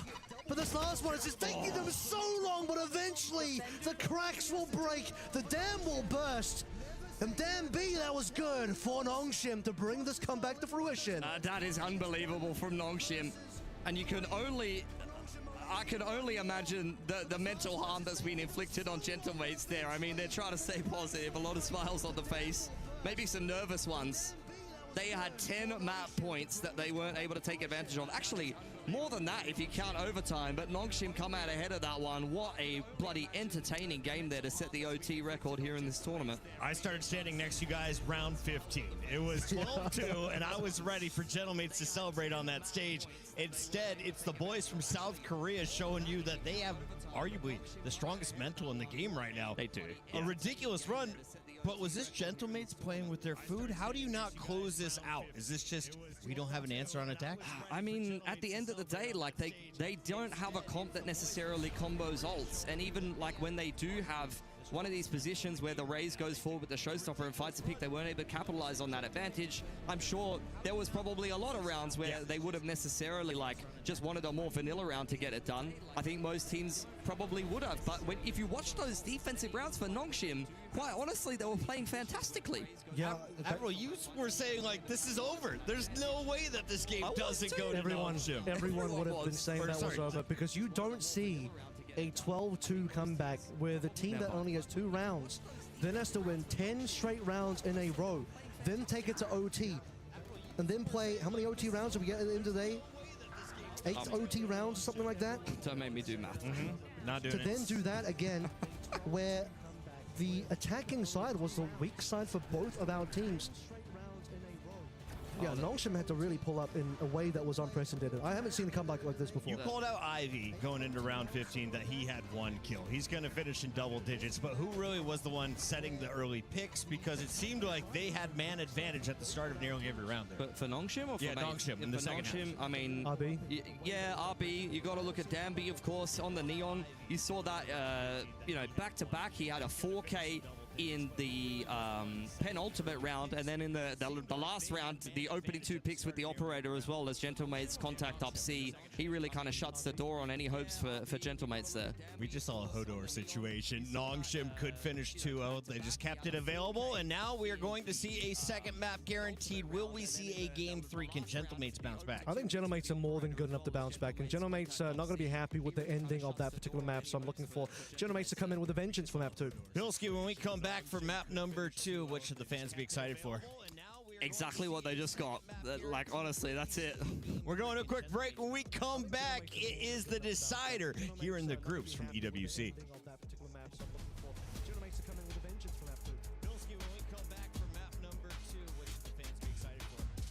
Exactly what they just got. Like, honestly, that's it. We're going to a quick break. When we come back, it is the decider here in the groups from EWC.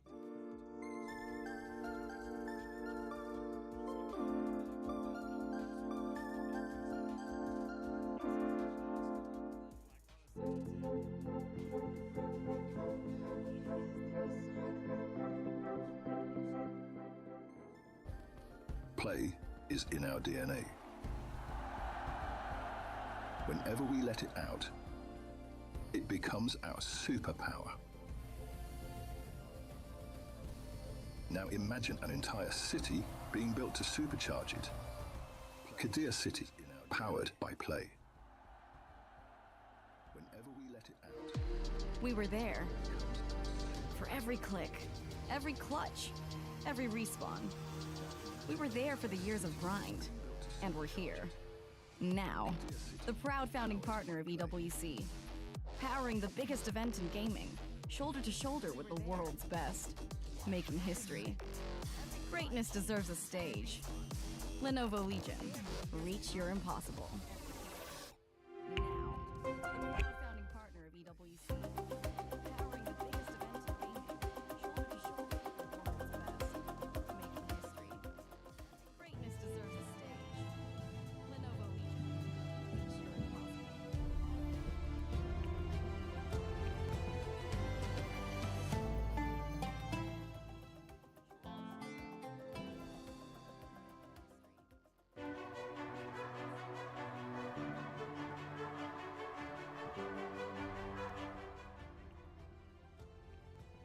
안녕하세요. 농심 레드포스 발로란트 팀입니다. 오늘 유언 목소리 나오는 거 한 맞춰보는 컨텐츠를 해볼 건데 한번 맞춰보겠습니다. Wait, I have a rock in my shoe. 누구세요? 나 알 것 같아. 누구세요? 오케이. 안녕하세요. 농심 레드포스 뭐야? 발로란트 팀입니다. 뭐야? 오늘 다 달라? 킬조이지. 야, 뭐야, 5명 다 달라. 레이즈인데? 컨텐츠 레이즈 아니야? 너 뭐야? 킬조이. 클로브 같은데? 우와. 이걸 몰라? 이게 클로브라고? 오케이, JJ야. Oh, there's only 5 of them? Shit. 오케이. 킬조이지. 야, 뭐야, 5명 다 달라. 난 준비됐어. 이건 거 같은데? 난 모르겠네. 나도 모르겠는데. 몰라, 이거겠지. 킬조이 왜 이렇게 좋아해? 아니, 그 5 of them 했잖아, 5 of them. 아니, 우와. 아니, 나 데드록 하면서 저런 말을 들어본 적이 없어. 안 돼요. 한국어밖에 안 되는데 어떻게 알겠어, 이거? 목소리만 맞추는 거 같은데. 목소리도 못 맞추겠어. 어깨가 너무 해외 버전 해야겠네, 이거. Who builds a neoclassical mansion in the middle of the ocean? Obnoxious. 오케이. 오케이. 이거는 마지막 거 듣고 알았다. 몰라. 난 그냥 감으로 해. 난 감으로 하길 선택했어. 아무거나 적어. 마지막 목소리가 딱 그거야. 정말. 나 모르겠냐 왜? 근데 나도 솔직히 적고 나서 모르겠어. 너 뭐였어? 이거는 화보야? 화보 아니야? Let's go. 뭐야? 나 그냥 감으로 해. Let's go. Let's go. 내가 하버 해놓고 몰랐다. 맞추네. Nosy weirdo. Nosy weirdo. 나 모르겠냐 왜? 역해가 뭐 있지? 발로란트? 어디서 들어봤는데? 아니 이게 데드록 목소리 같은데. 되도록이미 나왔잖아. 그렇게는. 고민되네. 일편단식. 킬조이 아니면 스카이야. 나 킬조이 아니면 킬조이 스카이. 같은데. 킬조이 맞네. 네온이야? 아니, 이거 모른다고? 담배. 아 그래 네온 노트. 야 나는 내 킬조이 3번 연습했는데 한 번도 안. Really? Out of my way. 이거는 스펠링 틀리면 탈락하긴 하죠. 나 한국어 적었는데. 아니, 상관없어. 예. 아니면 레전. 공짜 모를 점수. 수가 없다. 예. 공짜 점수. 나이짜. 예. Smells like victory and gunpowder. 아, 둘 중에 하나인데. 이거는 스펠링 틀리면 탈락하긴. 아 나 챔프가 뭐 있는지도 까먹었어 지금. 상관없어. 레이지였네. 아니 뭐야 나 찍었는데. 어쩐지 나 레이지 할까 킬조 할까 생각했는데 아 그냥 킬조이 할 거야. 아 레이지 할 거야. 나 그냥 찍었는데. Be at peace, my friend. 이거는 모를 수가 없다. 이거는 진짜 모를 수가 없다. 이걸 진짜 모를 수가 없어 이거. 아니 지금 야 이거 아니, 진짜 아는데, 이거 해봤으면. 와. 체인버 뭐야? 체인버야? 와 이걸 써봐? 아 근데 야 그냥 발음부터 러시아 사람이잖아. 아 진짜. Seems like I'm the better one. 아, 네, 성현이 나 그냥 눈치로 보겠어. 이렇게. 어떻게 알았어? 솔직히 잘 모른다. 난 그냥 너가 했던 걸 기억했어. 자, 너 뭐 했어? 너 체인버 했어? 체인버잖아요. 체인버라고? 응. 뭐야? 배웠네? 뭐야 얘네 아는 척 뭐야? 와, 꺼드럭대더니 막. 야 이게 체인버가 아니라고 말이 안 되는데? 아니 체인버는 좀 더 목소리가 굵어. 아래 어쩐지 그 익숙하다 했어. 오늘 이렇게 유언별 목소리 맞추기를 컨텐츠를 진행했는데 좀 많이 재밌었던 것 같고요. 이상 농심 레드포스 발로란트 팀이었습니다. 안녕. 안녕. 야 이게 체인버가 아니라고 말이 안 되는데? 체인버는 좀더 목소리가 굵어. 아래 어쩐지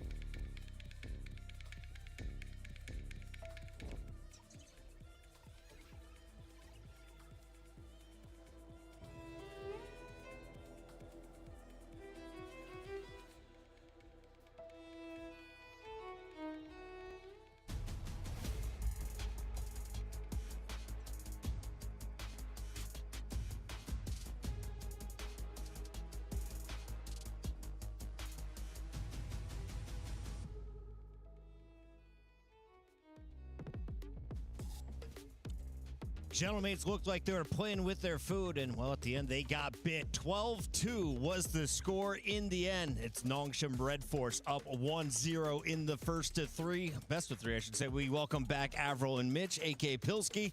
And Pilski is all smiles after seeing our Nongshim squad. So tell me, first of all, have you seen a match like this from this team? Why are they so exciting in Pacific?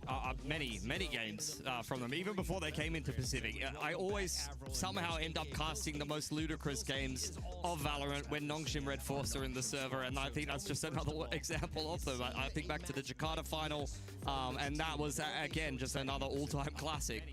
Avril, on the other side, we saw a smile on the IGL's face at the end of the game despite the loss. Are you concerned about Gentlemate's mental, or do you think they can bounce back from a loss like that? I mean, if you don't smile, you're going to have to cry, because those are the types of moments where you just have to kind of wipe your hands of it, think, we probably should have won that one, have the confidence to know that due to the fact you should have won that one, you're going to be able to win the next one, and perhaps the next two as well. I mean, we've seen Gentlemates in the past as well, where, okay, they lost Breeze versus Shilai. They then walked into the next two maps, full confidence, blowing out Shilai on Lotus, probably what they were thinking they were going to do versus Nongshim, and then closing the series out on map 3. And now we're going to a classic map, one of my favorites. We're heading to Haven, and of course we'll have that game 3 if needed. But going into this game 2, whose map choice is this? Let's remind the audience, and how successful have they been on this so far in the tournament? So they actually won this map up against Gen.G in the qualifier, and the funny thing about it is, when you look at how that game went down, it was almost like the opposite of what we just saw.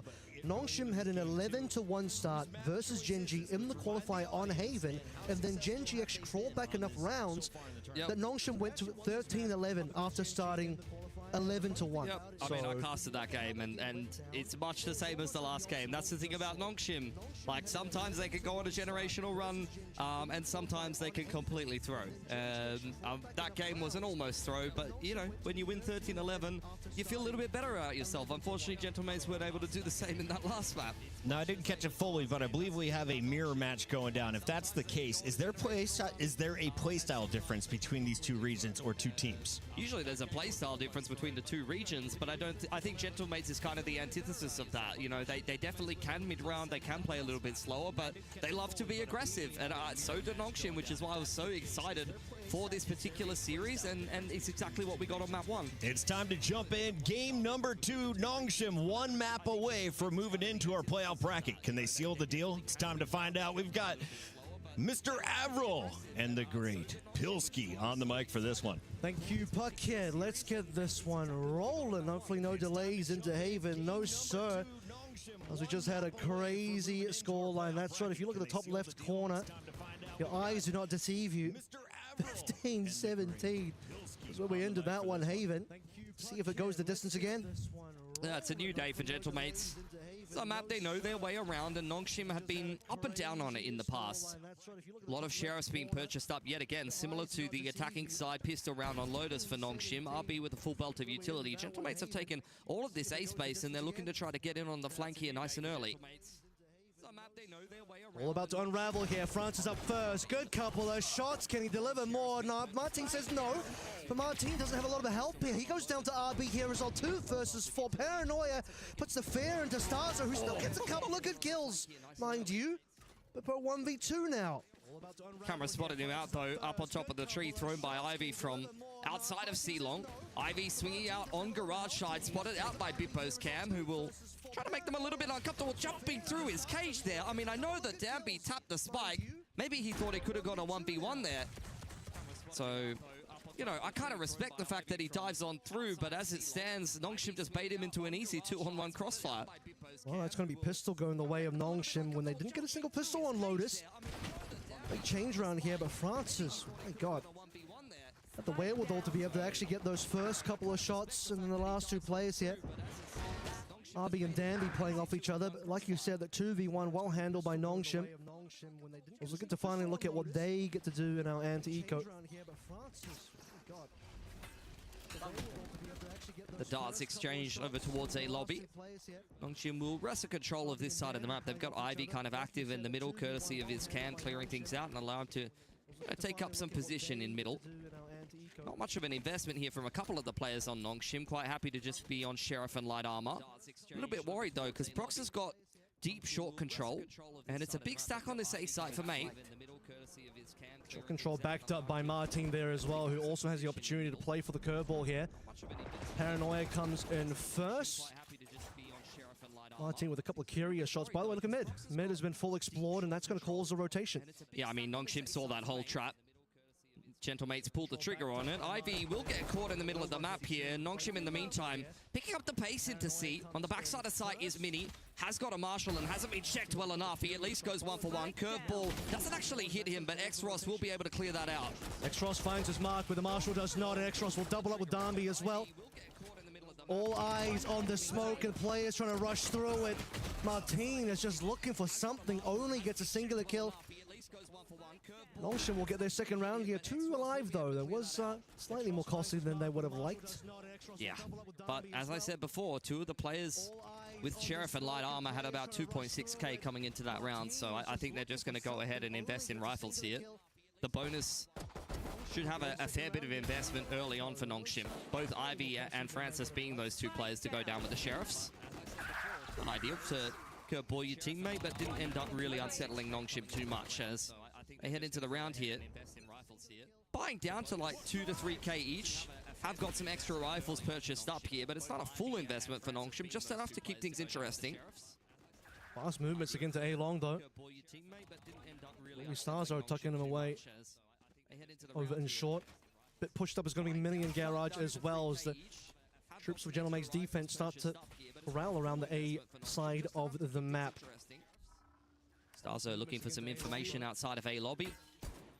Dealt with early by RB, and with only 1 shot being fired, it's hard to read just how many players are around A. The camera has got the deep sea info line.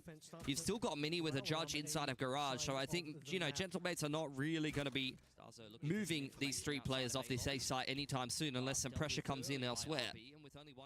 Playing for the retake here on B. Eyes on whether Ivy will attempt to do something on this side of the map. 45 seconds remaining here, and the spike is going to start to fall on Francis to potentially sell a fake over towards A. Once again, Nongshim have correctly read that the trap is going to be set over on towards A, and everyone else moving over towards the empty site on B. This is the site where nobody from the defense has arrived just yet. Hang on a minute. Darby, or rather Mini from behind. Looking for kills, been full flashed up here, causing some issues, and Judge is not going to find its mark at all. Okay, not too bad. Pistol will still get there. Starzo as well for the secondary kill. Now Starzo will develop up for a little bit more. 2 players, RB and Francis, still in the mix here. Flash is going to be good though. And Starzo and Bippo to save the day. Starzo in particular with the triple there. Yeah, nicely done. But the bonus does a fair bit of damage there. As I mentioned before, there was a reasonable amount of investment for Nongshim, and that does a number to Gentlemate's economy. Plant going down as well. Great scan on in. Making Nongshim pretty uncomfortable there. Trying to get into that B post plant. Overdrive is ready for Dampy. It's a reset round for both of these teams heading into round number 4. Starzo has got the Hunter's Fury at the ready. And with his position, I wouldn't be surprised if he rips it early if we get an A fight. Yeah, playing off the fact that Mini is going to be quite pushed up with Martin. Scans will come on through with the recons and dodging those out. Nongshim playing this one quietly for the time being. Same setup from the Cypher of Bippo on C. Yeah. I mean, the cam is just getting the C info line every single time. You've got a judge in Garage yet again. It's much the same setup here for Gentlemates. Early action over towards the A-Long side of things. 1-to-1 trade. Both the Neons falling to both the Phoenixes. Same setup. We'll give Xros his run it back. Same for Martin, so the Phoenix ult start to add some wrinkles into this round. There is that aforementioned ult as the Hunter's Fury comes out. Martin will pump his as well. It's an ult traded for an ult here. Phoenix still in play over towards that side of the map, but everyone else running over towards C. It's going to be Prox up first. Smoke to slow it down a little bit. Still a couple of trips there to get past. Drone up first into the smoke, though. Prox trying to make that judge work for himself. Has a paranoia still to work with. But now the spike has gone back over towards A. Oh, Martin. Good shot from him, and Xros wasn't ready for it. Oh, no. Might lose the spike here as RB, and indeed Starzo punishing. This is falling apart for Nongshim. It was disjointed to begin with. Francis has found Prox on the other side of the map, but I don't think that that's really going to do Nongshim any favors, unfortunately. Turned into a very chaotic round now. All 3 from Gentlemates facing into Ivy in a short moment. Time's going to run out. Mates will bring us back 2-2. A bit of an overcook there on the attacking side for Nongshim. Especially in such a critically important round. Sometimes they have these rounds where they're so split up around the map, they're trying to kind of push and pull, and individuals are trying to step into some of these spaces. But that's where things can just get a little bit too disjointed like this, and then you drop the spike and lose a player over on A-Long, and people are far too spread to be able to kind of cohesively put together a mid to late round and win it. We still have the Hunter's Fury in the overdrive. This could be a really quick one towards A here. He's only Mini over there by himself. Cannot afford to go down early.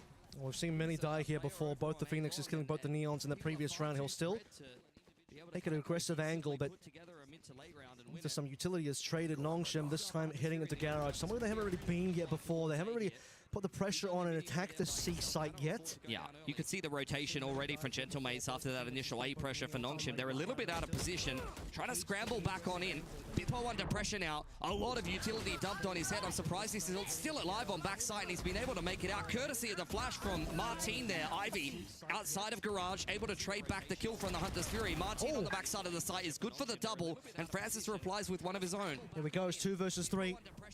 Spike is stuck on site here for now, and Ivy still has to buy himself back in.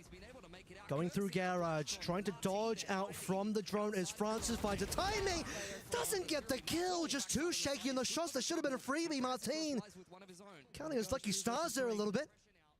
Ivy up for the 1 versus 3, but there's maybe just too many players to work against him. Martin is at least low HP that allows Ivy to get the first. Second player right towards his right side behind the logs, and Starzo run and gun. With a bit of backup from Prox. Yeah, 9-2 for Starzo. It's having a lot of impact here for the Gentlemates. Hunter's Fury kind of finding its mark in that last round. He catches the spike on short in just the round previous and is able to win that localized one-on-one on that C site. Just stop Ivy any chance of clutching that, because we've all seen Ivy clutch those. Gentlemates in a pretty uncomfortable position, but Martin... This kill. I mean, yeah, that kill's fantastic. What's a little bit better is the fact that he makes it to C site in time, despite the fact that he was rotating A earlier on. Yeah. Good read by Gentlemates and good speed shown there as well. It's... Oh, that's a decent scan. That reveals quite a few players on the opposite end. Martin now trying to dodge away from the relay bolt and will successfully do so. With a little bit of help coming through from Mini on the fast lane. He's still hanging in the balance. Starso and Prox are a little bit richer than everybody else in the rest of the server. Aggression on short side. Ivy, that's good. Secondary is even better. How about 3 in a row here? This C, rather, defense has been completely dismantled. And now they're about to find out where Starzo is hiding as well. The player that you called that had a lot of money on him. Moneybags better get ready to defend this one. Flashed up, but he dodges it. Can't quite dodge against Darby. How about a flawless for this round? That is massive for Nongshim, honestly. I was saying both Prox as well as Starso have got some decent cash to work with, but the rest of Gentlemates were pretty poor. And I think that's at least going to be somewhat of a reset earned by Nongshim there. They safeguard their own economy with 4 guns up, or 5 guns up rather. That was a flawless. It's a big boon into this half. Now 3 apiece here, and as mentioned before, Gentlemates out of cash, but with enough money to be able to put together some hero rifles here, and one of them in the hands of Martin, who has the run it back ready to go. Mini's got the overdrive. This is a dangerous round still for Nongshim. Mini want to speed this one up. Be the first time Gentlemates have pushed up that quickly in quite some time. But speaking up, push up quickly. B is under control. Darby's all the way in link. First up is going to be Prox, easy kill. No issues there. Relay Bolt's going to cause some issues for the rest of the defenders still stuck inside that corner. And the rest of Nongshim seem to want to challenge this one right behind the blaze wall. 1 HP for Francis. How is he alive right now as the overdrive gets ripped by Mini? Going to the hunt now for the very low HP Francis. Should be dead through the window. Dies to Stars, or would have probably created to his death anyway. Meanwhile, the plan has actually come on through. Extros keeping things busy on the right side of the map. Now suddenly the run it back to come on in. Doesn't even have a chance to really get a kill here. And Extros and Ivy now just got to clean everybody up. Not quite a flawless, but Nongshim still walk away 4 alive. Yeah, they're really starting to string these rounds together more confidently now. This is their map pick, and the attacking side is starting to look better and better. It's been some good rounds in there for Gentlemates. Much more back and forth game than what we got in the opening one. Yeah. When I say I want a close game, this is what I'm talking about. Not quite 2 in 10 both halves into an OP, although that was quite fun, Pilski, but this is the back and forth that shows the quality of the 2 teams. Starzo on 10, Darby on 9 here. Starzo, of course, a player I've been looking out for since that Shilai game where he really stood up. His Gentlemates now stand forward and strong, walking down grass. Camera and the drone confirming that there's a couple of players in the middle of the map for Gentlemates. Will forfeit that space for the time being. Mini's got the operator out here, and he's posted up on the garage line. It's really not somewhere that Nongshim have been heading over to too much, but they might consider it in the mid-round this time around. They've been starting A, or at least pressuring A to start out a lot of these rounds, but with the curveball over towards grass, we'll see where they end up going in the mid-round. Yeah, they have to sort of re-clear this area because they're not too sure where Martin and co have gone. Of course, they're trying to clear out any potential trips on B as well, but the Cypher setup's gone over towards A, which is exactly where Nongshim start to walk. Yeah, Starso has a dart here. Martin's on a really, really nice rotation timing. This could be a great hold for Gentlemates. Camera ready. You'll see it. Multiple players spotted there. Wall comes through. Danby under pressure from Bipper, but he's good for now. Cage has been popped. Bipper making sure that short is still going to be clean here for the time being. Starso still sees plenty of players here, but time starts to run on out. Bipper now goes hunting, and he's actually found Danby through the wall. Just the sliver of his head picking out. We got a massive misread, though, here. Gentlemates are convinced that this is not an A commitment for Nongshim. With 14 seconds on the clock, Ivy has walked through the middle of the map. Completely unspotted. Down. They know where Bippo is inside of short. Mini's found Ivy, so the flank has been cleared. There's the neural theft going down for Mates. Frances, he's been neural thefted out, and so is Extros. And Extros now needs to find some shots, but Mini will just slide on in, complete the triple. Bippo rather, holding on so strong on this anchor of A. Doesn't let it go. It's actually unbelievable. You could tell that Gentlemates are really not used to the kind of pacing of Nongshim, although in the past I have seen Nongshim just leave one player A, send them into the site. Even with the Sova drone, they tried to do something like that earlier, and then pivot in the late round. Nongshim really trying to use sound against Gentlemates. Yeah, this is what I'm talking about, though. He only saw Danby. So as Gentlemates, they were reading this one with Nongshim cutting Sounders. They're going to pivot back towards B, and they were looking to try to flood in through the links, as you do when you play Neon Phoenix. Bippo getting that kill makes all the difference because he keeps his whole Cypher setup up rather than peeking into 4 players and dying, and really gives Gentlemates a lifeline into a round where they honestly had a bit of a misread. Mini now brings the operator out, and so does Danby on the opposite end. Back over towards A. I mean, at this point, Nongshim have gone A so many times. The Gentlemates putting the op on the line makes a lot of sense. That op will now reveal itself. Drone into the middle of the map. It's tentative stuff for Nongshim. They've got the cam over on grass side as well. Ivy, a much better game for him, at least to start off. Pick up his performance in Lotus, and he's kept the good times going into Haven here. Back on in one of his kind of signature agents. This is a very different looking round for Nongshim. Yes, they pressure A in the early round, but they're much more active in other parts of the map this time. Oh, yep, spotted IB. Thought he could get away from that scenario. Can't use your smoke there. 35 seconds on the next one. You really just won't have any smokes to offer your team at the end of the round. So RB chooses to hold it. Martin seems like he's aware that somebody's kind of hanging around in the middle of the map. Prox looking for information from the shadows. They hear the shot coming through from mid as well, so the rotation needs to start coming on in. Mini already walking in that direction, but a quick pivot from Nongshim to start moving potentially over towards Garage. And like you sort of called it, the spike wasn't committed just yet. Extros coming on in. That's a good flash. Prox in trouble here and dies, actually. Other side of the map, though, Starzo, he could be the hero here for the Gentlemates. Nongshim are trying to scramble onto the site, and they need to clear him out. Scanned up and dealt with by Francis. And after all of that messy exchange, somehow Nongshim have ended up in a 4-on-1, and Mini is probably just going to have to save the op. Consider there was a fake onto C, and there's 3 dead players from Gentlemates It there. was a fake on a fake on a fake on a fake. They took A lobby, they pumped B, they went garage, fake C, and then went back to A. Like, how Is can anything you read real that? in this life? Is anything real right now? I'm not too sure anymore. I'm starting to get trust issues. I'm sure I need to get one of those spinning tops so I know which reality is the real one. Mini will keep the op, as you say. Nongshim again keeping 4 alive. Their economy is looking good for the fact that they have multiple players alive at the end of these rounds multiple times. The success found on C off of, I mean, you just have Exros ripping the ult in there. Beautiful flash on a Prox and just gets that kill. Using the ultimate to perfection, drawing attention away. Eventually we end up in a 4 versus 1. Exros making a lot of noise here by himself. That's a nice little flick.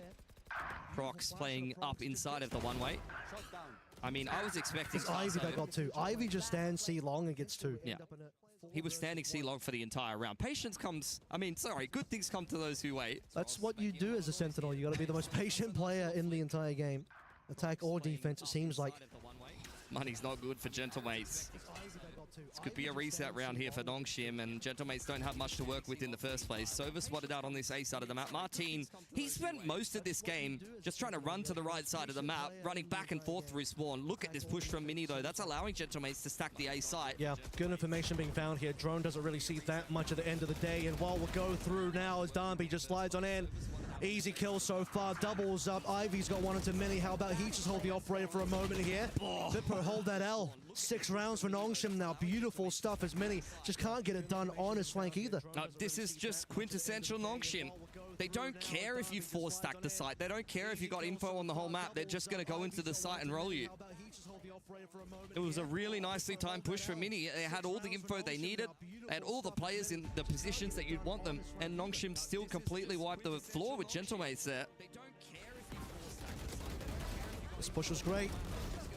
Darby getting the 2 nice and early. The fact that, you know, we'll drop the operator off to Ivy, who delivers onto Mini. That was actually up versus up, if I remember correctly as well, which does mean that defensively now, Mini's going to have to go without, unless he wants just to buy another one, to look at where the money situation is going to be after this timeout, and good time to take it. There's only a couple rounds left.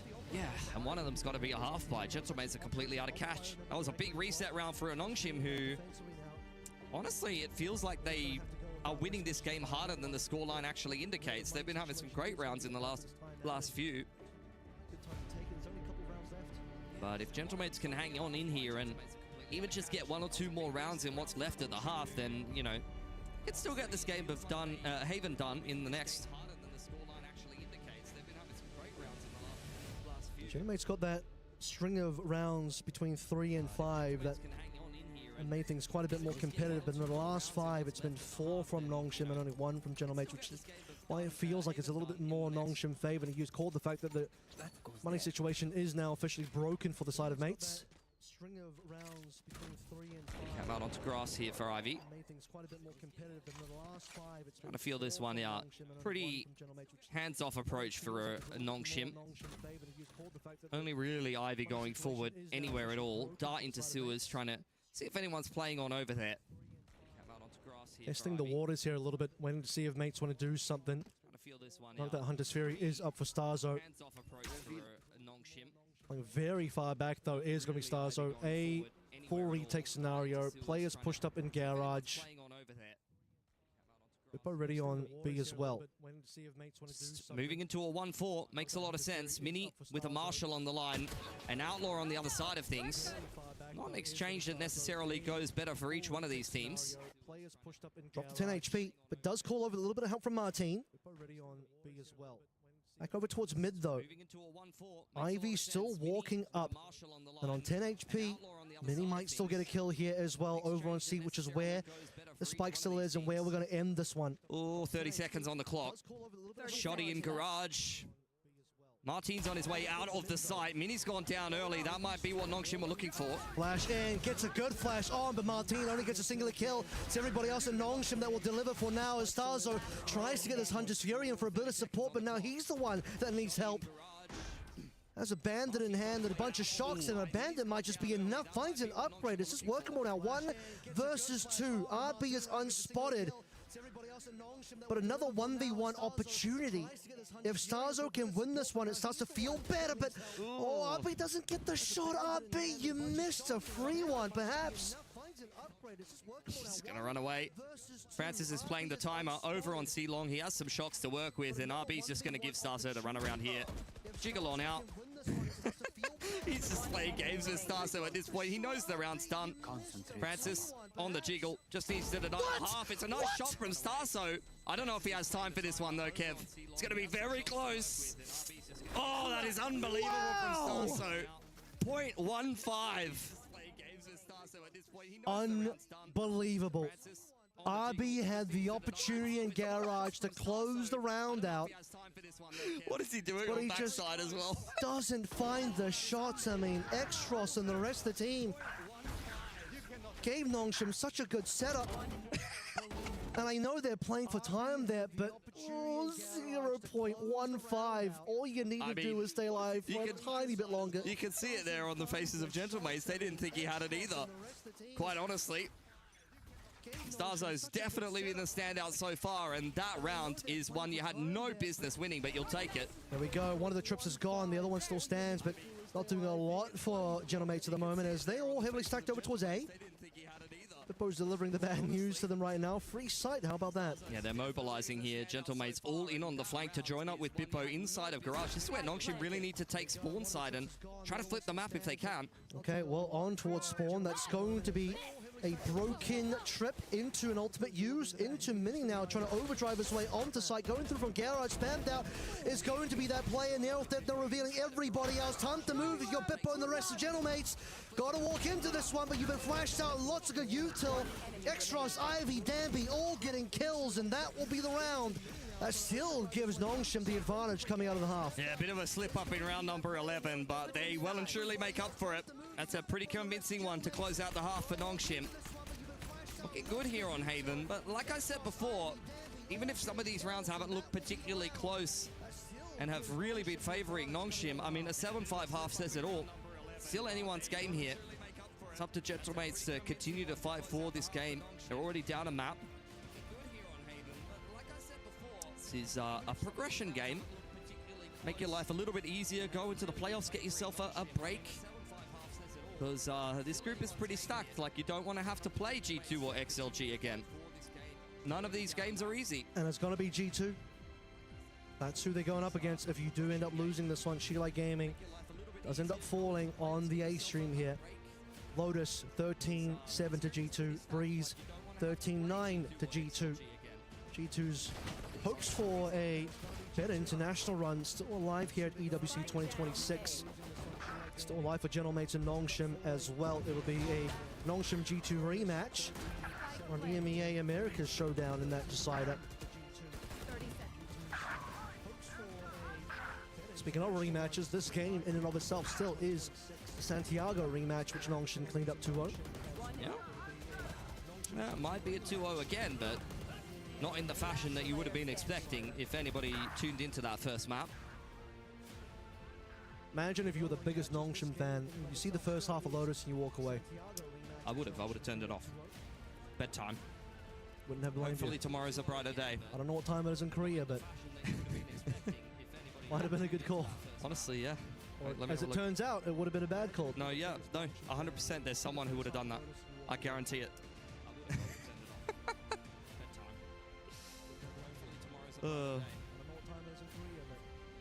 All right, waiting for the second half to get kicked off here. It's been a pretty bloody good series, honestly. Good one to finish the B stream here for sure. After this, still 4 decider games to go in the following days, all A stream.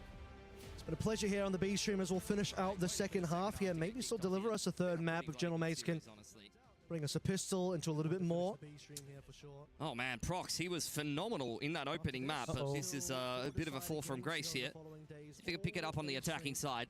See one long walk out from Nongshim as Francis pops a couple warning shots in combination with the dart over on A lobby. Gentlemates not really dissuaded by that. They're going to go ahead and take short control. Francis, doesn't quite see. Maybe for the best hit. And X-Ross will just backstab Starzo there with the rest of the players. They're just all on opposite sides of the map here. Francis lucky to get out with his life. Plant going down nice and easy by Prox, who still has the paranoia to work with. Martin with a couple of pieces of utility as well. Bippo first up to bat on the flank. It's a nice crossfire between him and Martin. See if Martin can get this done as well. So far unspotted. Has a good opportunity. Yeah, Bippo's even good for a secondary here, but Martin, there it is. Finally onto RB. We're waiting for that kill. 2 alive still for Nongshim. One of them is Francis in heaven, but he just doesn't know where to look. He goes to hell. In a hand basket, it's going to be Ivy following him. Big 3K from Martin, playing very well off of Bippo there. Gentlemates walk into that site without really having to use too much utility. They lost Starzo on the flank, but take that positional advantage, pushing Francis away in towards spawn side, and then utilizing, the paranoia, curveball. Nice little crossfire between Bippo and Martin here to get a pistol that they will definitely be needing. They lost Starzo feel like Nongshim have got a lot of confidence on this map. I've had a lot of really good rounds here so far, but Gentlemate's keeping things very competitive. Much more competitive now as we're looking for the 7. Nongshim walking down. Starzo already onto Francis. And Beppo again. He will land himself at least the 1. Does drop over. Does he drop over? No, he doesn't. He just had the Sheriff, actually. So Darby will have to work with it. What he's got. He'll take it. Now as we're looking for the 7. Still have the relay bolt, paranoia, a couple of little pieces of util for Nongshim to do something with, but all things considered, they'll be happy if they could even just take one more a gun away here from mates, who have gotten into A pretty easily. He'll take it. Still have the relay bolt, paranoia. A lot of players to get through here. Look how far off Starzo and Prox are playing as well. Just for a bit of an insurance policy, Martin, Hot Hands will be slowing things down.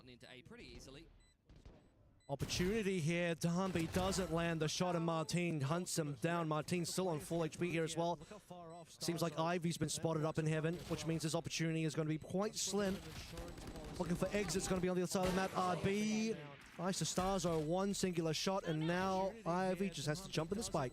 Yeah, very happy with that as Gentlemates. Martin goes on the hunt and earns himself the run it back Starzo with a couple more towards the Hunter's Fury. And you keep 4 guns up. That is about as good as it gets.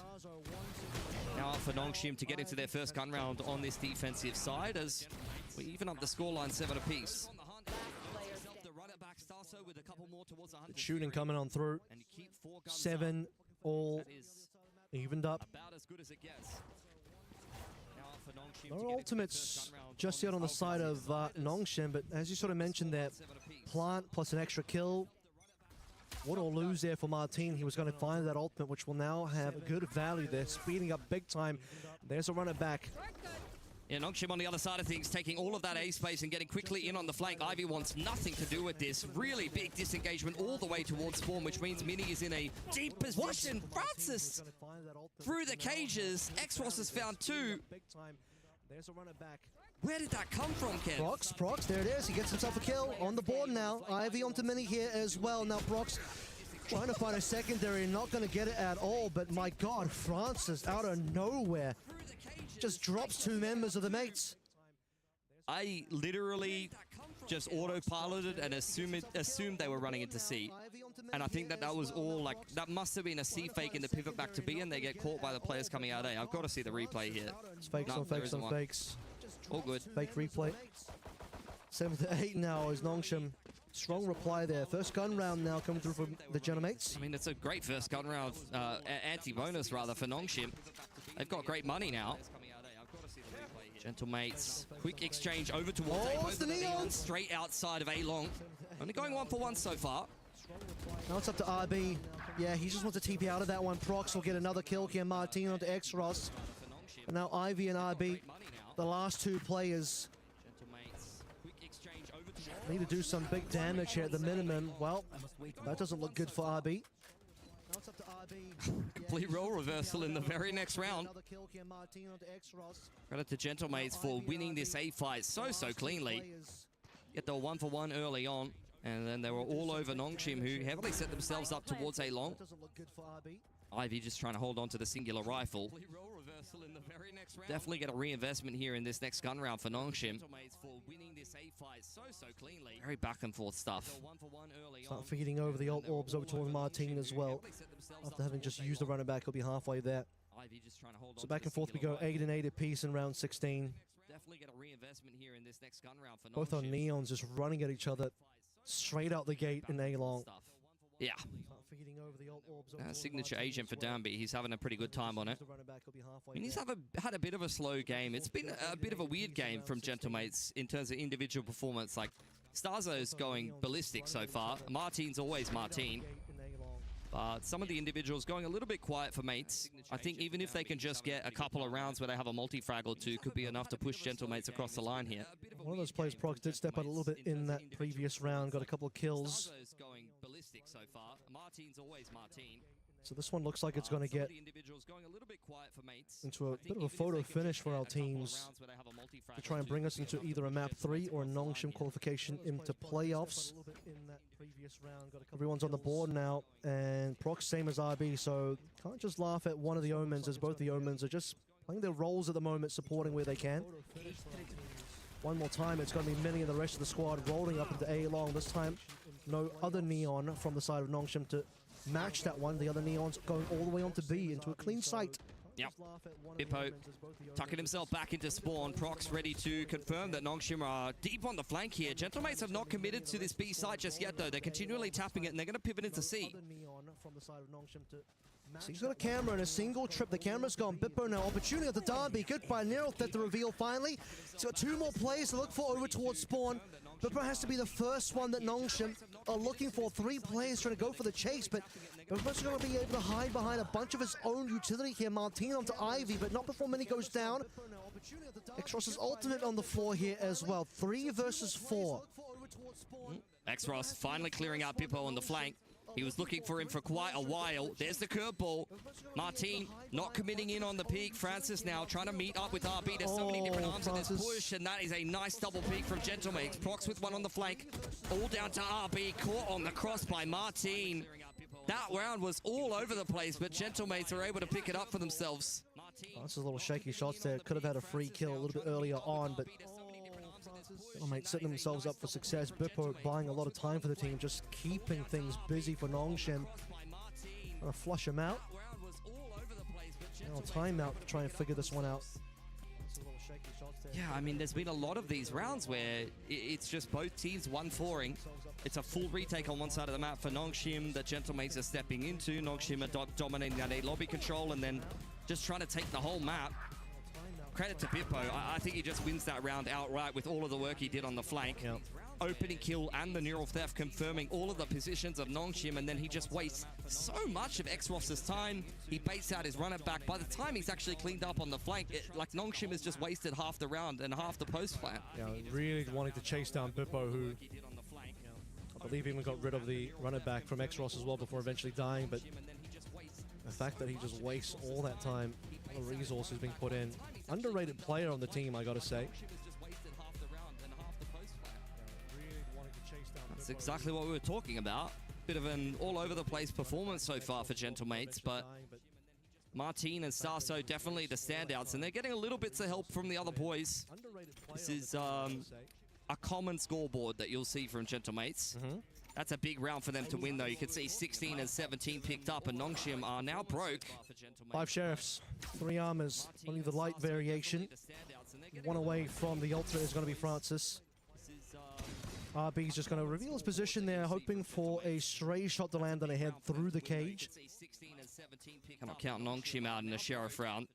They are usually pretty good at winning them. Danby is one off his overdrive as well. That could be very helpful to help them overcome Gentlemates with the gun advantage. In is going to be Mini, and following through the rest of Gentlemates behind in the fast lane. Trying to find something here. It's going to be Xros. Good couple of shots and the triple kill. Caught it, but the sheriffs are nasty for Nongshim, and Bippo now left alone. My God, Xros, that was good. That is just such a lifeline here, and Bippo gonna have to do something even more impactful than just around previous. Charging through with the cage, jiggled out by Ivy. That is a bit of an overcook. He's getting wrapped on by RB. I'm not sure he'll be ready for that.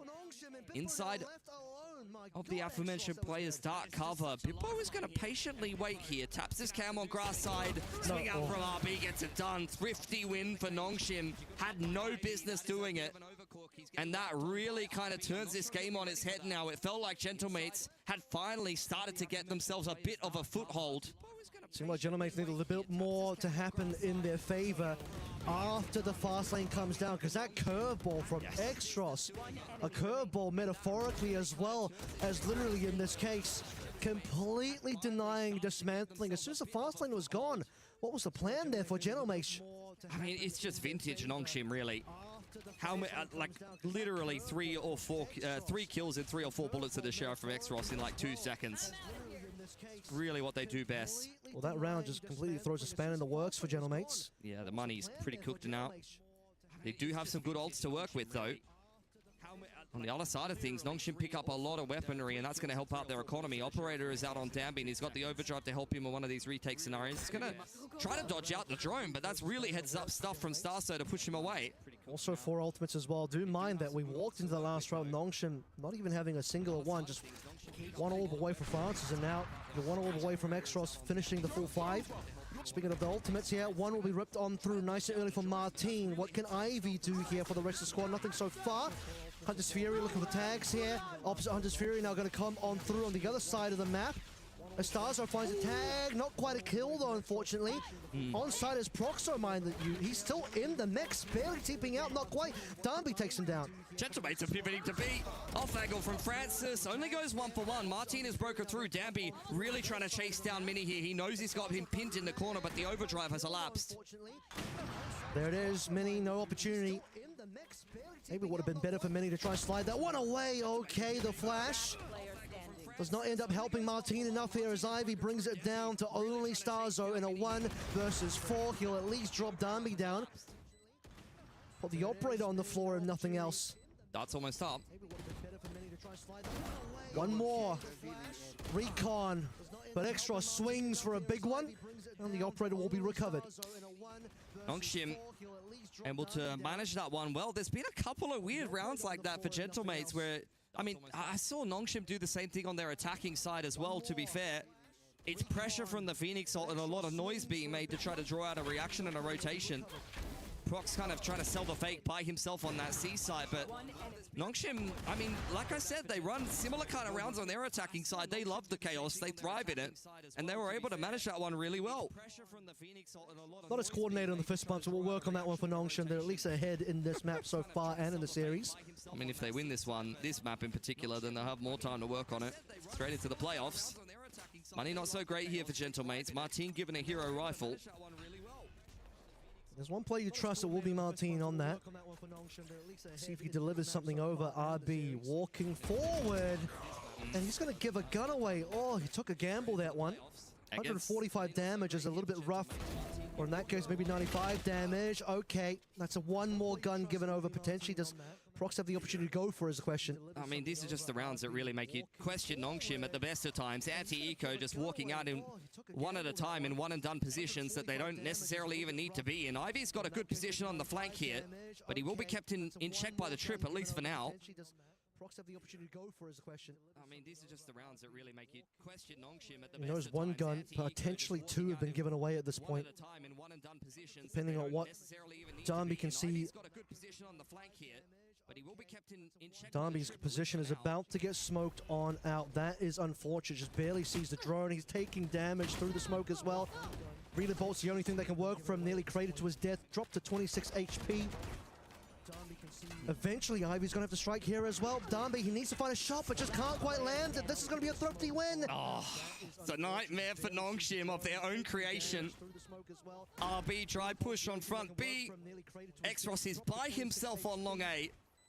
And Danby trying to make a hero play into the site when it's only him and Francis there, and Ivy just doesn't break the trip. Like, these are just the kind of rounds that make you put your head in your hands as a Nongshim fan, because you've watched them literally in the last round, the last half, even a few rounds before, put together some of the best rounds you've seen, and then they just do something like that.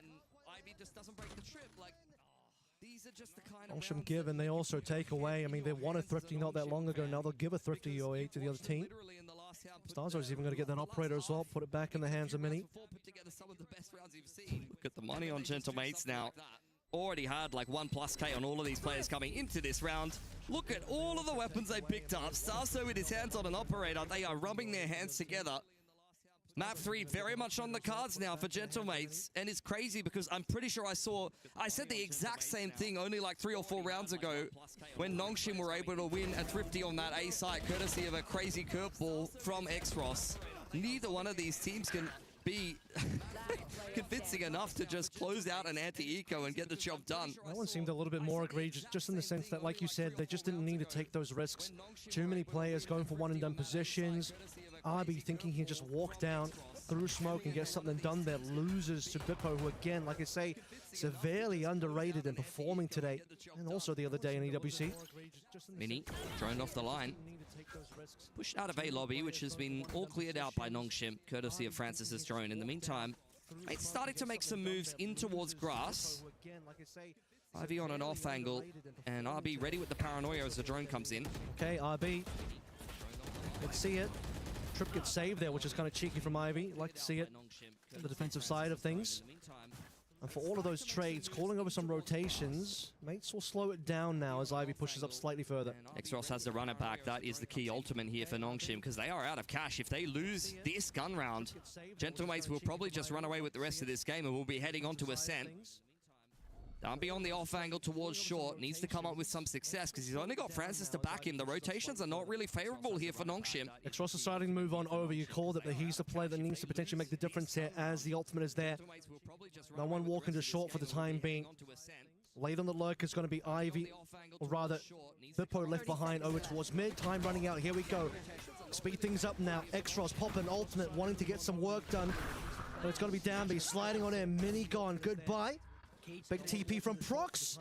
And we're going to shift over towards B now. Ivy is the guy that is suddenly in position as Bippo just sees him move over towards the gong. RB prepping the paranoia. Doesn't quite land. Gets a couple of cheeky shots in the Martine at least.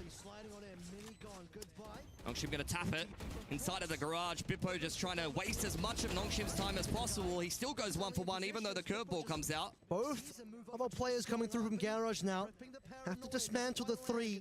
All off sight. It's a miss from Starzo. Doesn't quite land the shot, but he'll recover onto Ivy. Martine on the RB heroes on Exros. He's got to get it done. He's flashed, but so is the other player. Martine is going to be one that falls in the Phoenix versus Phoenix battle, but still got to defuse here. It's no time. That is perfection from Gentlemates. And at the end of the round, oh, insult to injury. Starso swinging out with the bandit. 20 plus for him on the Sova. It's another carried performance. The IGL of Gentlemates, and that money will break Nongshim. That round will break Nongshim's money. I think we're going to Ascent here, Kev. Wouldn't have it any other way. 20 plus for him on the Sova. It's another carried performance. Let's take a look at where that money absolutely is going to be. In the bin, Ivy at least has a singular weapon here. We've seen what Nongshim can do with Sheriffs before. They're going to have to do it again. Danby sliding out onto this grass line will be kept in check by the cam. At least aware that Nongshim are hanging around in this part of the map. In the meantime, though, Gentlemates pick up the run it back and they're just going to run straight into C. Cam's gone. That should tell you everything you need to know here as Martine is going to walk through on his ultimate. Mind you, the spike hasn't been picked up. Still going to be a little bit of a walkthrough from the rest of our Nongshim players. Danby fancying himself the capability of getting into spawn. That's a shot, but not quite one that will land in a kill. Many a lick of a wound, and he'll be joining his team now to see for the plant. Spike still hasn't gone down yet. A lot of time kind of taken off the clock as Nongshim don't feel the need to go clear out Bippo. Instead, they're going to mobilize over towards spawn side and try to break this massive crossfire, but there's a paranoia and a curveball prepped and ready for mates. Drone doesn't quite see enough there, and there's the paranoia coming on through. Blazewall as well to follow on in. Smoke to cause a little bit more problems. Nongshim got to get going at some point. Paranoia to lead the way in. Darby's already deep, and Francis follows through for the secondary kill. Martine, though, is time to get the cleanup going now for Gentlemates. As Mini and Bippo will get the final 2. Mates on mat point, looking for Ascent. Oh, Nongshim are going to be kicking themselves. Could have definitely had this game on a silver platter for themselves and just got themselves an easy 2-0, especially after what a generational comeback we saw on Lotus. But credit to Gentlemates for their resilience. Punishing Nongshim for their mistakes and then following up with some very nice rounds. They've been very tricky on this attacking side of Haven. Now have a chance to push us through to 3. What a generational comeback we saw. 2 incredibly tight maps in a row now, whichever way this ends. And if you're Gentlemates looking at how map 1 of Lotus went, with the amount of opportunities they had to close it out, you better believe for Gentlemates now, they're looking for the one and done. Hit 12, instant 13, map 3. Nongshim though, yeah, you're still looking back to that one thrifty win they gave away, completely of their own making. And this time around, it's in this round Martine that just had the beautiful curveballs. Drop Nongshim down. 100%. I mean, we've seen already a couple of games this tournament. Martine and Starso combining to just demolish the other team. This is another one of them. Great calling to back that up, and Bippo's had some serious impact, but it almost feels like a bit of a 2.5 versus 5 here. from Gentlemates to get the job done. RB's having issues of his own, but it's crazy to see. Like, the last time I saw something like this is from T1. Like, there's going to be 2 players, maybe sub 100 ACS to win this game. Nice opener from Prox, follow up from Martin. Extra still looking for something through that door, though. Will he walk on through? He's going to get taken down. This one might already be over before it starts. Nongshim. Heroics now required. Good news is they're going to be walking into some of this Ivy setup on C, but how long is it going to last? They're both caught out by the smoke. That goes down. Ivy slips on towards backside, and with Francis going down, there's not much to be done. Mini with the 3K to get it done for Gentle Mace, and that's going to be us going through to Ascent. I mean, especially seeing Lotus going the way it did, Kev, I almost feel like this could have been a duo for Gentle Mace at this point, and I was feeling like Nongshim was by far and away the better looking team in this series, especially the way that the end of Lotus went. Big run on through. I mean, it definitely looked like the better game coming through from Nongshim. At least hit the bottom end of that first half, but things started to really get itself away from Nongshim as we move into that second half, and particularly some of the mistakes that we saw, giving away the Thrifty and a good lock-in. Like I said, you hit that 12. Gentlemates don't want to let that round step through again into the 13, and onto Ascent we go soon. Yeah, I mean, they've won 2 Lotus, 2 Havens rather, in a row, and this will be their 3rd Haven win in a row. I think they're feeling pretty good on that map, and they're not really too upset to see Nongshim pick it into them. I think it's a really smart idea if you're a Gentlemates fan that your team is trying to wear down Nongshim. Take them down, gruel this one out like an old school MMA fight on the ground. Avril, we're going to a game 3. Does it go over 25 rounds? I think it has the opportunity to, but I think this one will probably stay within the 24, I'm hoping. As we take a look at some of the highlights from this one and revisit the biggest plays, Gentlemates still surviving. A lot of people in the chat excited.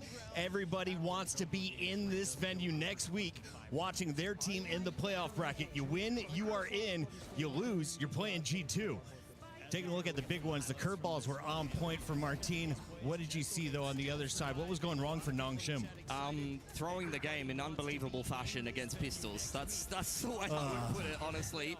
This game was theirs on a silver platter, courtesy of Gentlemates doing much the same thing, by the way. But look, credit to Gentlemates. This was Nongshim's map pick. They know their way around it. But I really liked what I saw from Gentlemates, just kind of hanging in there in the first half, stringing 5 rounds together, and then the second half, their attacking side had a lot of legs to it. They were really, really good at applying pressure, trying to pull rotations. They were always tricky and trying to catch Nongshim off guard. I think they really understood what Nongshim wanted to do as well. The prep was evident. Bippo was just tucking himself all the way back into spawn and chilling back there, waiting for Nongshim a lot of the time. Yeah, he was wasting a lot of Nongshim's time. The frosted tips that Puckett enjoys so much, and Bippo, I think one of the players that really stood out on that particular map. Your top 2 players, Bippo and Cryo. Anybody else got frosted tips? I can't think of it anymore. If they had it, they would be in my top 3. Unfortunately for those 2 gentlemen, they're the lone wonders with the frosted tips. And already we're going to see Bippo on a position to make his way into the qualifier. Avril, who's your favorite player to look at? I thought X-Ross did an incredible good job there. Yeah. He had that beautiful triple kill on a Sheriff thrifty round that kind of gave Nongshim a decent amount of legs in that second half. You know, they did throw away a thrifty in response, so Nongshim, they take a little bit, they win a thrifty, they throw away a thrifty, so a little bit of 50-50 there, but he had some amazing moments overall. They just here to provide us entertainment, Pucker, honestly. You know, it would be too easy if they just won cleanly and did the things they were supposed to. Yeah, why was Mini having such a tough time on the Neon? Was that just running into people holding close to doors, or what was happening there? Because Martin's popping off. He's putting up nearly 30 kills, and the other guy who normally keeps pace with him was on the opposite side. I mean, I'm no expert on EMEA. I've watched a couple of the Gentlemates games in Santiago and things like that. I've seen many games where 1 or 2 players on the side of Gentlemates, of the little I've watched, are carrying the team, and some of the other boys sometimes have a bit of a struggle. I don't think Bippo's scoreline, though, really demonstrates how much impact he had. For Mini, sometimes you're just a role player as the Neon. That's the thing. That thought. We're got to go to break. They're going to be shutting down this venue before the match is over. When we come back, it is game 3. Avril will tell you everything about it here at EWC. Be right back.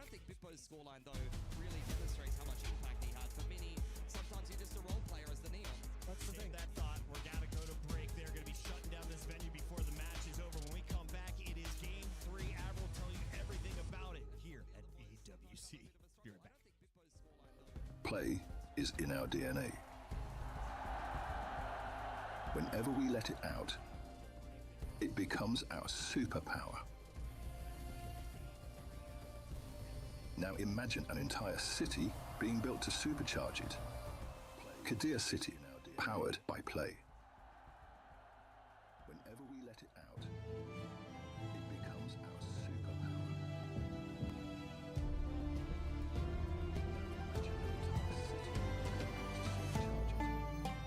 Kadir City, powered by play.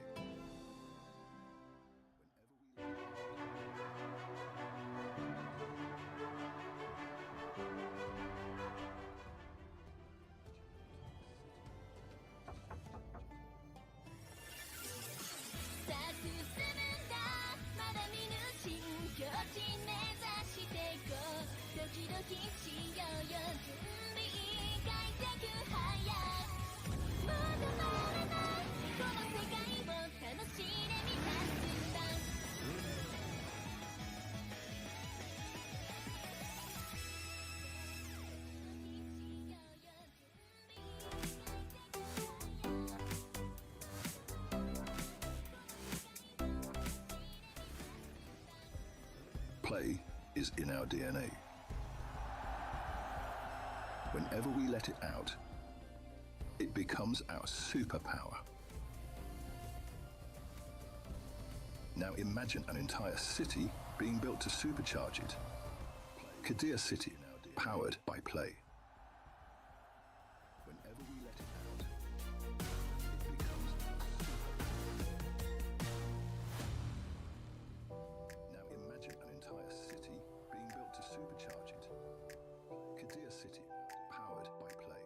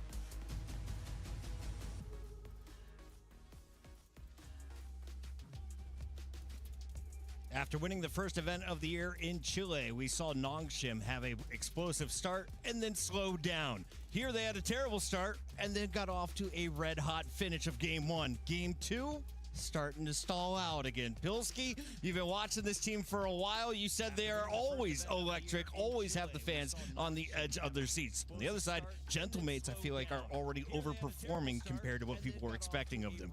Thoughts coming into this final map? Who on paper is the favorite? I have no idea, honestly. I think this series could go either way. What do you think? Like, Ascent is a bit of a wild card for me, for Nongshim at least. Yeah, I think this is pretty 50-50. I know that's a bit of a throwaway answer, but Gentlemates look so good versus Chile Gaming, and obviously we saw what they were capable of, even on map 1 of Lotus. Probably they should have finished that one out already. I mean, this would have been a 2-0 if they had won that Lotus. So Nongshim, to me, I saw that team kind of holding on. If Nongshim wins, of course, they are into your top 8. They'll be playing in the playoffs next week. Loser of this match will go down and play G2 in our decider. We have 2 more days of groups. Those will be kicking off tomorrow and Tuesday. This is our final match, though, on the Bravo stream. So, Avril, if you've missed any of the games, best one so far, and what are you hyped about in our final game? Yeah, I mean, we've had NRG Vitality, which has been, to me, probably the most fantastic game. But if this one delivers on map 3, this might take over as being the best game so far of EWC. So this has the opportunity to do that. The play-in games are the best ones. We love to see it, Pilski. Here we go. Our players are about to take the stage. Headsets are going on. Thumbs up as we see Martin getting ready. Who's your player to watch? I mean, you just said his name. He's definitely one of them. There's so many on both sides of things. I think Xross has been really, really good so far today. Danby's been great today. Ivy's been up and down. I think, honestly, there's a lot of potential. For Gentlemates, I don't know. Watching their games so far, I feel like Starso and Martin have really been the standouts, and it's really up to the rest of the team to see how much they can kind of help out. But I think Nongshim, I've watched a lot of them, and almost everyone has pop-off potential, honestly. Yeah, Starso for me on Gentlemates has really been fantastic. He's not a player that you would expect. I mean, he's certainly the veteran of the team, so but usually for a player on that position, he's not going to be the central fragger. He's not going to be the one dominating the kill feed, and yet he comes out above, helps out Martin, stands alongside Martin in the kill department, which is so impressive for a player in his position. Yeah. That's what he's doing in the winners bracket when they took that opening round as well. Of course, the competition a little bit easier than it is right here in front of you now. We'll find out, can they complete the mission? Our third map is going to be Ascent. So do we switch up our rosters? Do you bring in a new agent composition coming into this? And who is the individual best agent on this map right now? I think mini swaps to the Jet, but everything else to me looks the same. I expect the Nongshim will repeat the same comp that we just saw. No changes there whatsoever. I think it'll be good for them good enough for them to be able to pilot into the next map. Is Chamber worth bringing out? We saw that kind of played with on days 1 and 2. I didn't see him at all yesterday. I refuse to cast this game if Ivy blocks in Chamber. I refuse. No. Honestly. Has it gone bad in the past? It's gone really bad. Really poorly? Pretty poorly, honestly. Just let him play the sniper. It's honestly, like, Chamber is a fragging agent, but Ivy always frags harder if he's playing like Viper or Cypher. You know, it just doesn't fit for him. So I don't want to see him be playing the Chamber. That's for sure. There's a look at our stage, the final battle here on Bravo. Thank you all for tuning in to EWC 2026. If you're wondering what's different this year, well, it was all best of 3s. No best of 1s in the group stages, which meant we needed an extra week. We also added $750,000 to the prize pool. So just getting here, you're guaranteed $55K for finishing top 12. If you win this, you're guaranteed $90,000 and a chance at that $600,000 first place prize and the 1,000 club championship points, which I think both of these clubs would really like to walk away with, specifically Gentlemates, though. You're looking across the board. They are here on home territory. They have all the French fans ready to storm this arena. If they can get into a playoff bracket, I'm telling you, that 6-man could give them that extra push they need to get into the quarters. I totally agree. I think that these two teams have one thing in common, a decent start to the year, a great start to the year for Nongshim, and then a little bit of a dip in performance. This is where they want to change that narrative. They can just cleanly get into the playoffs here of EWC and cruise through the rest of the year with some good results behind them. I think they'll be feeling very confident for both of these teams. As you already mentioned, for Mates, 100% they want that home turf advantage. For Nongshim, though, they're the last Pacific team. They have got to perform here or our region is buns, and I can't argue with that. Well, I mean, Pacific so far have had the only eliminations. All 3, well, up until Shilai also lost, but up until that point, it was all 3 Pacific games teams that have gone out. Nongshim's the last one. If they don't make it through, there will be 0 Pacific teams. Nongshim would have to go down, lower bracket, face G2 in a rematch. So G2 is raring to go for that one. They would love to play Nongshim again. I agree, honestly. G2 are a team that often has some pretty good prep, and I don't actually expect Nongshim to necessarily change too much stylistically game to game to game. They like to kind of just go for a similar approach and maybe change up some of the timings, try to be a little bit tricky in that regard a lot of the time when they play the same team for the second time. But especially for G2, it looks like they've got themselves, honestly, a pretty clean 2-0 win, and now they're going to be kicking up their feet and just watching whoever loses this game and prepping heavily for that match. So speaking of prep, what is the coaching situation like here at EWC? Because I see the coaches come out, interact with the players after games, then they go backstage immediately. Is the IGL in charge from that moment on, or when is the last moment you can have contact with your coach before you kick off? The coaches take timeouts and then they can speak to the team. In other esports, you know, your counter-strikes and things like that, you get a lot of chair slaps. Not here in Valorant. No chair slapping. You're thrown in a box somewhere else. And, you know, you chat to the boys from the other room when you take a timeout. I usually quite like to have, hopefully at some stage, maybe a camera in the coach box as well so we can get some reactions. Sadly, Paper X is already knocked out, so the best coach to get reactions out of is gone. Maybe we can get him on the desk, though. Maybe. You know, he's available. He speaks a little bit of French. It could be fun. Yeah. We? Who are we talking about? Alex. He speaks French? Yeah. Okay. He is French. Real? Yeah, partially. It's the only negative thing about him. Wow. I'm just kidding. I'm just kidding. True. Based? No. It's just bad to guys. We're just waiting on this match to kick off. I'm not exactly sure what we're waiting on from our players, but you can see the intensity on Starzo's face. This man is locked in. Martin has been trying to backpack the squad in-game, and you saw his duelist duo finish in single digits. Needs to up the fragging and set that pace he saw earlier in map number 1. Remember, it was a 12-2 start before Nongshim really showed up in this match. Since then, it has been back and forth with a 10-round straight run from Nongshim on that opening game. Yeah, 100%. I'm not as concerned about Mini. I just think he's playing his role. I mean, obviously, that's not the scoreline you want for a duelist, but as an entry, you're on the Neon. You're going to be sliding in first. You're probably going to be copping a lot of deaths in there. The good news is that your Phoenix player is picking up the slack and still delivering. Yeah, 100%. The follow-up from Martin is phenomenal, and I think that that's how this Gentlemates roster seems to be constructed, as is the case for many teams in this meta. You have a space-creating duelist who's a bit more sacrificial, and you have someone on the follow-up who you can rely on to get the trades and have some multi-frags and some impact, and I think that that's exactly what Gentlemates is looking for, really. Who has the most experience on the stage right now? Starzo? Yeah, I'd say so. RB as well has been around since the start, no? Yeah, it's interesting. I mean, you got the IGLs on both sides of things that have really been around for quite a long time now. Arguably, you know, the majority that Valorant has been a competitive esports. Both of these guys have been getting in the mix. Vision Strikers, June 2020. Hard to beat that one, I think. 2020. What are we looking at for Starzo? He's pretty far back.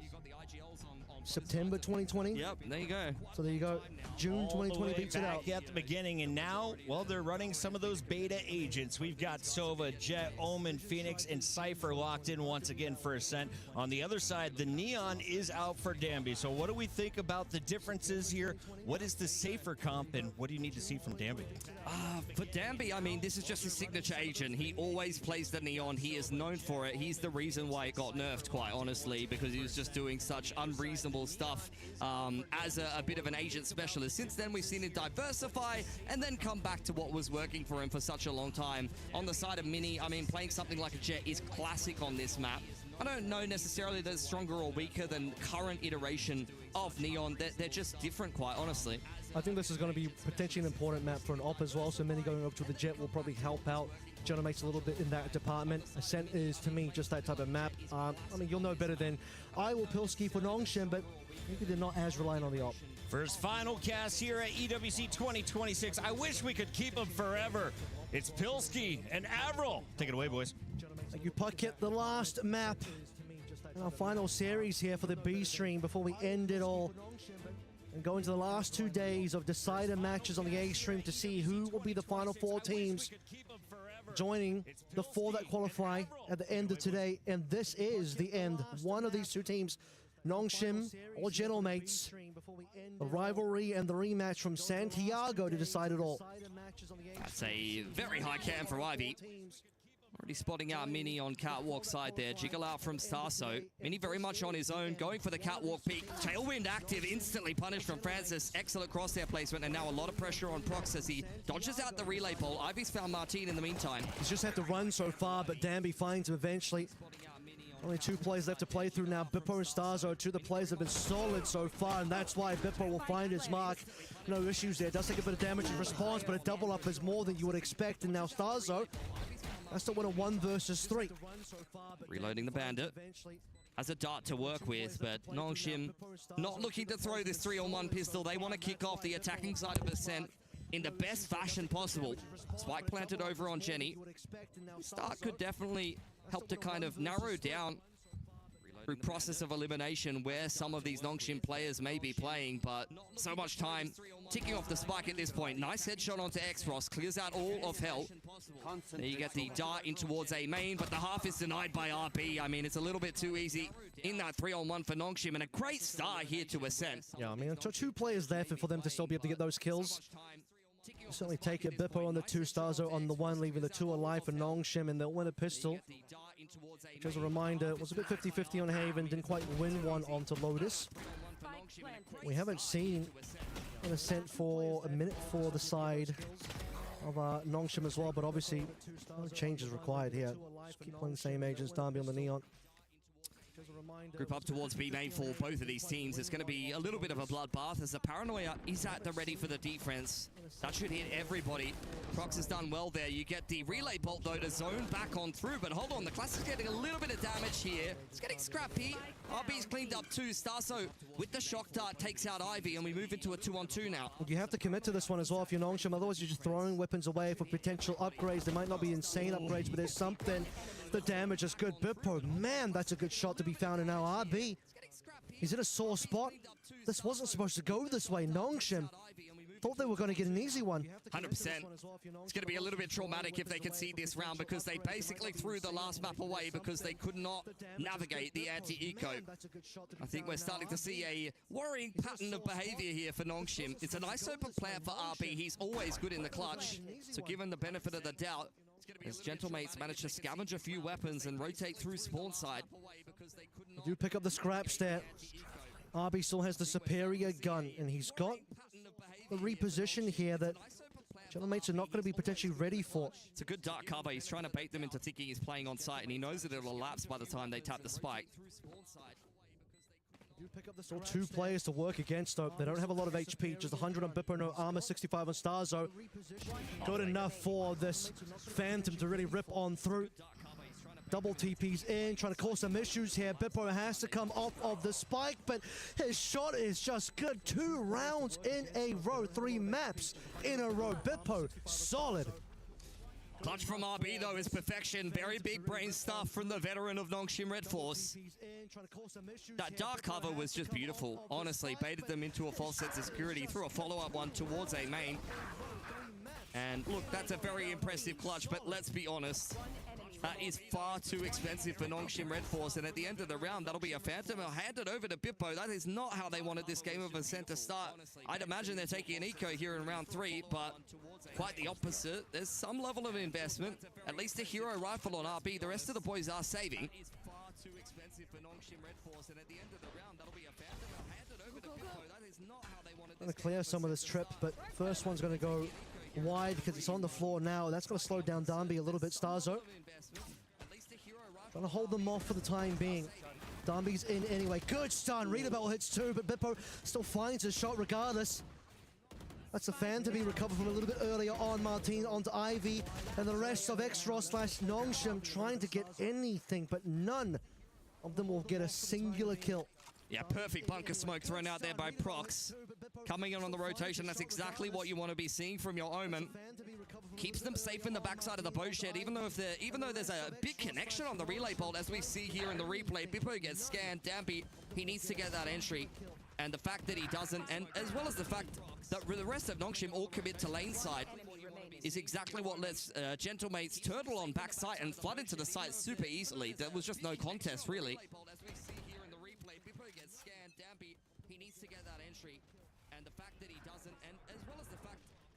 Pushed up now.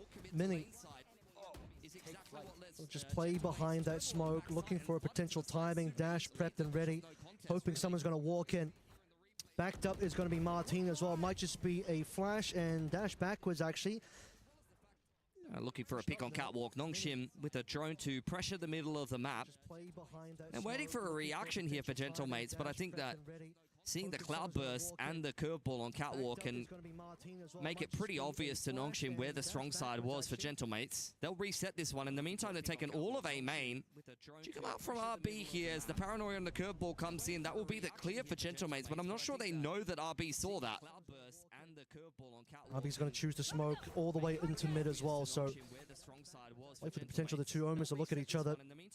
Looking like a fake as it's going to be a pivot from mid to A now. On response, so look at Mini. There's no more curveballs here for Martin, so that's going to make it harder to hold this catwalk pivot. Okay, Martin doesn't need the curveball, just finds a shot indeed instead. Blaze coming on in. He's the one that actually gets flashed, but it doesn't matter. Mini and Martin will be able to get themselves 3. Dropping Nongshim to 2 players as RB finds himself in spawn. Doesn't quite land the kill. Francis going for the plant now. RB still exploring. Gets himself an upgrade against Bippo. Now the opportunity again. The opportunity to clutch one more time. Paranoia in. Still a player above. The stars are through the smoke onto RB. Prevents the clutch. Yeah, really nice stuff for Gentlemates. Feels like they are in control of this game right now for Nongshim.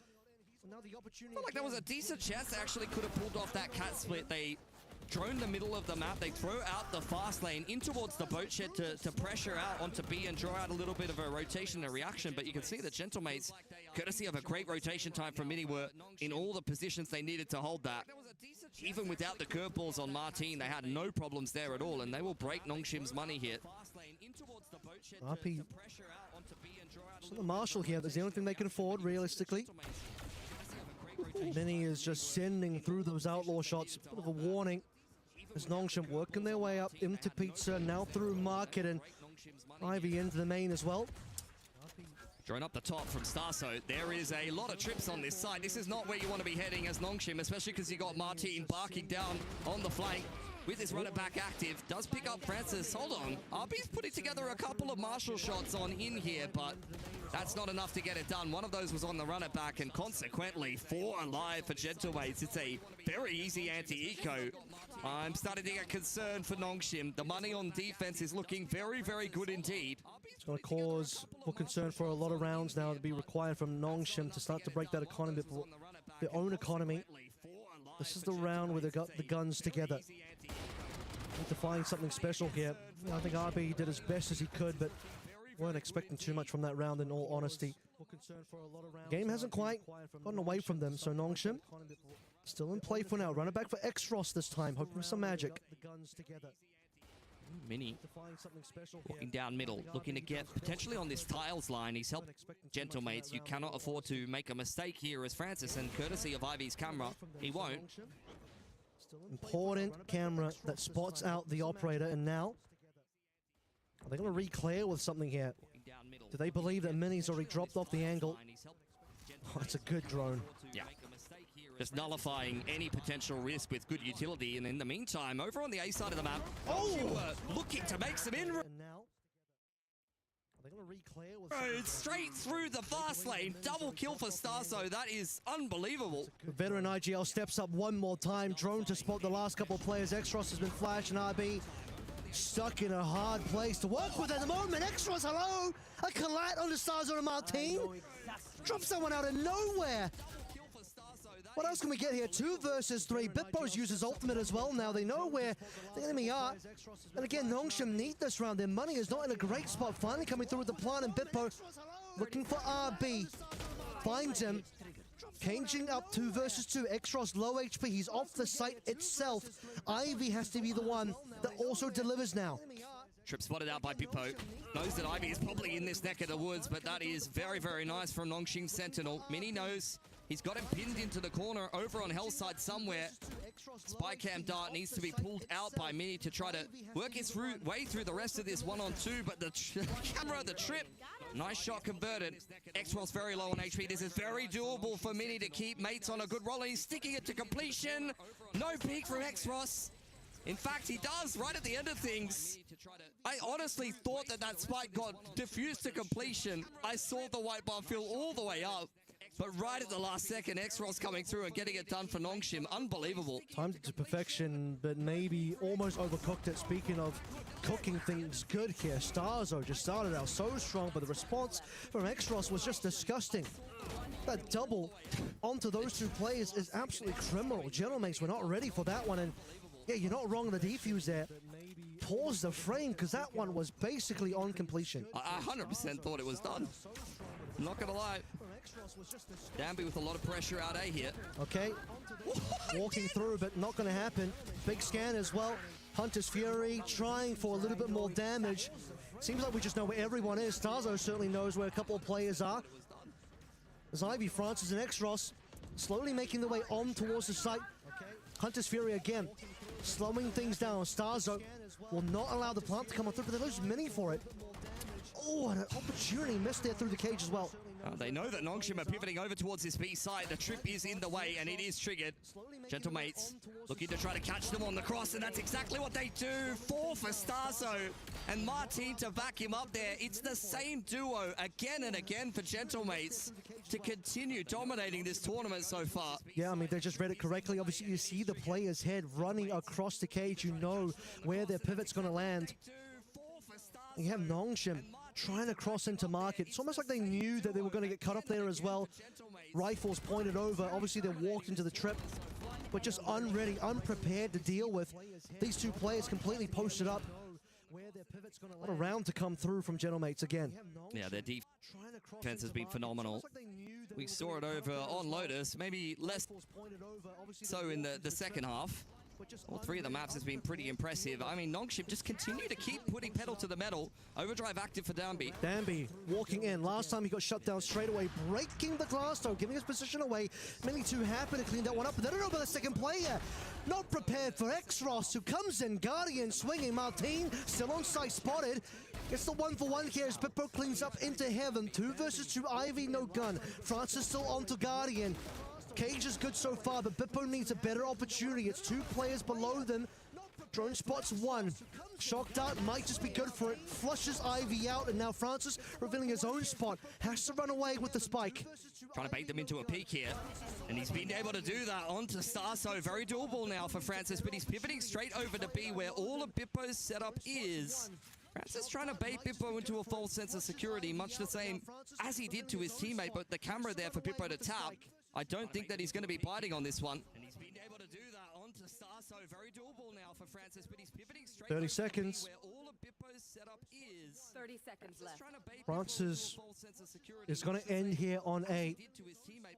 But does Bippo have the read? He's got a setup on B, and it hasn't been triggered yet. He's thinking it's got to still be here. What is Francis doing, though? Very curious. He's maybe just looking for the kill, but eventually he's got to drop and plant. He has a dart to work with as well. That could definitely help him out, but Bippo's looking to cancel the plant. Here he comes, Bippo. Is he going to swing for this one? Eventually we'll get it. And another round going the way of the Gentlemates. Francis trying to play that one sneaky, but he's going to get caught.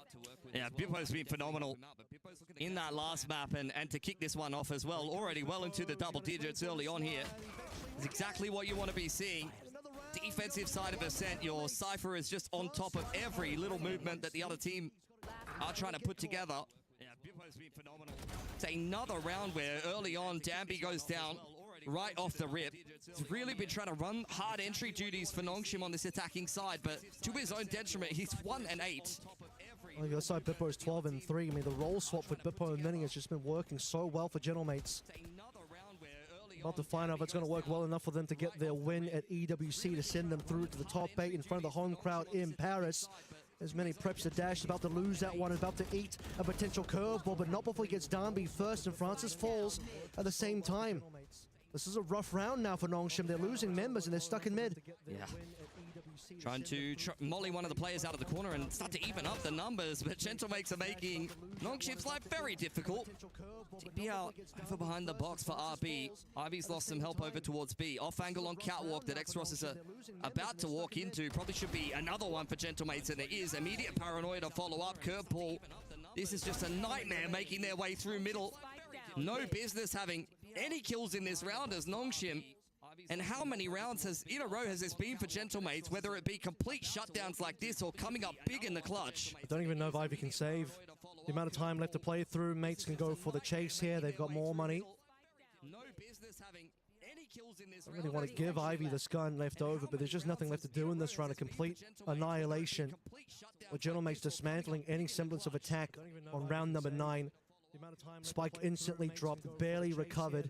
And now Prox and Martine trying to sniff out Ivy. Just want to take everything away from them. Swing out from Starso, and not even a single gun lost for Gentlemates. Safeguarding their shaky-looking economy as they continue to move ahead. On this defensive side of Ascent, for Nongshim, with no money to work with and a run it back, they got to try to once again cause another one of these vintage upsets with the pistols. Going to take a little bit of a timeout here, but quite honestly, the best they can hope for is 4 rounds, 5 rounds here in this half. There's no way they're winning it. Too much to say that they've come back from worse. Not bad. 2 maps ago. Feels like a lot longer than like 2 hours ago, but yeah. We had less faith in Nongshim than we do now. This one is looking a little dirty. That last round, again, nothing happening for Nongshim at all. They just looked completely lost. As Gentlemates walk around them, walk through them. We had less faith in Nongshim than we do now. I got a really good feeling for Nongshim's pacing so far in this series. They're a team that, on many of these maps, really likes to send it, especially when they're running Neon Phoenix comps. And so far, Gentlemates have been able to deal with that on the defense pretty well. Even versus the Neon comp on Lotus. I think Cypher has been super, super key for them. Big shout out to Starso. Both Bippo and Starso have been phenomenal. Everyone really pulling their weight on the side of Gentlemates. This is not just a one-man team. One man I'm looking at is Darby. He's got the one okay gun here in the Stinger, but the lowest score line. I think to start to see him. Best Neon in the world, many have said. Step up to the plate now and deliver the performance. A player with that title would be expected to deliver. Drone into B. Only RB spotted out in A main, and Prox will hear his TP as he commits on into the site. Nongshim really trying to contest both mains at the same time simultaneously, but I don't think Gentlemates really care, to be honest. They know they've got the better weaponry. They can just play a really safe setup here, kick back, and wait for Nongshim to make the first move. Martine especially, ultimate in hand, ready to do anything. Fast lane in, time to go. Darby working his way through, beautiful paranoia combo. I believe that was actually both the runner backs in play here. Long rotations coming through from some of the Gentlemates over towards tree. Oh, an unfortunate timing on that. Extros now up to the plate, but he can't deal with Martine. It's a problem. Mini is going to pop the blaze storm after dealing with Darby. Again, there's just no weapons here for Nongshim. They get the plant, but it feels like an opportunity to win the round. They're still just a little away from them, particularly because they've lost their star duelist players, and now they lose everybody else as well. Yeah, really nice retake there for Gentlemates. There was a moment in time there where I thought Exros was about to, right at the end of the run it back, be able to pick Martine, and then maybe we're talking about a round, but as it stands, despite a clean entry from Darby, finally finding some success on this attacking side, doesn't change the end result. Gentlemates keeping this streak going really nicely. Not a lot of rounds left now. See what we got to work with here. Money online again. One of the few remaining opportunities. 2 more to play, 11 and 12. Just a singular ult on for RB. Nothing else to work through. Starzo 2 away on the side of Gentlemates. See what we got to work with here. That's going to be Mini on the line for B as well. No one biting on that side of the map. Similar looking start to the round. This time the drone through middle is really just a clear signal that Nongshim want to deny information across the map. Mini has been able to get on that info line towards B main despite the camera out from Ivy. Blaze Wall looking to apply a little bit of pressure here for Nongshim, who are very much grouped in towards A main. The intention is clear. They want to pick up the pace into A, and it's Bippo and Martine to defend. Mini has been able to get on that info line towards B main. Bippo in an interesting spot here, but obviously full util to play through. Bippo and Martine Plenty of util here. Fast lane up and ready to go. Behind the cage, Bippo ready to strike. And Martin finally swings on out. His position was completely unspotted. He just can't quite get a secondary kill though, which is a little bit of an issue. RB and Darby, good for it. Yeah, that was a decent little bait setup, but Martin needed a multi-frag there because Bippo didn't have too much success inside of the site. Now the dark cover slowing Prox down. Trip dealt with over towards door side as the drone leads the way on in for Mini. Let's take a look at what we can get. Information only sees Darby and it's enough. Mini rips his head off and now Mini looking for a little bit more. Going onto site. Main has been clear, but Extros has not. Low HP means Extros will eventually fall 1 versus 2. The young rookie of Prox will once again have to be the one to deliver this for Gentlemates and give them 8 rounds. RB is so close and too close to comfort. 1 versus 1. IV does not last. Prox, what a 1v2. Does he have time? It's very close. Again, coming down to the last possible second. Celebrations from Gentlemates. And I'm assuming the spike doesn't go off right at the end there. 1 versus 1. How many times is it going to go down to less than a second on the spike here? It's very close. This is crushing for Nongshim. They did everything they needed to win that round. Usually so good in the clutch. But even the rookie here on the side of Gentlemates just coming into the roster has been able to put one together for the EMEA side. Many have criticized, but Prox still delivers. As the defuse comes on through. Well, fresh round. Martin, who wanted an extra couple of kills last round, couldn't quite get there. A very aggressive spot now. Has to be curious about that drone. Here comes Darby once more, straight into Bippo. That's the kill that Bippo was looking for earlier. He's tripled up, but one of those came through from the trip as well. Ivy at least responds. What more can he do here? Both the players from Nongshim might be looking to peel off. You really don't see that too often. A kill with a trip. 17 and 5. I'm not sure there's anything Bippo can't do right now. Feeling quite comfortable in this Sentinel role now. And Ivy and X-Ross pushed away from A, denied outright. Prox and Mini creeping up onto this catwalk line. This could really go either way and really determine who's coming away with this round, but the tailwind away is enough information for mates to kind of fall away for a second. Nongshim look like they want to go through mid, which could be a little bit dangerous. A single swing that times itself well. Could just be it. Prox delivers it onto Ivy, and X-Ross has a lot of work ahead of him. Again, the pathing. Curious coming through from Nongshim. Not sure that it had to go that way. X-Ross getting out of dodge. One off the runner back. Doesn't have time for the orb. He just needs to get into the site and try to get a plant down. Not much to work with, honestly, here for Gentlemates coming in on this retake. X-Ross, if he gets 1 kill, will have another curveball and has a blaze wall to try to be a little bit tricky in this 1-on-3. Hunter's Fury looking to cancel the plant. It's bought a lot of time here for Gentlemates. The last shot doesn't quite make it, but Benny's already swinging on in. That's all you need. Like an X-Ross just didn't have the time. Hunter's Fury beautifully placed to just prevent him. Couldn't even get his ultimate off. 100%. It was perfection from Gentlemates. There was 15 seconds on the clock. Hunter's Fury buys you 5. First plant denied by Mini. Even if he went down, you'd throw another body at it and get it done for Gentlemates. Worst part about this as we close out the half is it's not a 10-2 Pilski. I think that's the magic number that Nongshim need. I mean, I was thinking the fact that they won the pistol and the anti-eco, and then they got 1 round after that. That's what I was thinking was the worst part, Kevin. But apparently not. I think 9-3 is unfortunate. You need the 10-2, mate. 10-2 is the magic number for Nongshim. 9-3, it ain't good enough. I'm not feeling it. All that work on Lotus, all for naught, unfortunately.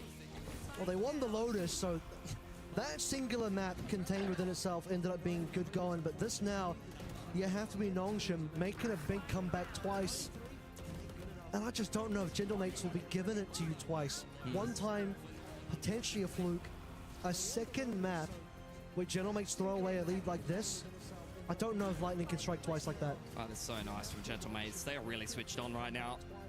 Bippo's having a crazy game. Just pure entertainment is this series between Gentlemates and Nongshim.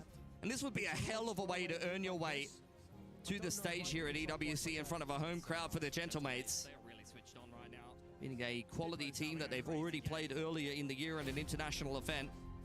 Just pure entertainment is this would again put Pacific fans on the edge of their seat. and put Pacific in a position where we could have all 4 teams eliminated before the playoffs if Nongshim loses this series and then goes into the lower bracket and bombs out. Yeah, I mean, Nongshim has so far been the only Pacific team that's won a series. The other ones have all, unfortunately, bowed out 0-2 as far as matches go. But this series has still been Gentlemate's favored, because even the one map Nongshim win, it's one of those maps where, like, really Gentlemates probably should have won that one given the 10-2 start scoreline.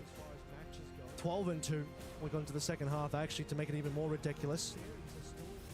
I mean, the good news here is we haven't reached 12 yet for Gentlemates, but it feels like it'll come sooner rather than later. Nongshim need this pistol, and then they need to lock in hard for the rest of this half. We've got some real quiet performance on the side of Nongshim as well. Got to step up here on defense. All 3 of them. Cam dealt with for Bippo, hanging around over on tile side. Gentlemates push through the dark cover together.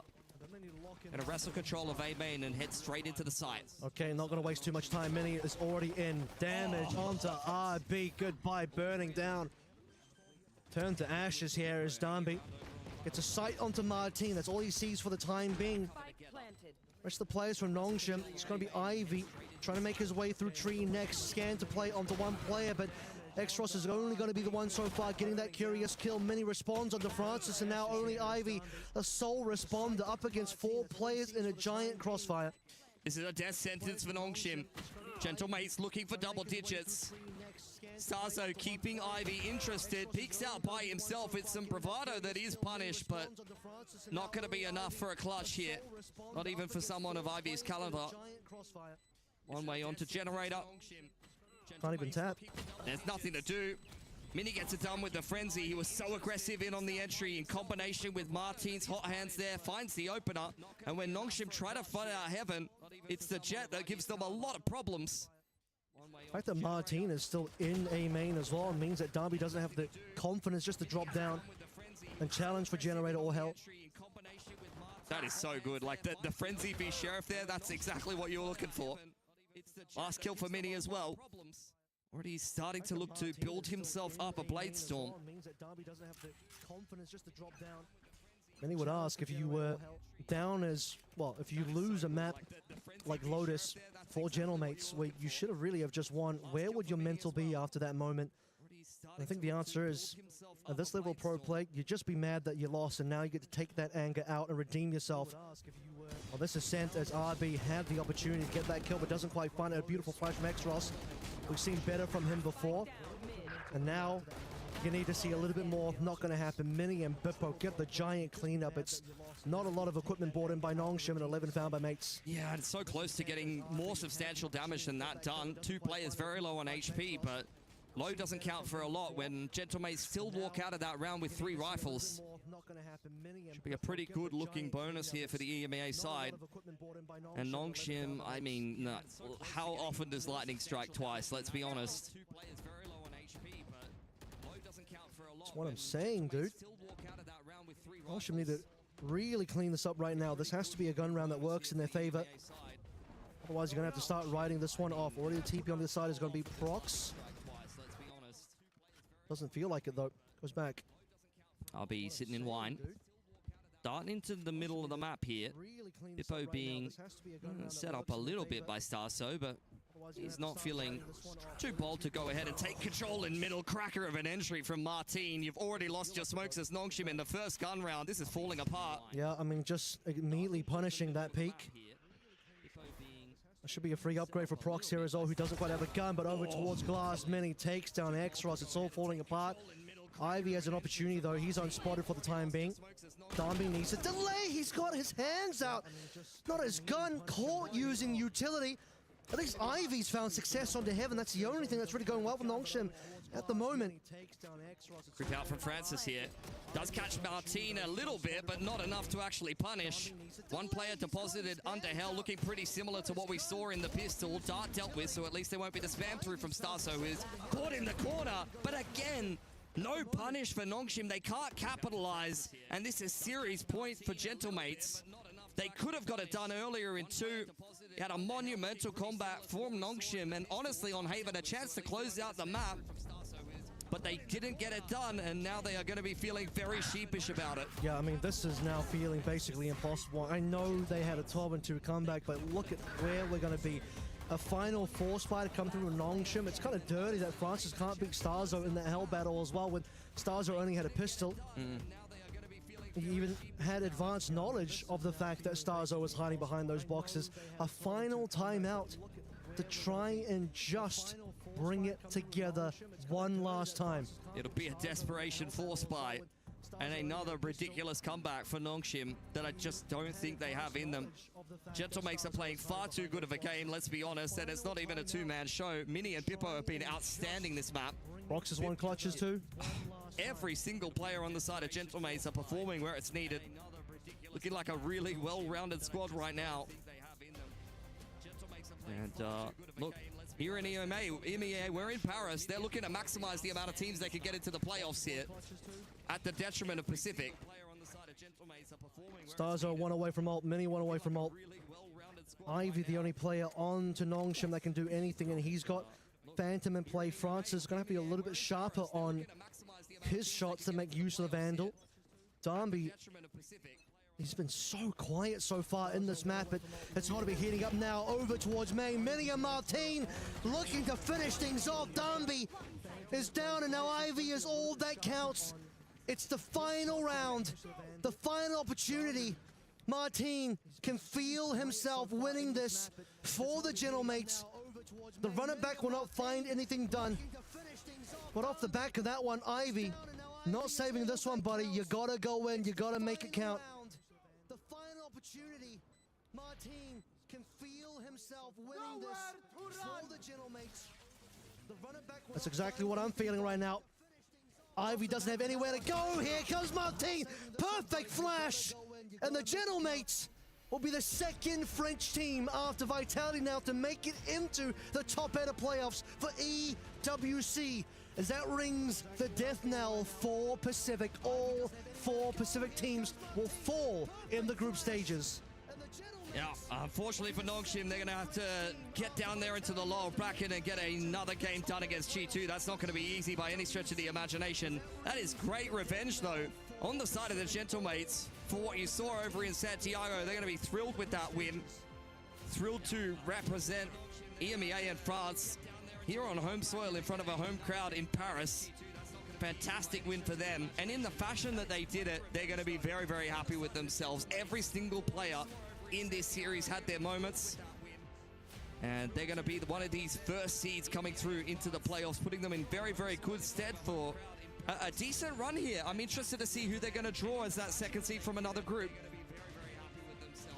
What a play, what a series. Gentlemates really coming on through, showed us what they were capable of against Shilai Gaming, then once again showing it now versus Nongshim, who caused some issues on that first map. Will still be one of the most ridiculous maps that we've seen. Definitely the longest one and the closest one.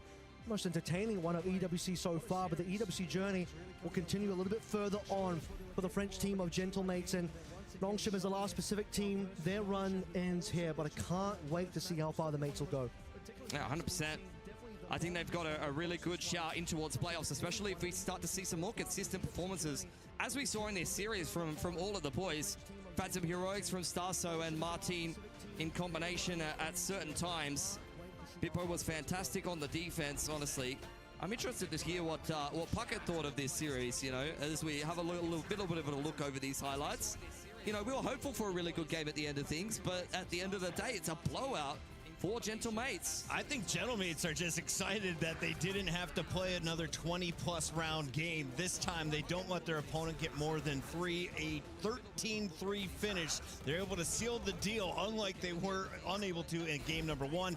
Martin, definitely the player of the match for me. If you're looking outside of Martin's performance, Avril, who do you think deserves some honorable mentions? I think it's been mentioned a lot now, but this map, and maybe across the entire series as well, Bippo has been phenomenal. He held down the defense on both of those maps of Lotus and this one defensively. Was just incredible. Even Haven as well just did so much. Starzo also super consistent. Everyone had their moments here. I mean, we sort of looked at it across the board. There wasn't a single player that I think severely underperformed. Mini played his role extremely well. Prox won his clutches. It was a team effort, and they won as a team, and they moved forward as a team. Bippo and Cryo, the two players with frosted tips, both in the playoff bracket. Phoenix, the one character with frosted tips, the best duelist. I think I'm onto something, Avril. I don't know why everyone else hasn't caught up. This is sounding like a conspiracy theory. I'm picking up what you're putting down there, I think. Yeah, I think it's time to do a little bit of hairstyling for my guys on Carmine Court. They need to get into this playoff bracket as well. I think you could pull it off, man. Bye. Let's take a look here at some of the best moments here as we get ready for an interview. Avril, we saw all of the highlights, but on the stage, the storylines just unfolded. How do you go up so big and yet maintain composure throughout this entire match after allowing your opponent to come back in that game one? Yeah, I mean, this is what I'm saying. I think you're more mad than anything else. You're really angry about the fact that didn't happen, but you know you're the better team. You're going to take away from the fact that you don't lose any confidence. It's something that slips through your fingers, but knowing that you're the better team, you're going to come back angry for the next two maps and just win them exactly the way that we saw. And when you see what happens on Ascent, you're thinking, can Nongshim come back twice in a row? No, because now Gentlemates are just not going to allow it to happen. Whatever happened in that first map, that's in the past now. Final thoughts? Final thoughts? I mean, I'm just keen to watch Gentlemates in this playoffs bracket. I think that they've been playing very well. I've been saying it all series long, and that's as someone coming from Pacific who's hoping the best for our last representative here. They got a rematch with G2 that I'm really hoping that they can win, but for G2, they are very, very good at preparing and playing the same team multiple times in a row. I think they're going to do quite well for themselves. It is all smiles on the stage as we send it down to Gennaro. Take it away. We're smiling. It's also, you know, it was getting a little cold. I had to put on my scarf, but congratulations. Thank you. I really like the colors, you know, like, yo, they kind of like match your jersey. Can I say it's cool, guys, right? Kind of crazy. But anyway, I want to talk about this performance that you guys had here because you are now qualified onto that main stage. We'll talk about that later because first things first, I'm going to dim it down a little. What happened in that first map, bro? I mean, we had some flashbacks from last year. Me and Prox, you know, we managed to throw every 12-0 lead, so some bad memories came back, but I'm glad we managed to get more practice, you know, even for the main stage there. And I'm just excited, like, it shows how the team, like, how much strong we are, you know, we all trusted each other even after a comeback like that, you know, so it just shows how good we are, and we're gonna be keep showing it on the main stage. I like that energy. The main stage is where it's at, but you're also talking about getting some of that prac in because this was an official that you're playing on LAN with Prox. Already had a bit of a conversation with Starkso about how it's been having him into the team, but it seems like everything has been gelling so smoothly. Yeah, I mean, for sure it's not the smoothest as it could be, you know, like as you see, it's not free games that we're playing here, but we're improving, like every day we're improving, we're getting the reps with Prox, he's getting the reps on stage, you know, so it's just amazing to be here, and I'm glad we have the chance to keep going. So now let's talk about the main course, the main stage, the fans in Paris. We have Squeezy coming through for that show match as well. On a scale from like 1 to 10, how excited are you?